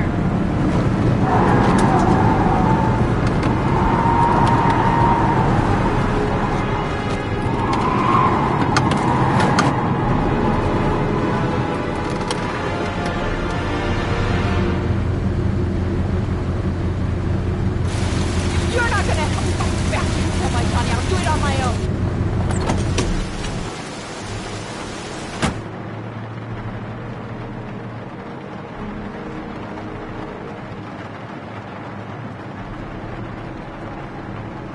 This girl's stubborn as a mule. She doesn't let up, with or without me. Crap, I have no choice. I guess I'm doing this to protect her.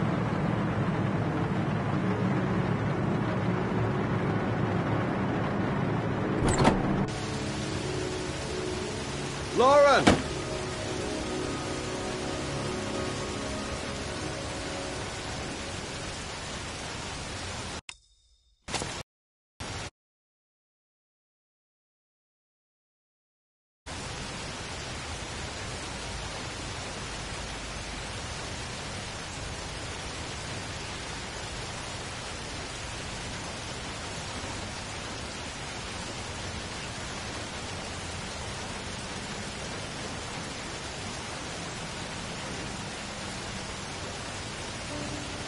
I miss him. I miss him so much. Do anything to hold him once again in my arms.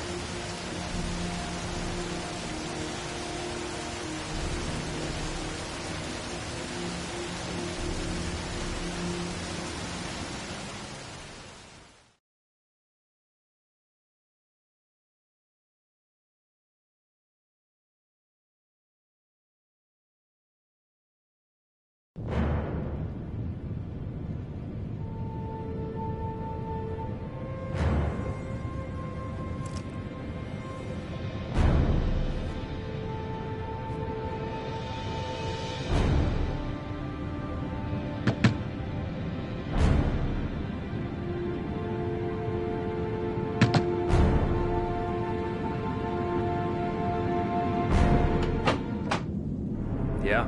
What do you want? Oh, fuck it. I said 1,000 times that I don't want any junkies at my door. If you want to score, man, you gotta fucking call first. Hey! Take it easy, man, huh? Keep cool. What do you want? Dope? Money? Tell me what you need. Sure we can make a deal, huh? Gosh, I'm gonna blow your brains out, you son of a bitch! You think you come into my house and steal my dope? You'll be shooting up in hell, motherfucker! Will you stop fucking moving? Nowhere to hide, junkie asshole!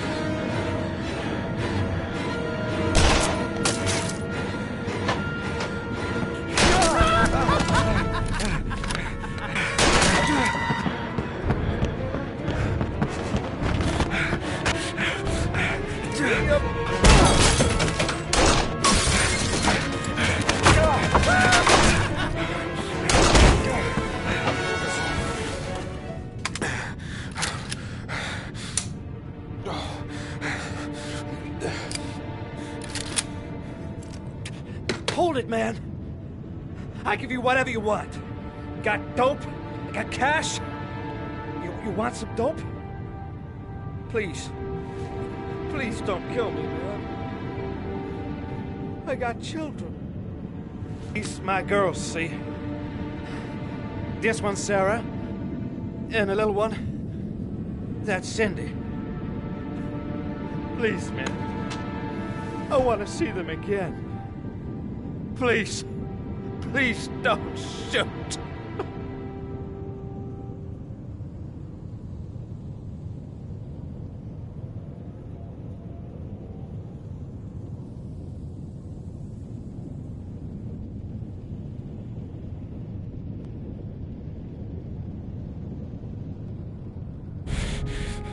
I'm a father, too. But I'm no killer.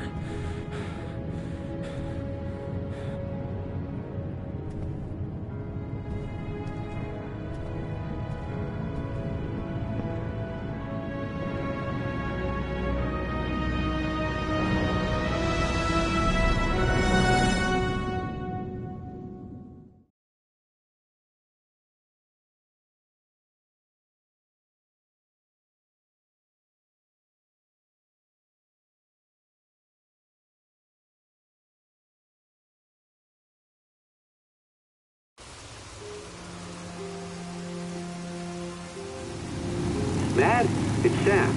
I got your information. The owner of the apartment in Marble Street is a Dr. Adrian Baker.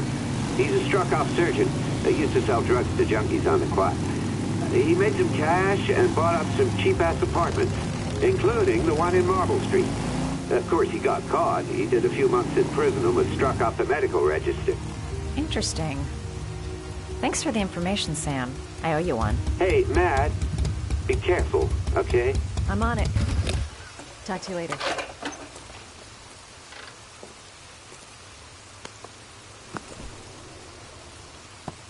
The owner of the apartment where Ethan cut off his finger lives here.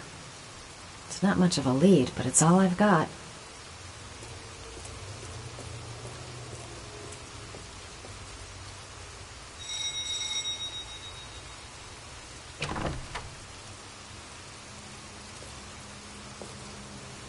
Hi.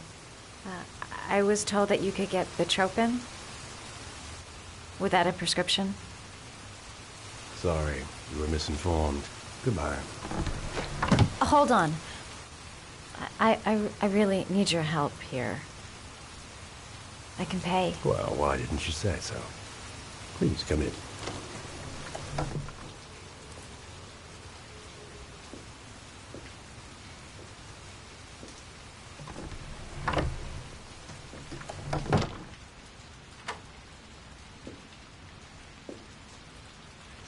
So, you're looking for Bitropin, my dear? Are you having trouble sleeping? How much do you need? I don't know, about 3-4 boxes. Well, no, that shouldn't be a problem. Would you like a drink? I was just about to have one. No, thanks. Alcohol helps take the edge off the pills, don't you think? Anyway, we should drink a toast to our first deal.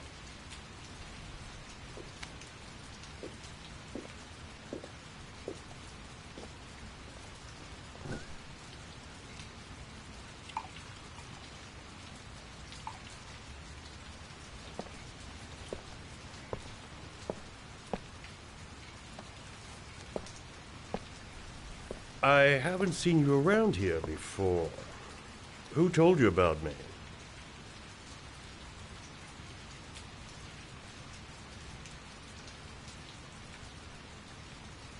I met a guy at a party. He popped some Bitropin. Told me he got it from you.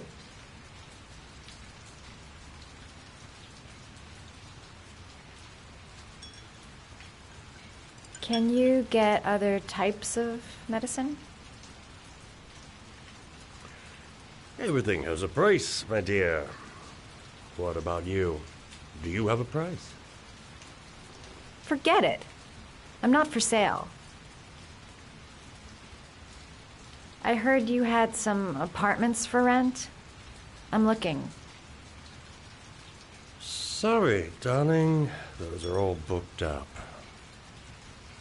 Shame. I was looking for something around Marble Street.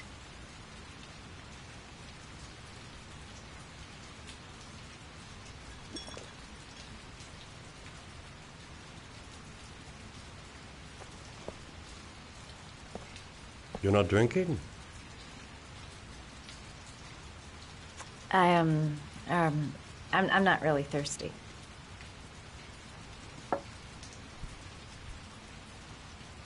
I'll get your prescription.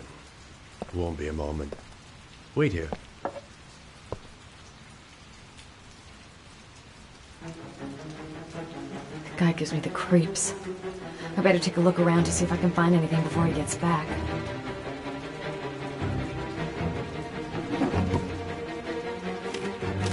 Doc seems to be interested in property, amongst other things.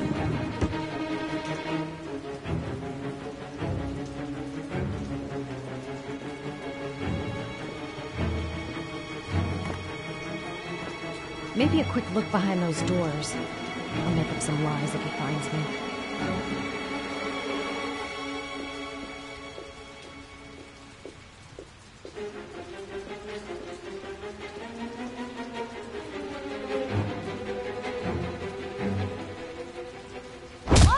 Nosy little ferret.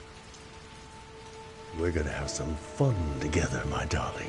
I promise.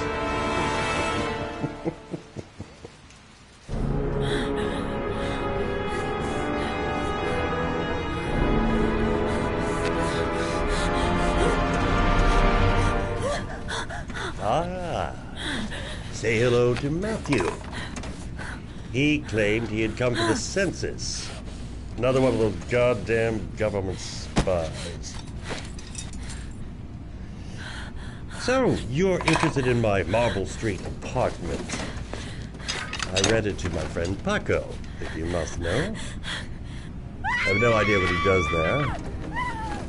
Maybe that's where he fornicates with his dancers from the Blue Lagoon. To be honest, I don't give a damn. Just as long as he pays his rent, he can do whatever he likes. But enough with the chit-chat. I miss surgery, you see, so I take every opportunity to practice. I don't have any instruments here, so I use whatever comes to hand. I hope you won't hold that against me. Hold on. This might sting him.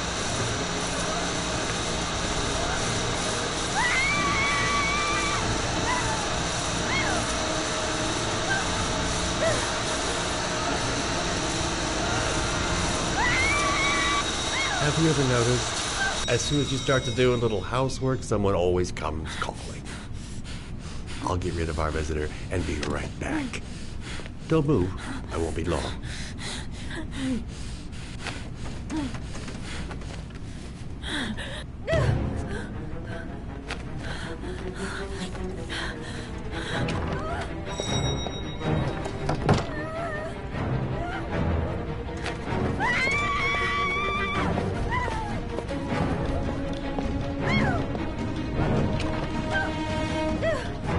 Hello, sir. I come to bring you the word of the Lord in the form of these magnificent Bibles, which I will gladly leave with you in return for a contribution of only $5. No thanks, I'm on it. Come now, brother. I cannot believe the word of the Lord is of no interest to you. We, his humble flock, should walk in his steps, for St. John has said. Thanks a lot, but I don't need any. It does not need a Bible in these times of violence and hatred. Holy Scripture will bring you peace and tranquility anytime you need it, all for mere fun.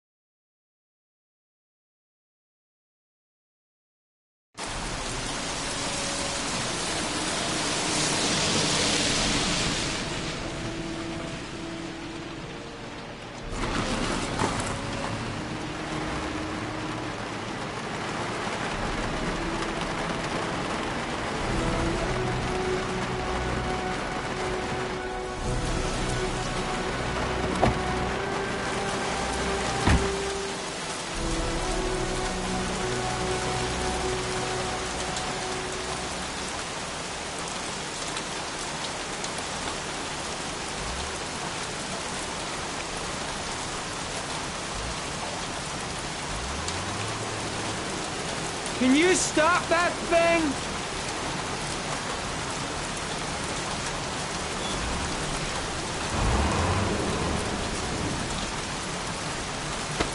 Norman Jaden, FBI. Can we talk for a minute? I'm listening. Can we go inside?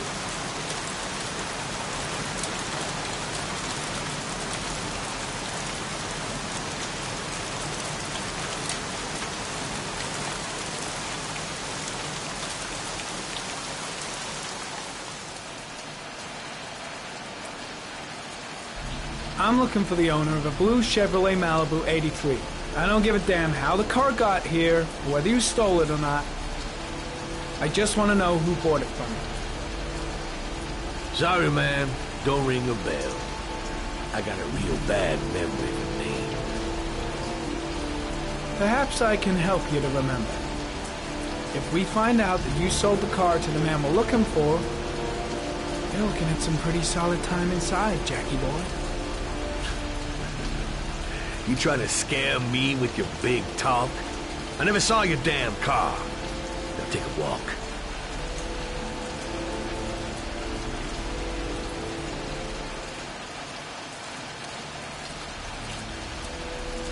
Not much help, this so-called Mad Jack. He's either clean as a whistle, or else he's got something to hide.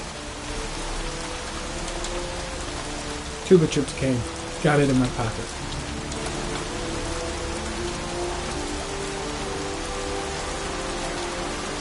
The blue Chevrolet is my only lead. 24 hours. I've got less than 24 hours if I want to find Sean Mars still alive. Feeling sick. Got the sweats. Hands are shaking. Hope this works out alright. I don't trust this guy.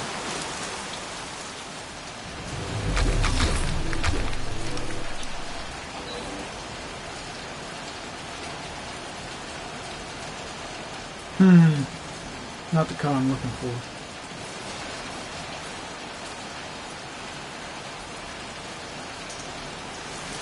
Not much chance of analyzing anything for this nut. Might stand a better chance of finding something in the garage.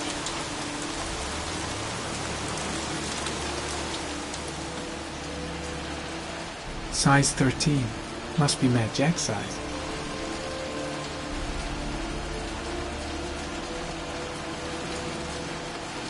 Size 10.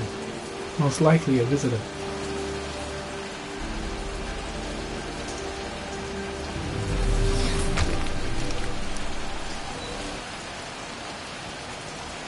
Blood. Now why is there blood here?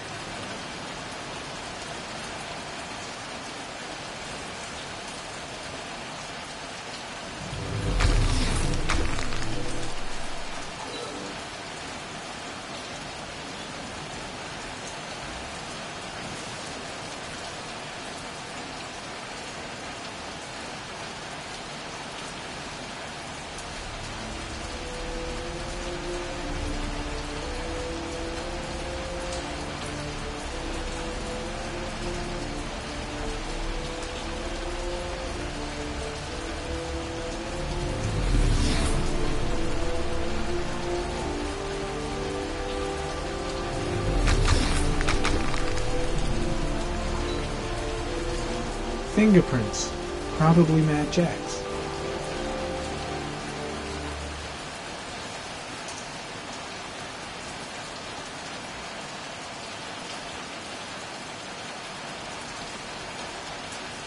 Size 10.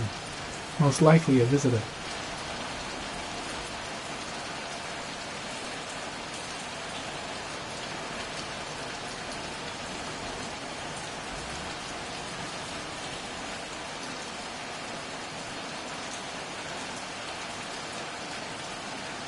Not the right car either.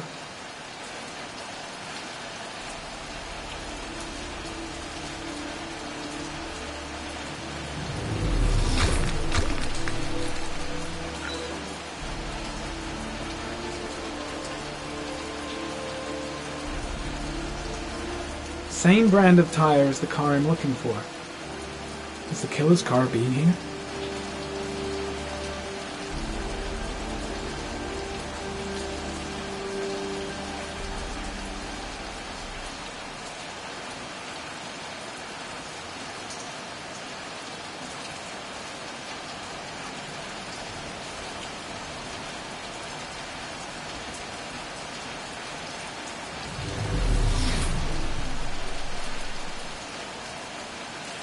Harry, comment. Traces of orchid pollen in the air inside the garage.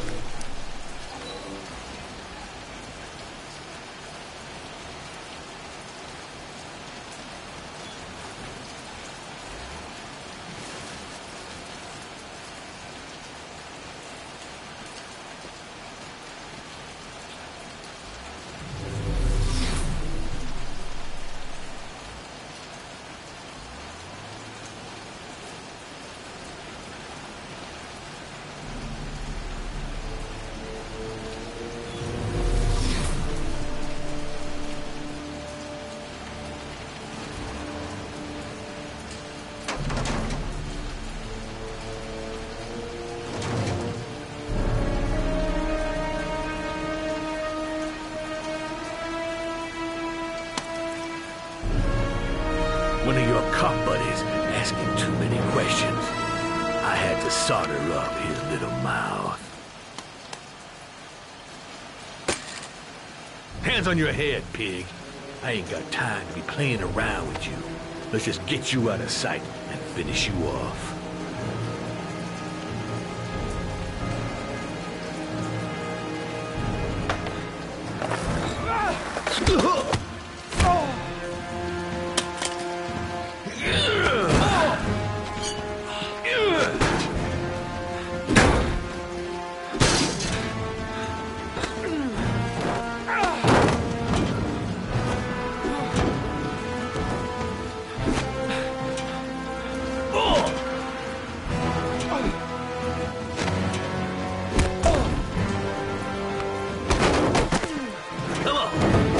What you got?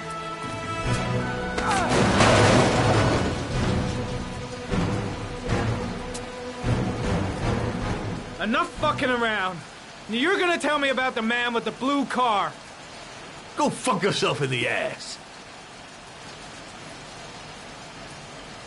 Last chance, Jack. Make it easy on yourself. What you gonna do? You ain't got them killer eyes, so what? You gonna cuff me?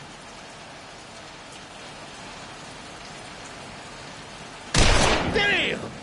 You out of your motherfucking mind, man? Oh, shit, Jack. Ain't nothing to it. Just a little bit of self-defense. Page 1 of the police manual. Kill or be killed. Whoa, whoa, whoa. Stop. Enough. I'm starting to remember some things. You be cool. I'll tell you the tale. No, I don't know nothing about the guy. He wanted me to get rid of his dirty car. Get him a new one with false plates. He paid cash, and I ain't the questioning kind. Said I was supposed to drop the word to a guy named Paco down at the Blue Lagoon when the car was done. Now that's all I know. We'll continue this discussion down at the station. You're under arrest. You have the right to remain silent. Anything... Shit, not now. Anything you say can and will be... Hey. You look like you got a problem, man.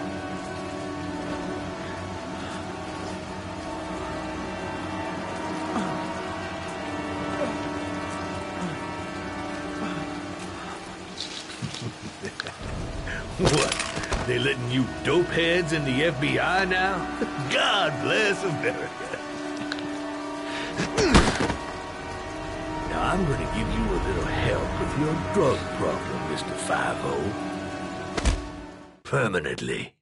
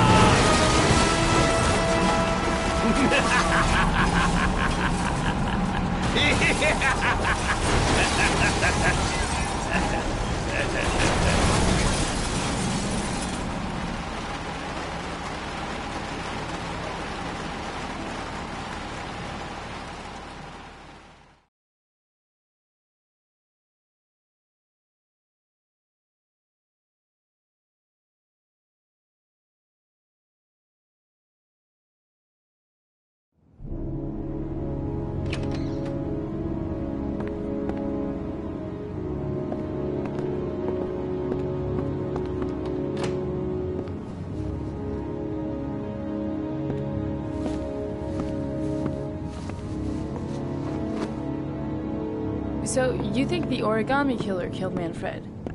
That makes sense. Didn't want him spilling his guts to us. And you suspect Gordy Kramer, right? Oh, him or one of his men. Gordy has the time and the means, not to mention the fucked up attitude to go along with it. He's only a suspect, but he's a pretty guilty looking one. Are these your files on the case? Yeah, I've been working on him for a couple of years. I built up a mountain of paperwork. Magazines about origami? You think the killer could have subscribed to one of those? If he was even remotely interested in origami in the last 30 years, his name may be in there somewhere. The trouble is, there's over 500 names. It gets us squat.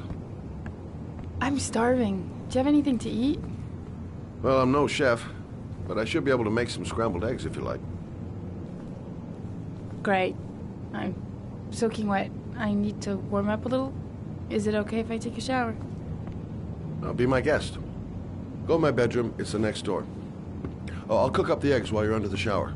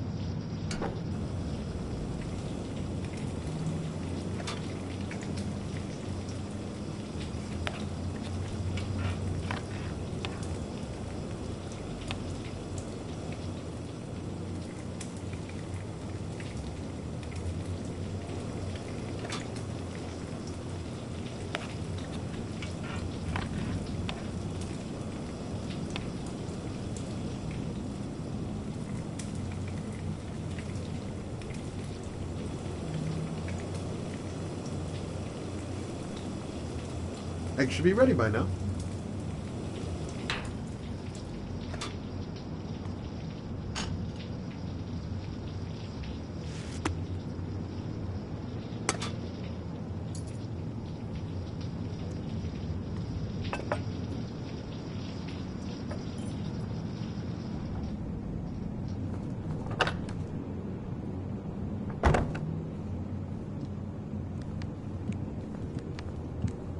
I took the liberty of borrowing your bathrobe.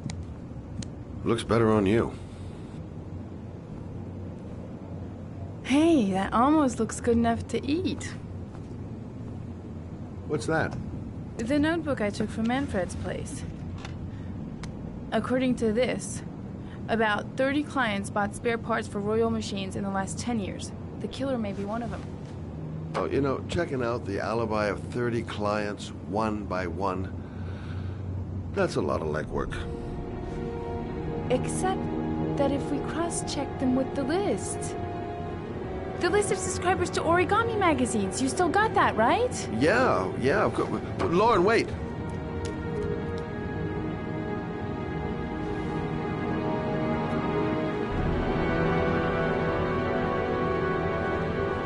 If the killer really used a Royal typewriter, and if he subscribed to an Origami magazine, his name should be on both lists.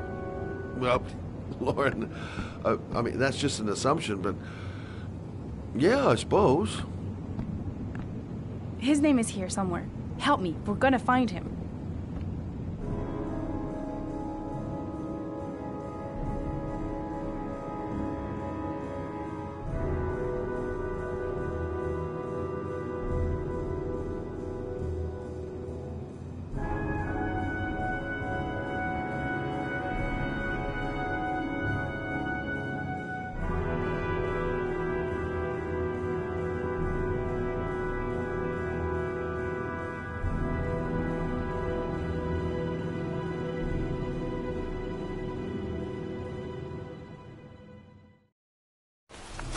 The only guy whose name is on both lists died when he was 10. What are you going to do now? Dig up his coffin, make sure he's dead? I know it doesn't make any sense. Unless the killer was only using his name. But why use the name of a kid who died 30 years ago? Well, that's what we came to find out. The name is John Shepard. It should be on a grave around here somewhere. You never give up, do you?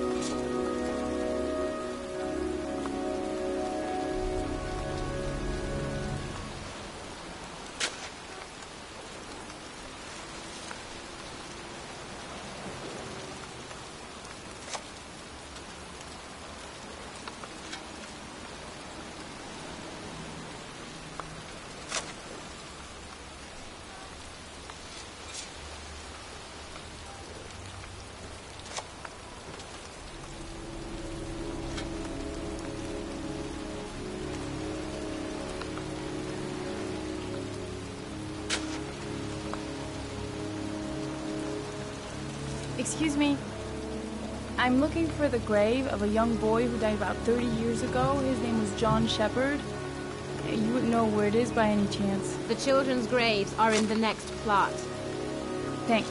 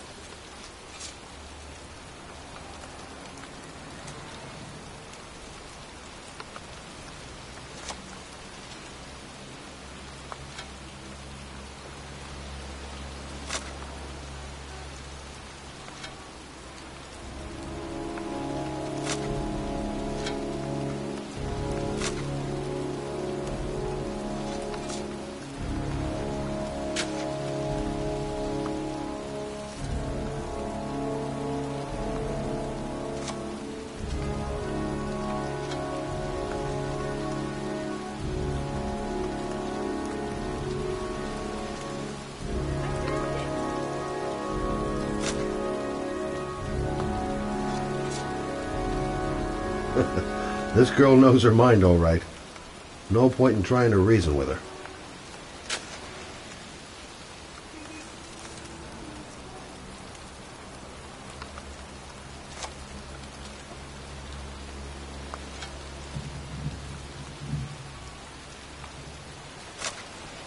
These flowers are fresh. Looks like someone's still tending the grave.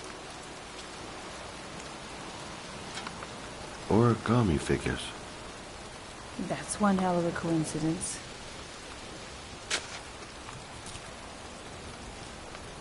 Oh, youngin'. That one I knew well. You knew John Shepard? I've worked this graveyard nearly all my life. I remember what happened.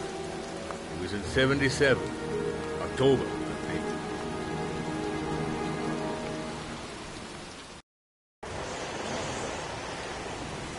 Yeah, good for nothing hoodlums. Get the hell out of here!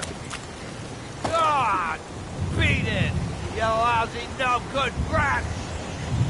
Come back when your fucking mother comes home from work. He's drunk again. What are we gonna do? It's pouring rain. We're gonna get soaked if we spend a day outside. Well, at least you won't get beat. Little rain never hurt nobody. Come on, let's go play. Bet you can't catch me!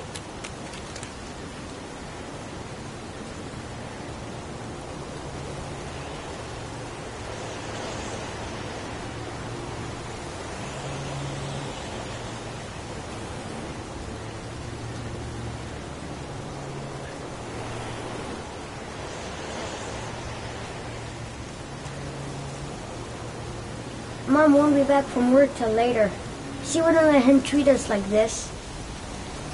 John is waiting to give me a boost. I better catch up. John's right. We can't just stand here all day. Might as well go and play. Being out in the rain is nothing compared to being in when he's like that.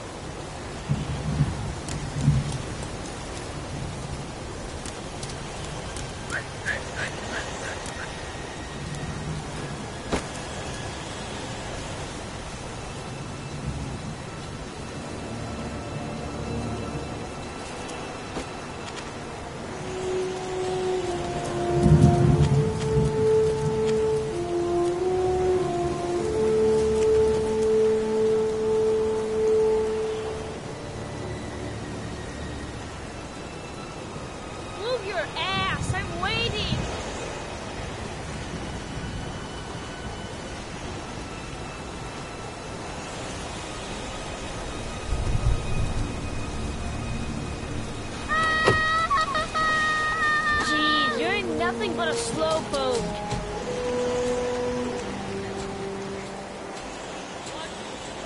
Come on!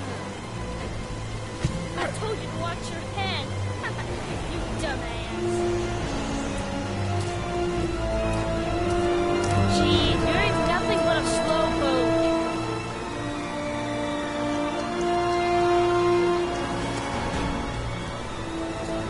Bet you can't do that.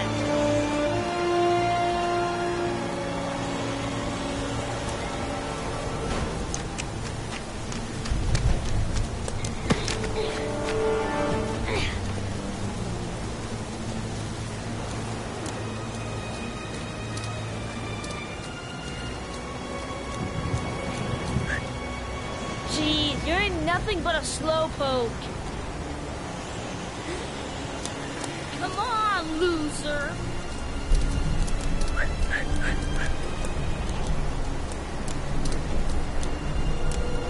What you doing? You're coming or not?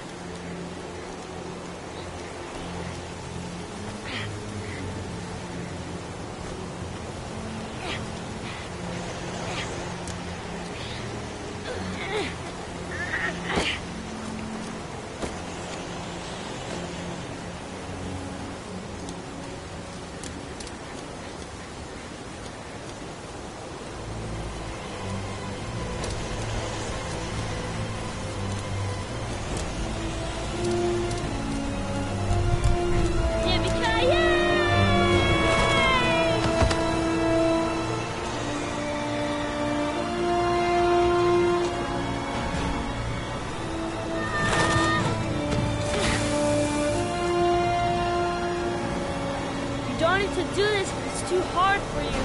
No chance, I can do it all right. Just you watch.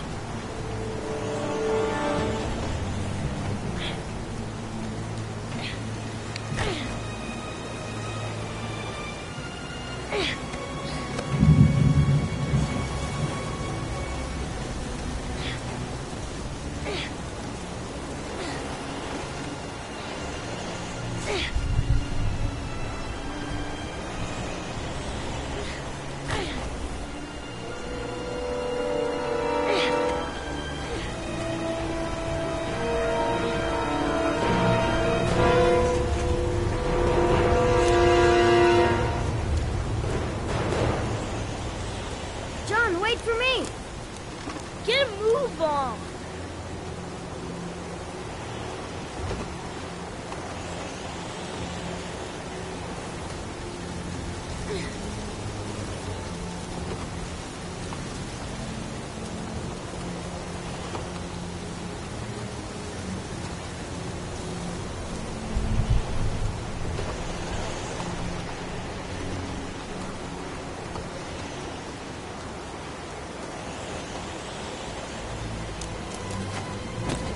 Come on, it's your turn!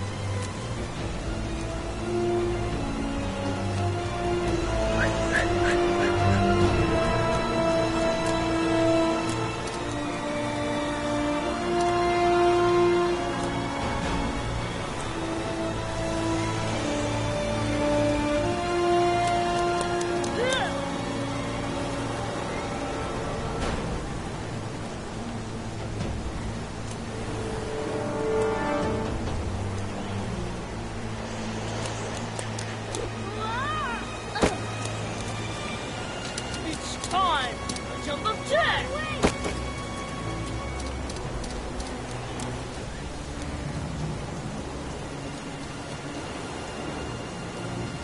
Ta-da!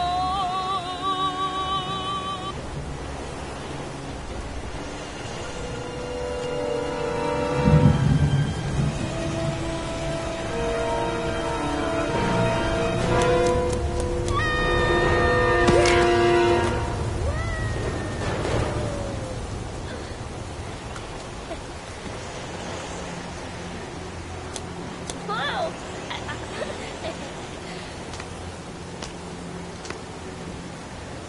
Let's play hide and seek. You go and count to 20 and try to find me, okay?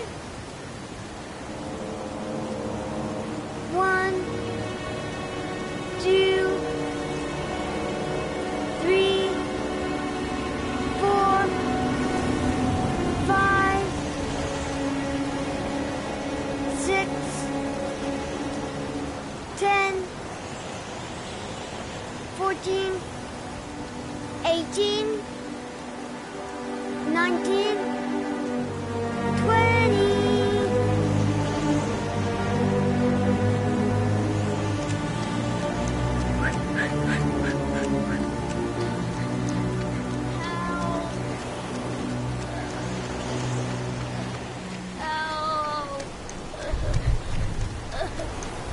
John! My foot is stuck. Grandpa, I'll put it over there.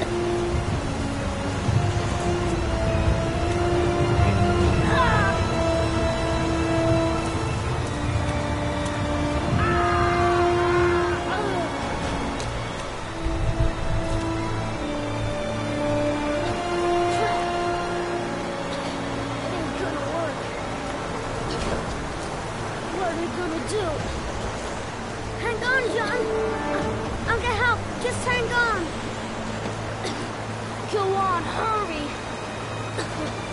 I think the water's rising. I'm hurrying. I'll be right back. But the poor kid never did find any help. And his brother drowned in a pipe full of rainwater. The boy that lived, what happened to him? Well, all I know is he got separated from his parents. I think he got adopted. Well, looks like a storm's coming. I guess I better be getting home.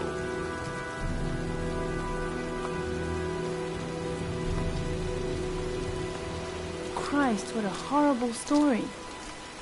John Shepherd drowned in the rain while holding his brother's hand. Do you think he could be the origami killer? Come on, let's get back in the car.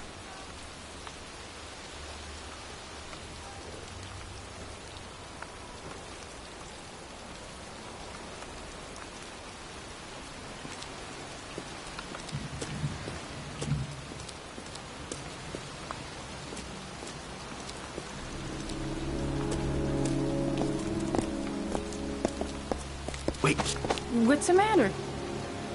that man over there. Yeah? It's Charles Kramer. Gordy's father? What's he doing here?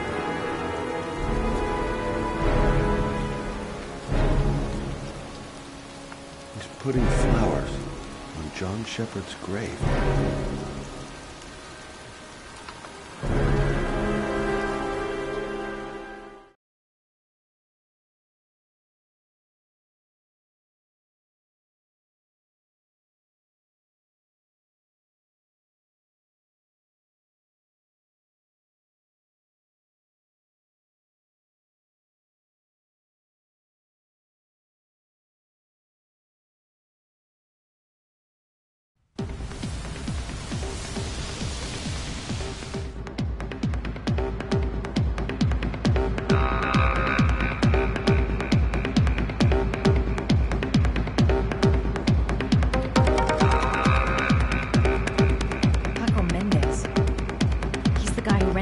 Apartment on Marble Street. You better be careful. He might be the killer.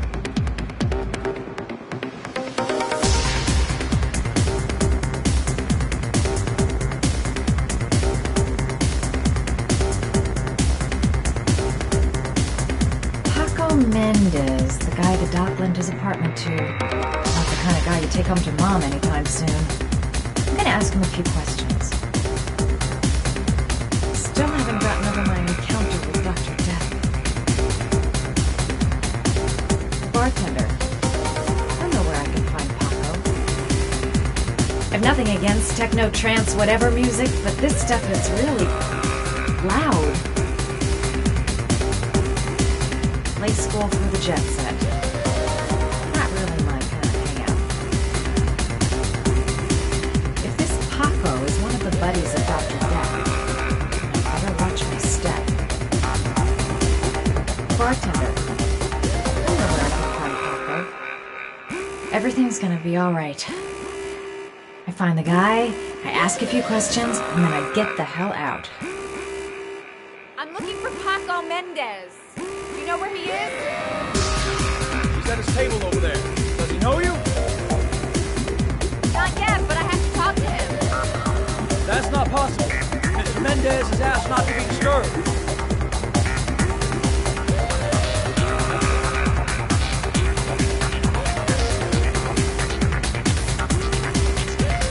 Sorry, lady. Invited guests only.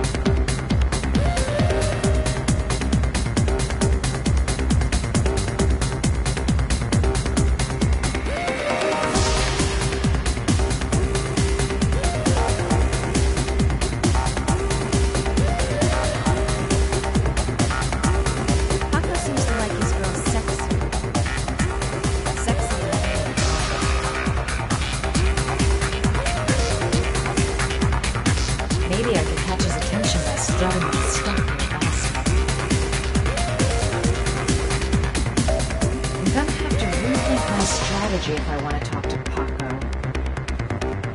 I've got to find someplace to change.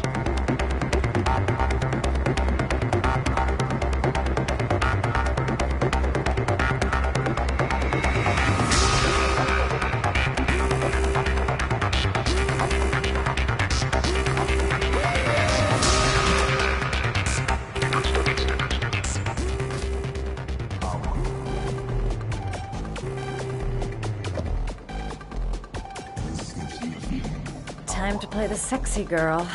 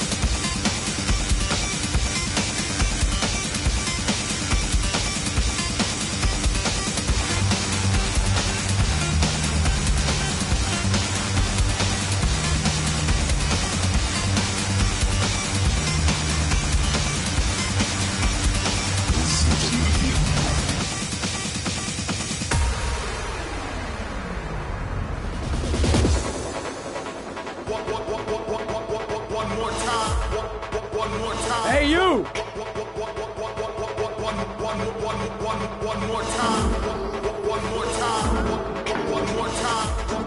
It's your lucky day, sweetheart.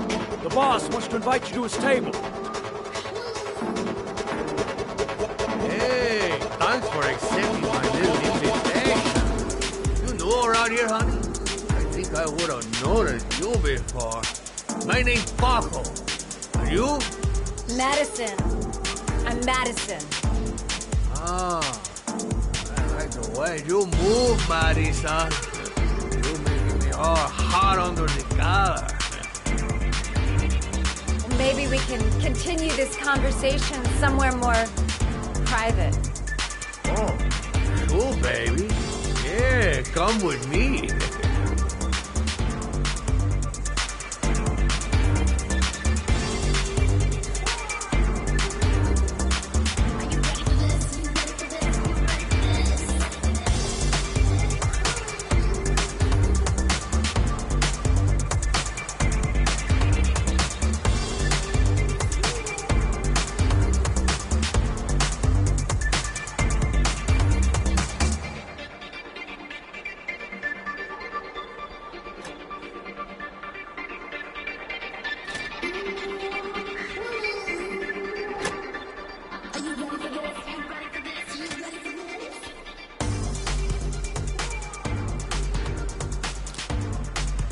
I go in, I make him talk to to the gun, and I get out of there before I get into big trouble. Everything's gonna be alright. Everything is going to be alright. Everything is gonna be alright. I have a plan. I know exactly what I'm doing. Shit. You're making the biggest mistake of your life, Madison. This guy is truly revolting. Ugh. Everything's gonna be alright. Everything is gonna be alright. Now just follow him to his office. I'm not getting a good feeling about this. No one knows I'm here. I'll be all alone if things get out of hand. This is no time to get squeamish. Even if my legs do feel like they're about to give way. Now just follow him to his office. So, welcome to my little kingdom.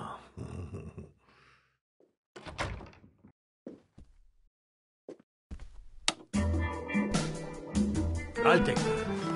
Just get in the way of the good things, sweet cheeks. So, show me what you can do. Take it all. Slowly. Take it all on.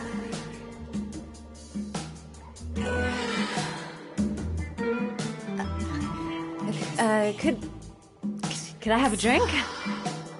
You know, just a little drink to break the ice. Oh, we already broke the ice. Let's get wet. Come on. Do your thing, girl.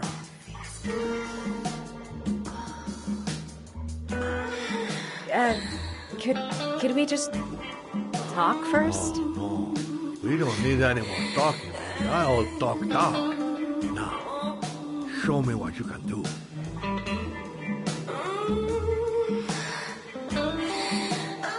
I'm sorry. I think there's been a little misunderstanding. Look, I'll just go. No harm done. Another time. I think it is you who have misunderstood, honey. I'm tired of wasting my time. It's now or never, baby. And I never take never for an answer.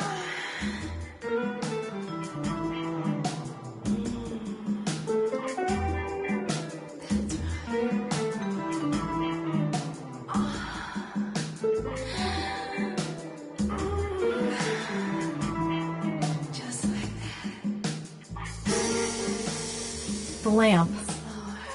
If only I could find some way to grab it. Oh, I know!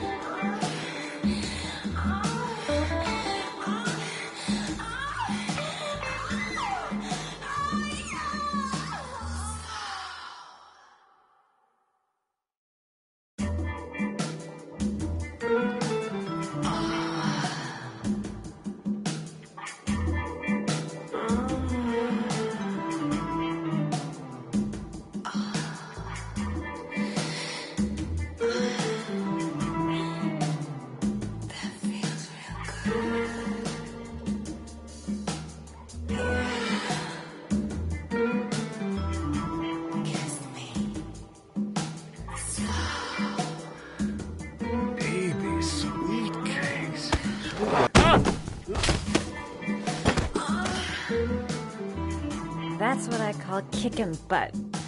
You go, girl.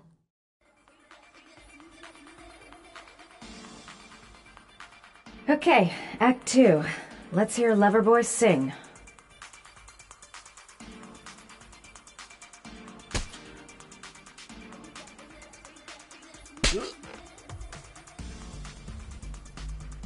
Ah!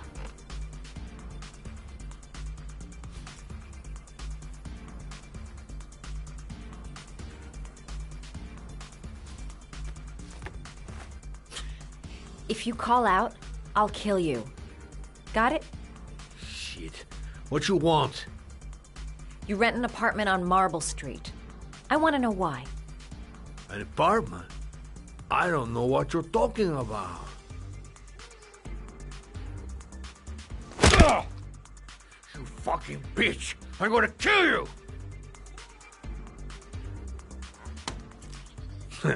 You haven't got the balls, lady. But you're gonna know balls when I catch up with you. Boss? Is everything all right?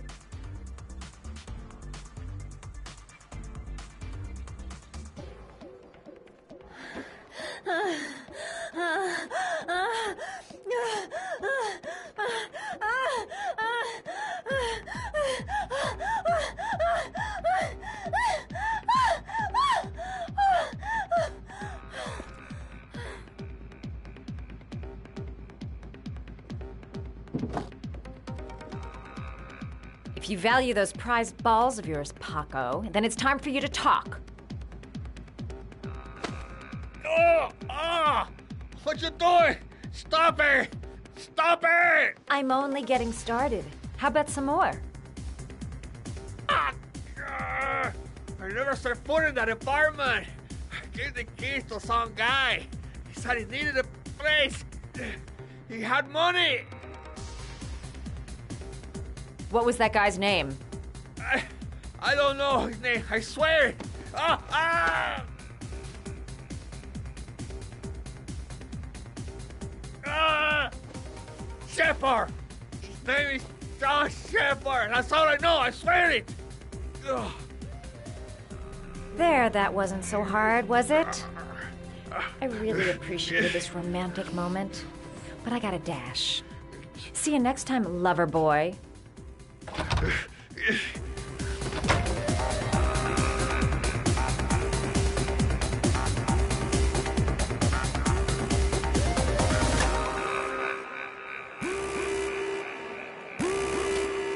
Time to get out of here. Well, that was a pretty good way of getting a guy to spill his guts. Next time he'll think twice before he takes a cute chick back to his office. The name he gave me. John Shepard. Could that be the name of the killer? Guess I'll soon find out. How about that? You didn't do too badly now, did you, girl?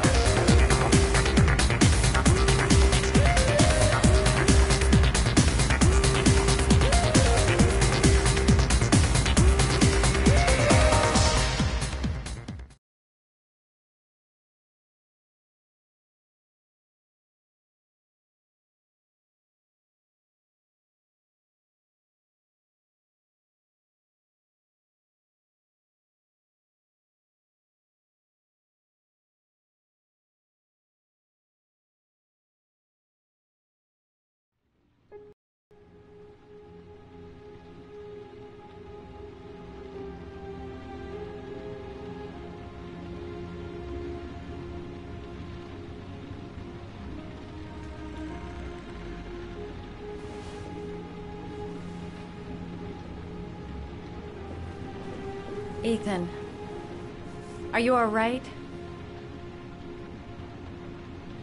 I couldn't do it. I was supposed to kill him to save Sean. And I couldn't do it. You're not the origami killer, Ethan. You're not responsible for those murders. I can prove it. That changes nothing. Saving Sean is all that matters now.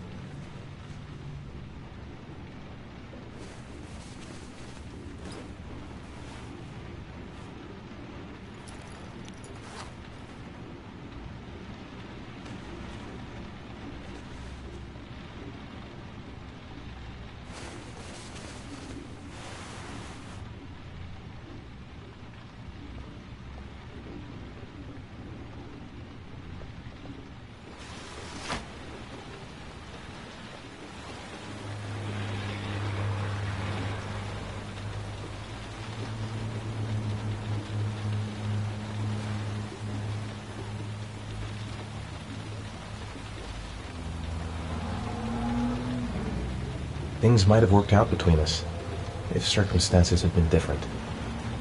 Only one more origami figure. Then I find my son. I've already wasted too much time. I've got to get through this last trial. She's the only person I can trust. But now I have to be alone to do what I have to do. She's still asleep. No goodbyes, no explanations.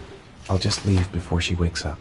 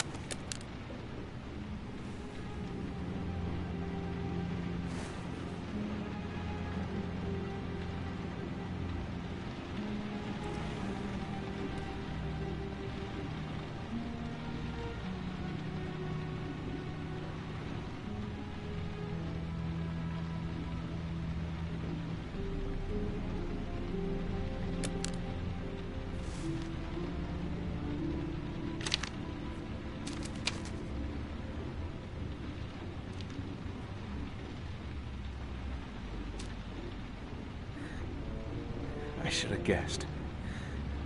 All this time and I had no idea. Ethan, what's the matter?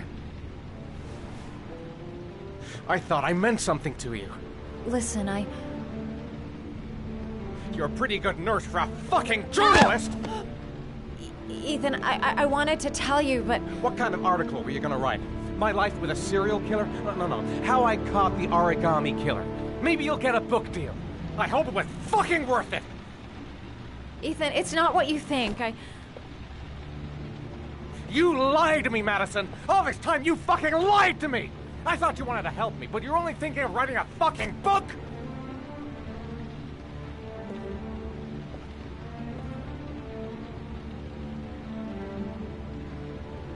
It's true. I'm a journalist. And I knew that you were the father of the boy who had disappeared, and I wanted to cover the story. But then I saw what you were going through to save your son. And I understood how much you love him. I wanted to tell you the truth, but I couldn't. I was afraid that you may not believe me. I was afraid that you'd ask me to go. All I want is for you to find your son alive. And when it's all over, I want to be with you.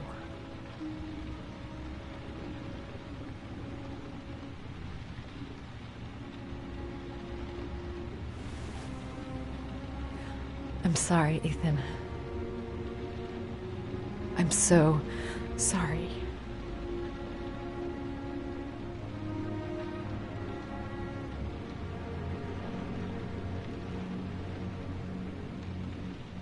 You're leaving, aren't you? It's the last origami figure. The last letters, then I'll know where Sean is. Take care, Ethan.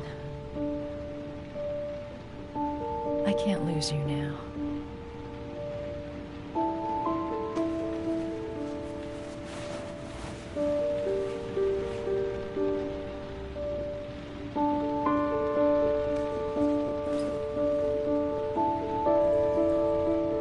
I'm gonna go find something to eat. Wait for me. I'll be back in 10 minutes.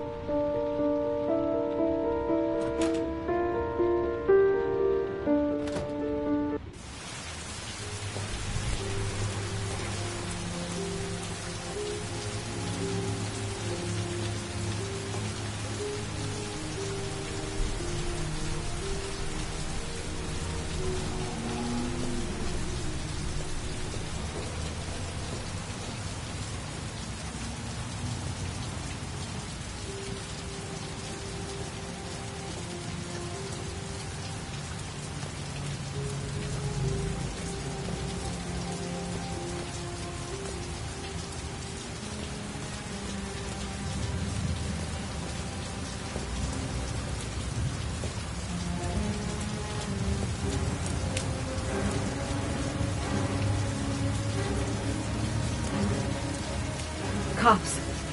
They're looking for Ethan. It looks like a raid.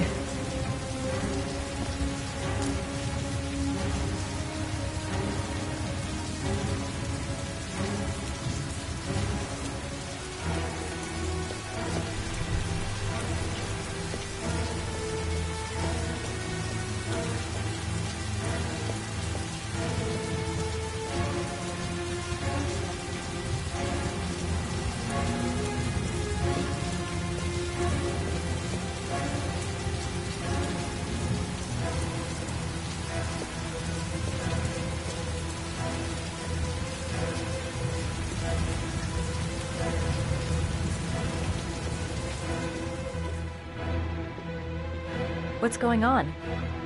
Isn't this great? Like being in a TV show. Who'd have thought it? The origami killer renting a room here. He registered under a false name, but I recognized his face.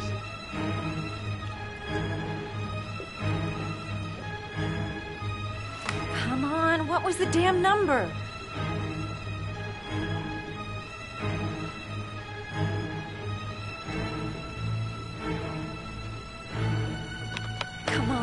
Come on! Pick up the phone! Hello? The cops. They're in the motel. You've got to get out of here.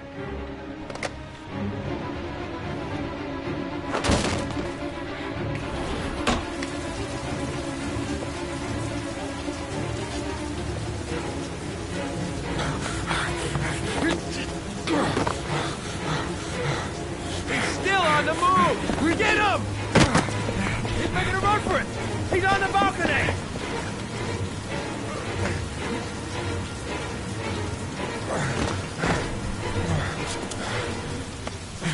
Whoa!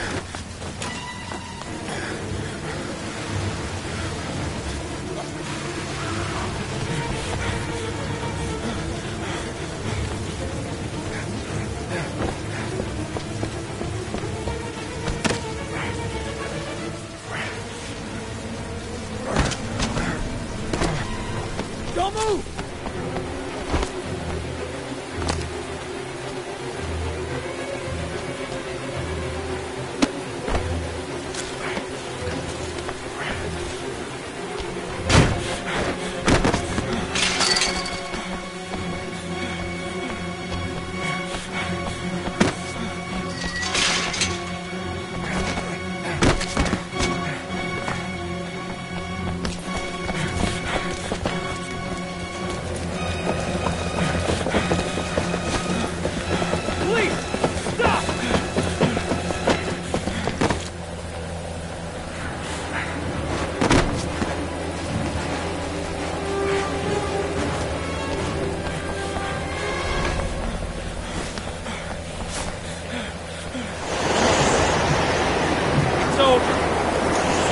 On your knees, hands behind your head.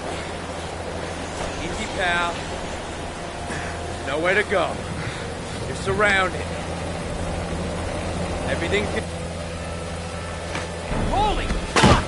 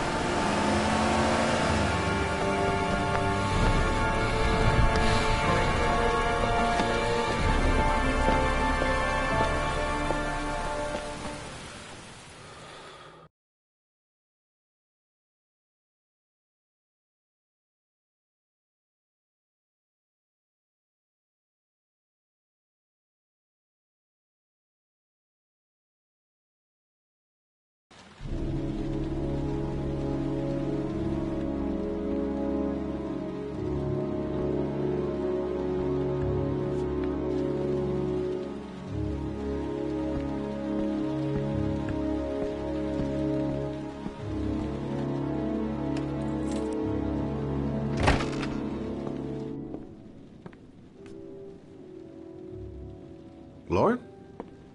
I'm sorry, Scott. You should have listened to me, Mr. Shelby. I told you to drop the investigation. Your son is a serial killer. How many people does he have to kill before you turn him in? Gordy has his faults, but he's still my son. You have no children, Mr. Shelby. You can't possibly understand. You leave me no choice. Your investigation is over. For good.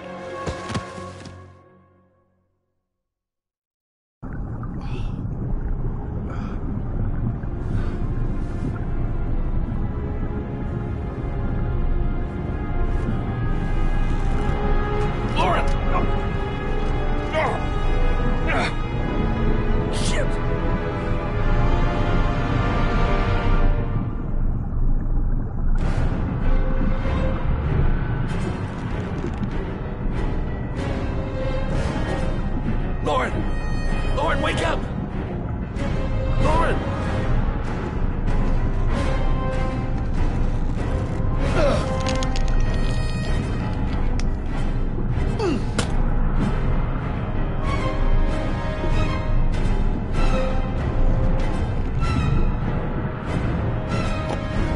Goddamn fool. Nothing's gonna work if I don't switch on that ignition.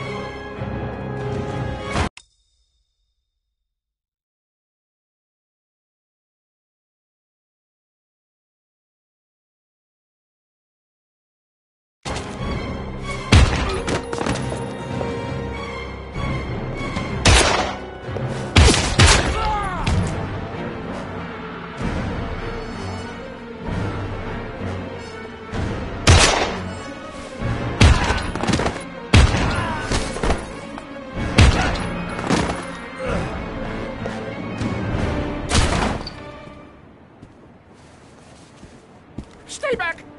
Don't come near me, or I'll shoot! Fucking asshole.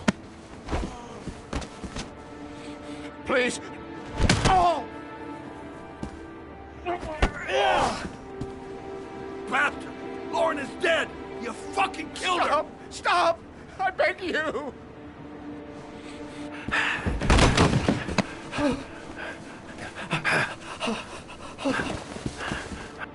Your idiot son killed all those kids, didn't he? He's the origami killer. No! No! He's innocent! He's not a killer! Not a killer! Oh! Oh! Oh! You're a fucking liar. Now tell me the truth. No! No, please! Don't hurt me! Last chance. I don't know. I swear. I don't know anything. Oh. Oh. Stop. Stop. I beg you. I'll tell you. I'll tell you everything.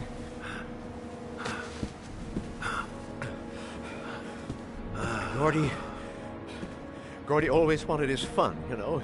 He wanted to be like the origami killer. He kidnapped that kid and he held him under the water for a little too long. It was an accident. An unfortunate accident.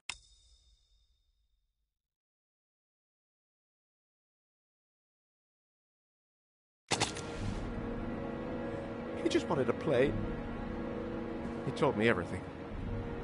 He was crying. He was so sorry for what had happened. Whatever he did, Gordy...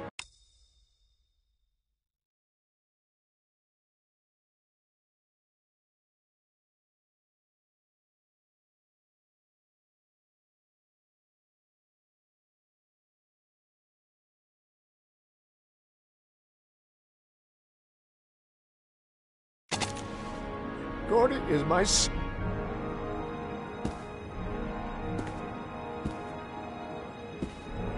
No one will miss him. What? That boy, Gordy killed. No one will miss him. Just street trash, like so many others. Oh, you disgusting pile of shit.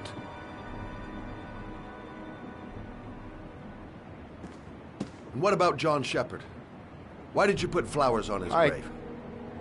I own the construction site where he died. I never forgot. I've been putting flowers on his grave for 30 years. John had a twin brother. What happened to him? I don't know. He was adopted, I think. His mother should know. Her name is Anne. Anne Shepard.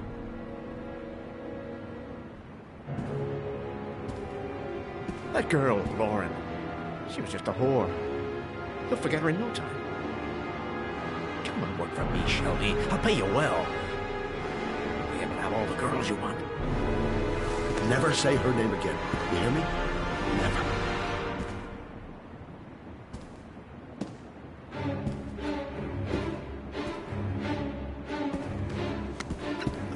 My heart! My heart! Quickly! I need my pills. In that drawer. There.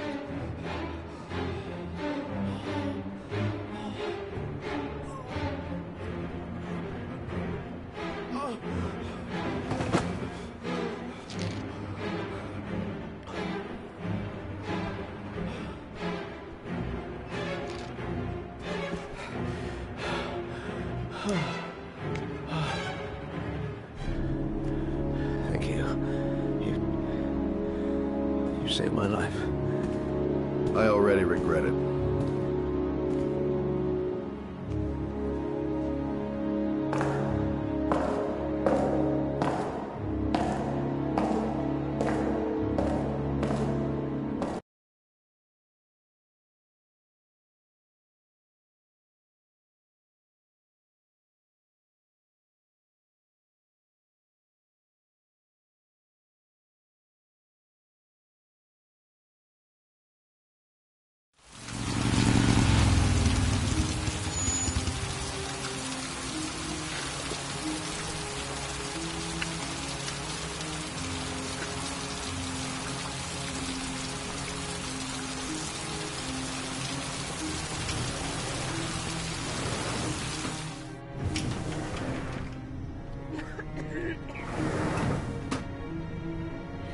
Hello, I'm looking for Anne Shepard's room. Please sign the visitor's book. Are you a member of the family? Yeah, you could say that. Oh, she'll be pleased to have a visitor. No one ever comes to see her. With the Alzheimer's, she has trouble remembering things, but it'll still please her, you know. It's room 19 at the end of the corridor. Thank you. Only a few hours left before Sean Mars dies. Hope I'm not wasting my time.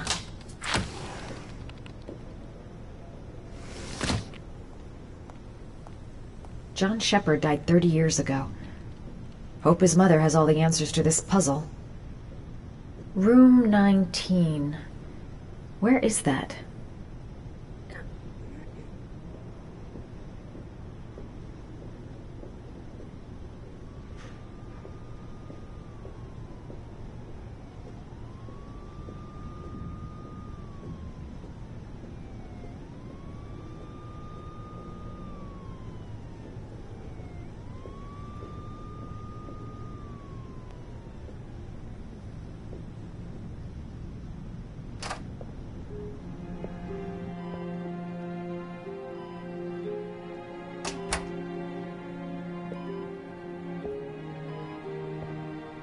Hello, Mrs. Shepard. Is it time for my pills already? No, Mrs. Shepard, They're never on time with my pills. I don't know what they do here. In the other hospital, they were always on time. But here...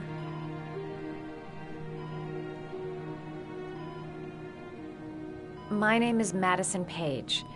I'm a journalist. I'd like to ask you some questions about your son. I don't like this hospital. The food isn't very good, you know.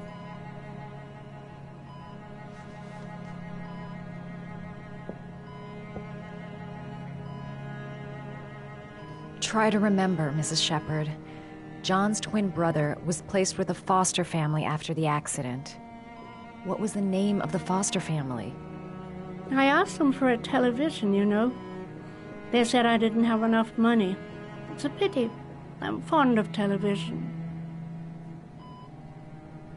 Do you remember John? My Johnny.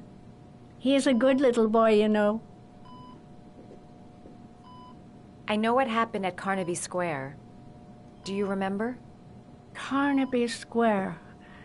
I think I used to live there a long time ago. We didn't have much money at the time, you know. We had to make do with very little.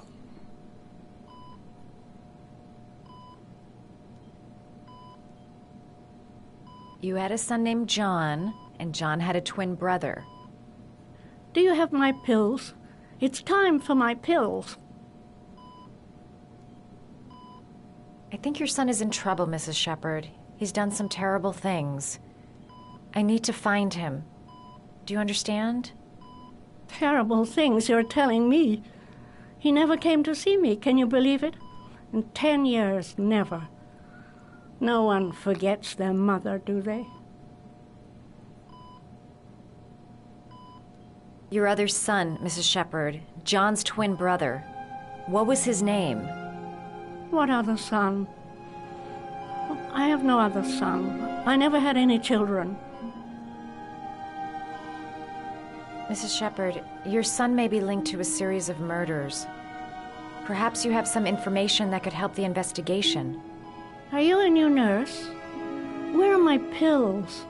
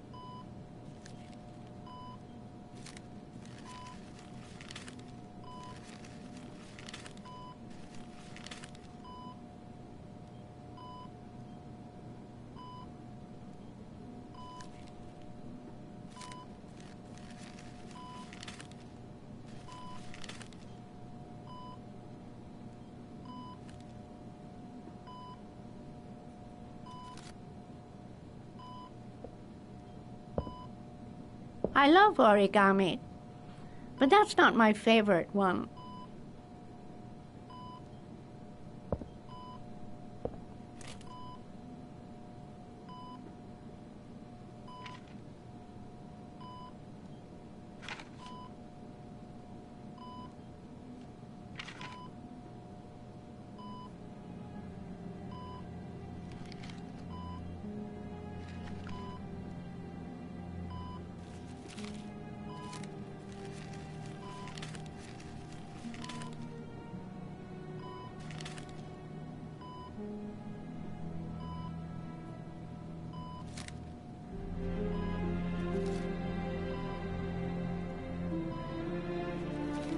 Oh, you know how to do these little dogs, too. My children loved origami. I taught them how to do it. John loved the little dogs. He always wanted to call them Max. Max, Max, Max? All dogs with the same name. I was wasting my time telling him they couldn't all have the same name. But he always wanted his paper dogs Max. It's funny, isn't it? All right, no point in wasting my time. I won't learn anything more by staying here. This woman might be the origami killer's mother. Must be some way to get her to remember. All right, no point in wasting my time. I won't learn anything more by staying here. It seems to be working. She's remembering stuff. Gotta find something else to show her. It'd take days, if not longer, to find the name of the family that adopted her son. Sean Mars would be dead by then.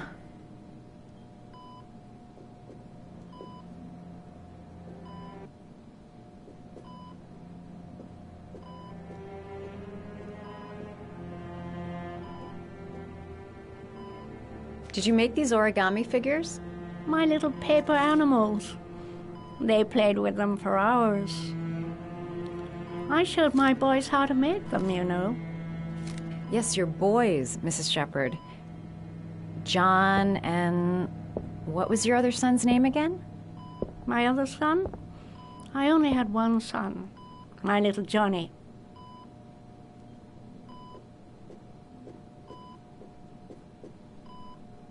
You don't seem to get many flowers, Mrs. Shepherd. No, but I love them. My son knows that I love flowers. I know he'll bring me some.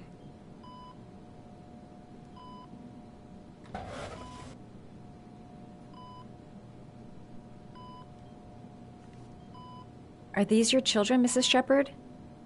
John and his brother? Is that them? They're good little boys. Their father never looked after them. Always drinking. They didn't have an easy life, you know.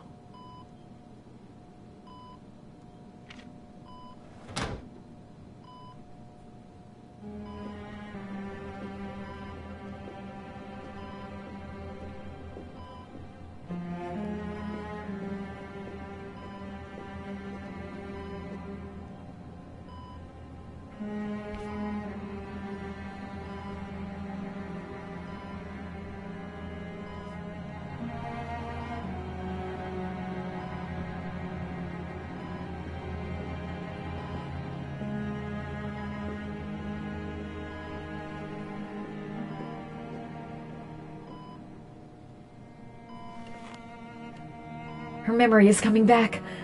Don't stop now. Just remember.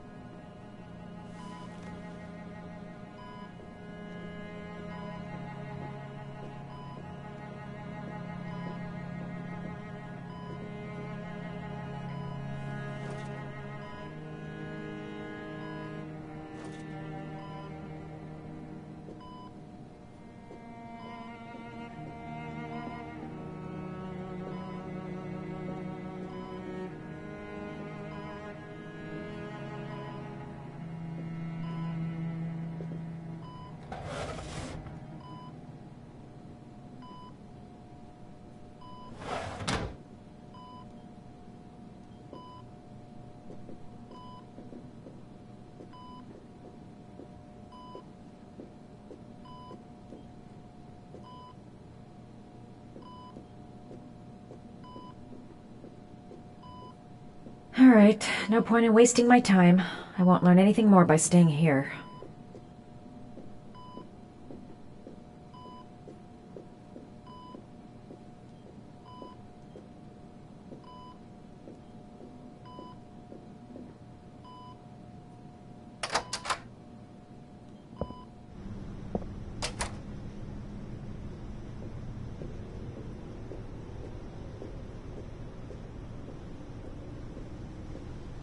Does Mrs. Shepherd ever talk about her past? It's not all very clear to her now. Sometimes she'll remember the oddest things, though. I suppose if she sees something that reminds her of her past. Did she ever mention her sons? Sons? Well, she often mentions John. I think he drowned. Does she ever talk about her other son? I didn't know she had another one. I've never heard her mention it. Does she get many visitors? She's been here for 10 years and you're the first. Sometimes, if you show her things, it seems to trigger a memory from her past. You might get it to remember. Thanks for the advice.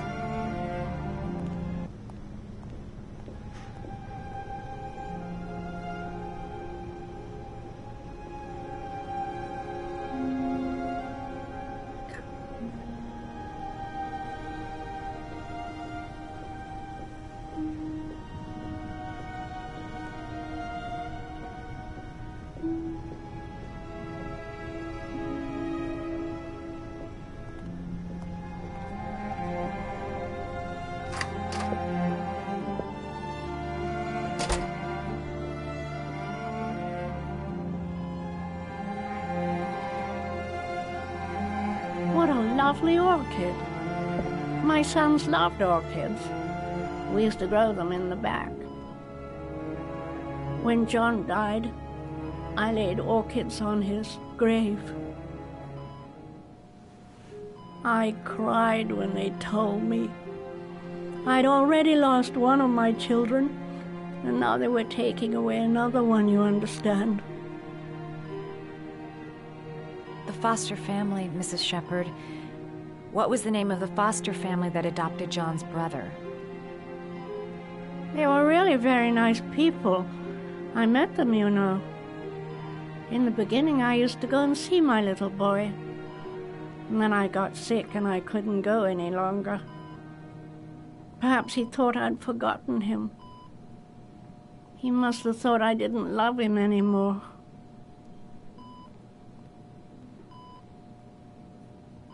His name, Mrs. Shepherd. What was his name? But I loved him. If you only knew how much I missed him. Please, Anne. His name. What was his name? Come closer.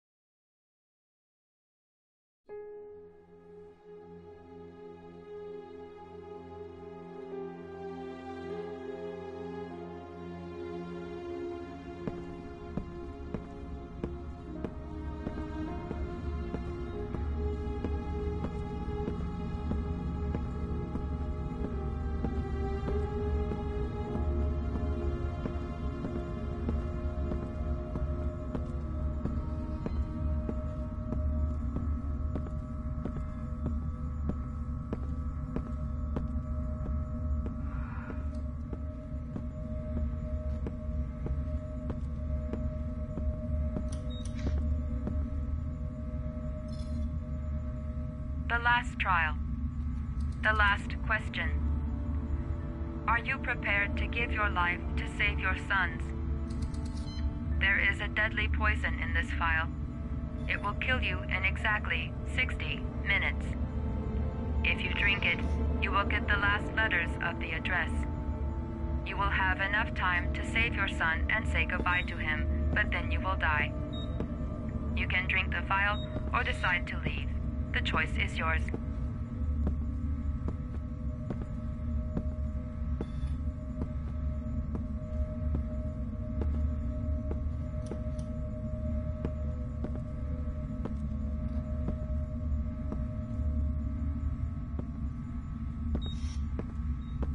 There's got to be another way. I can't kill myself to save my son.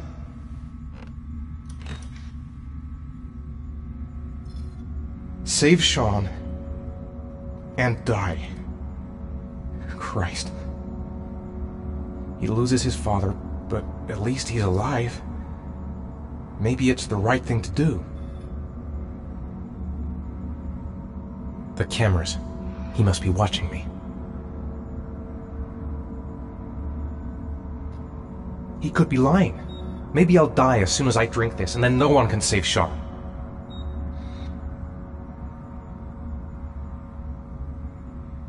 Poison. So, if I drink this, I'll be dead in an hour, and if I don't, I won't get the last letters. There's no choice. I've got to do it. If I want to save my son. Am I willing to die to save my son? Nothing to lose. I've come too far to stop now. Kill myself to save Sean? That's ridiculous. I'll find some other way. I'm sure I can save him. 1 hour to live. Just enough time to save Sean.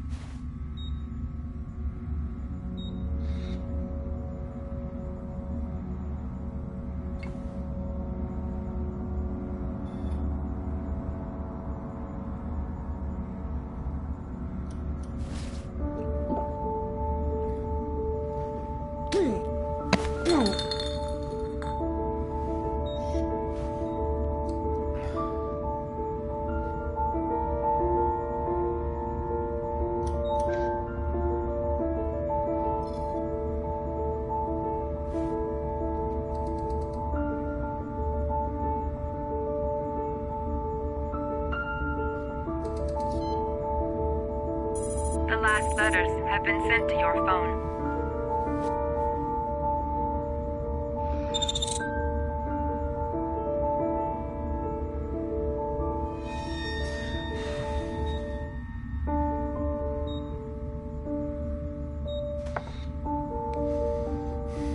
I did what I had to, Sean. Your dad's coming to save you.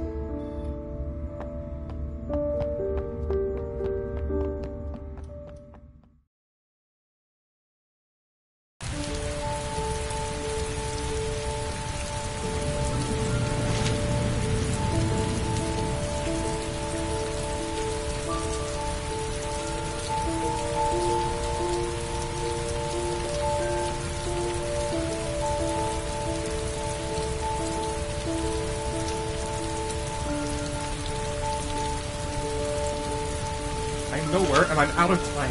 Damn fucking shitty letters from this fucking address! Come on! There's gotta be a way to do this!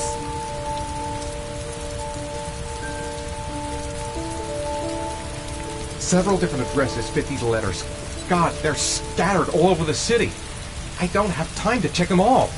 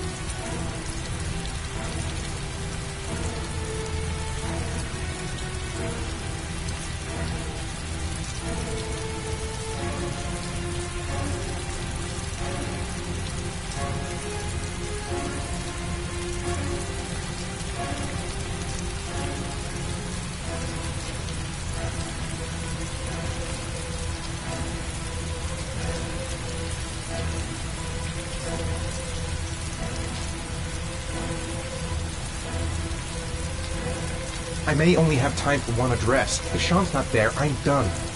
It's a crapshoot.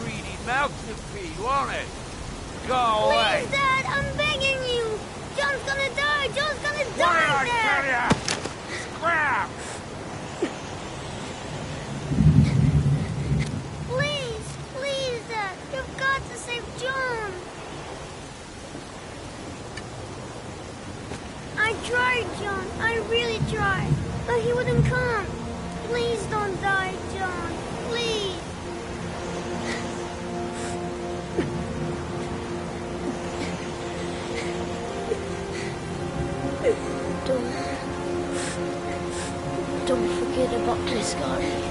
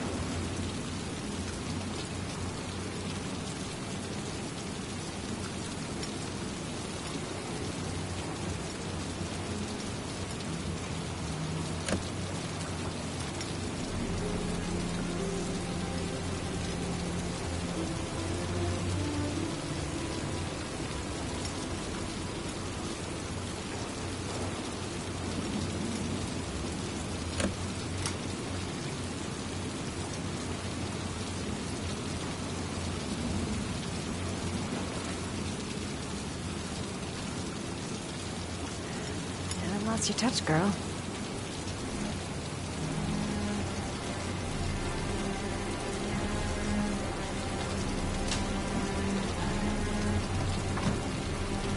The Origami Killer's apartment.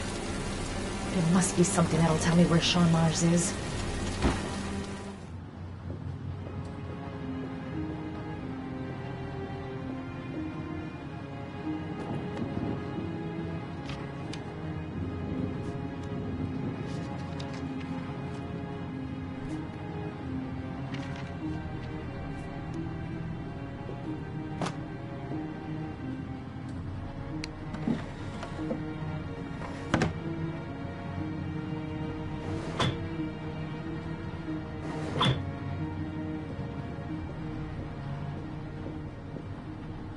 That's where the smell of burning comes from. Evidence going up in smoke.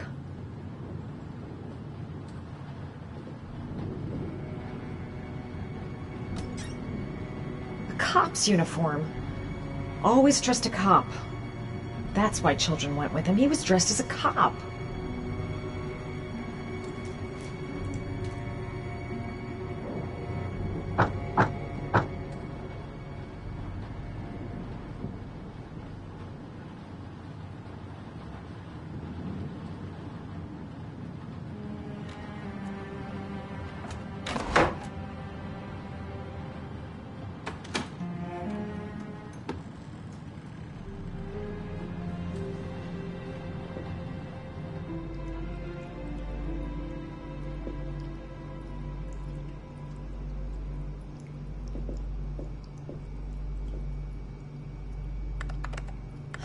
Shit, it needs a password.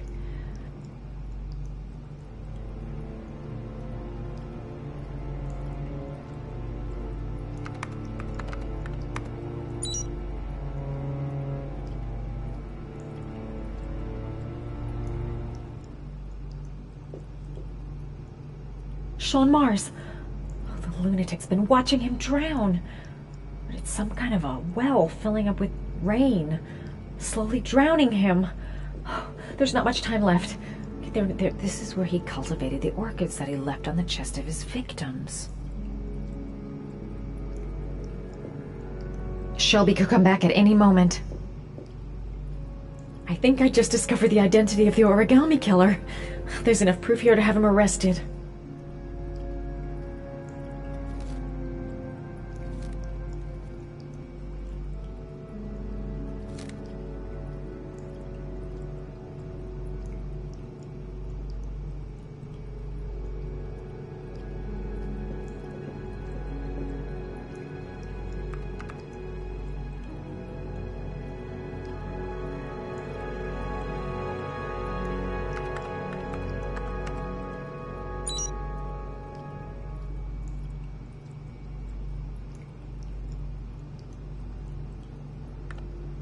Got it.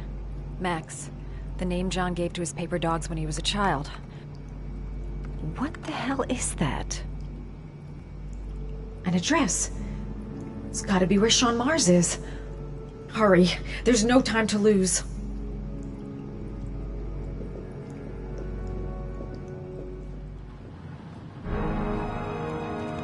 So you found my little secret?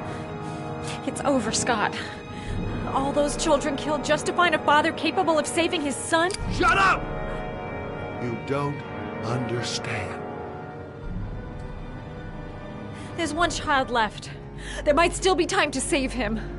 Let him go. Do what your father couldn't do.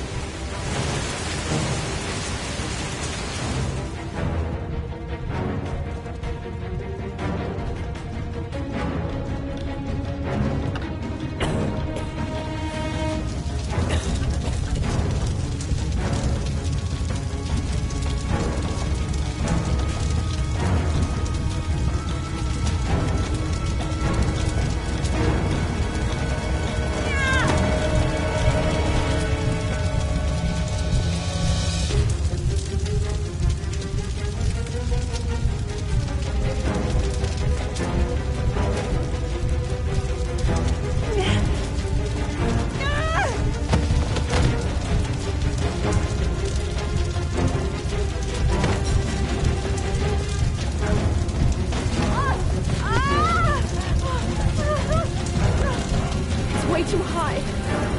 I'll kill myself if I jump. I gotta find some peace.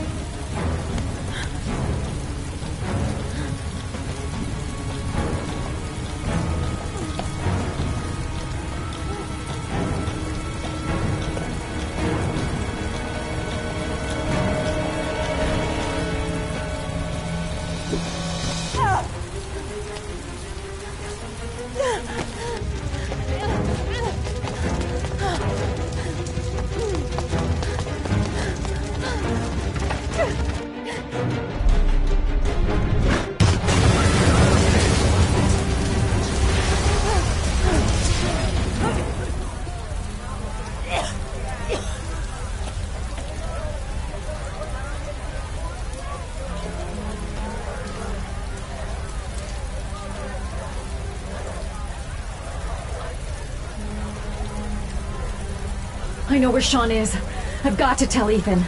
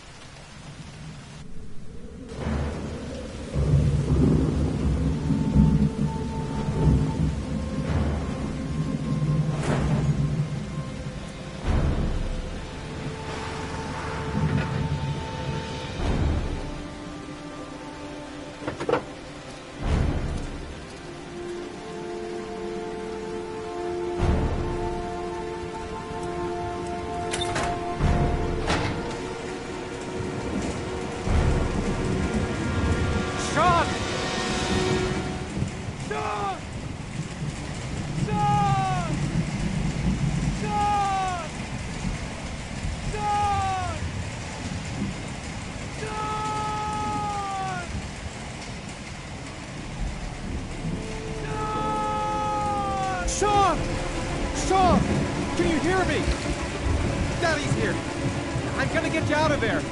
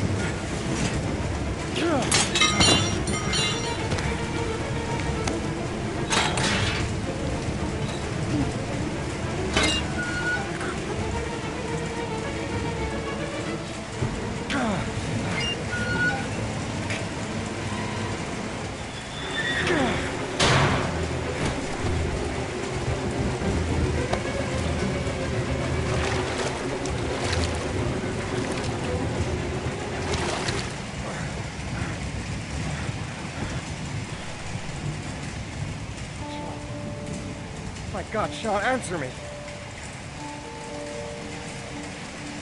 Don't die on me, son, please.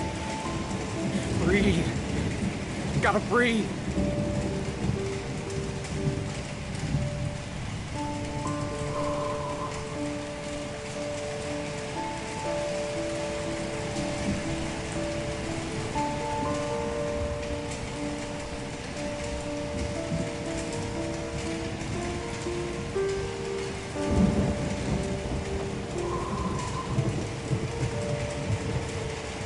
Don't leave me.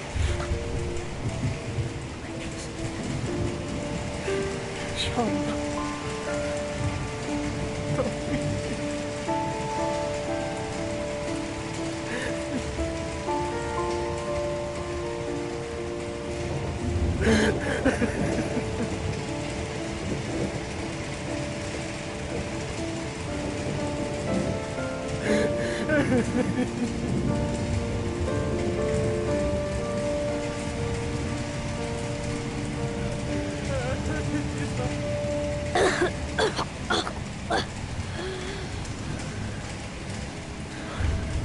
Oh, Sean.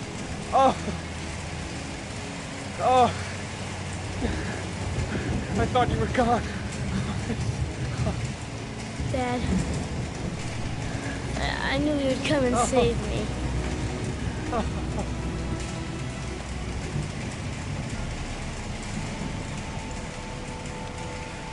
Sean, listen. You are the best thing that's ever happened to me in my life. I want you to know that whatever happens, I love you more than anything in the world.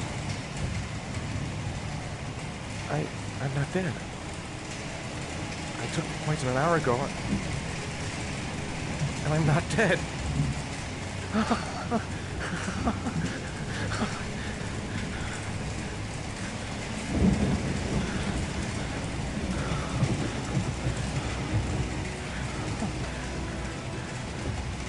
Ethan!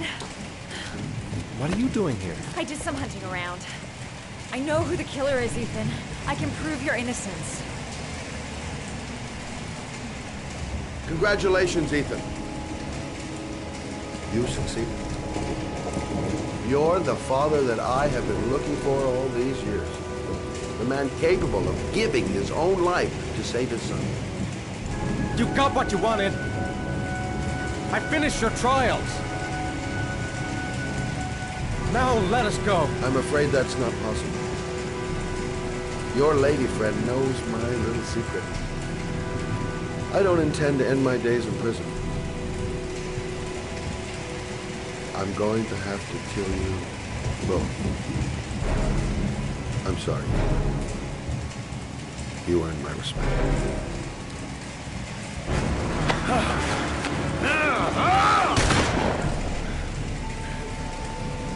Ethan!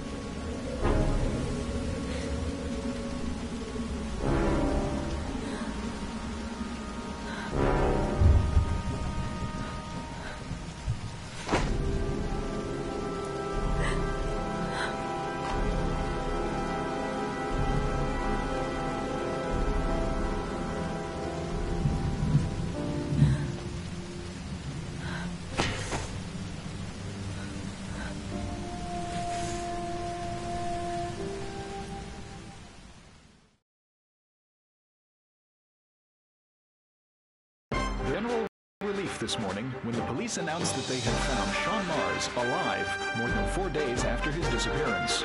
Mars had been imprisoned in a well by the man known as the Origami Killer. The successful resolution of this case was made possible only by the bravery of Ethan Mars, who the police believed at one point to be the killer. It is no doubt due to his great courage and tenacity that he succeeded in foiling the plans of the Origami Killer. The police commissioner presented him with an official apology today. Our main headline today: it is reported that the police have identified the man thought to be the Origami Killer. Scott Shelby, 48, is a former police lieutenant who claimed to be a private eye hired by the families of the killer's victims. Shelby was killed during a massive police operation, but further details have not yet been released to the public.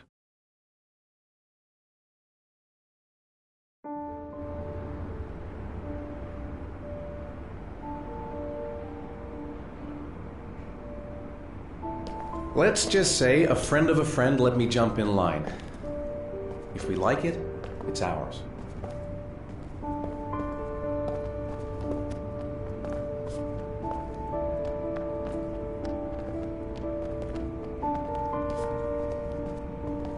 Hey, Dad! I think I found my room! Well, what do you think? It's perfect, Ethan. We'll be able to forget what happened. We'll lead a normal life. And one day, it'll all just seem like a bad dream. We've earned the right to be happy now, Ethan. All three of us.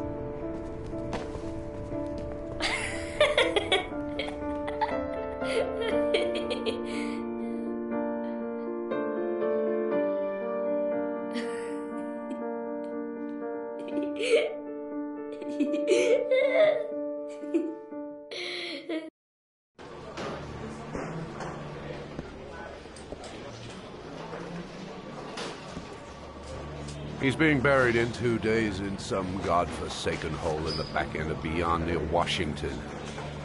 I have to attend as a matter of protocol.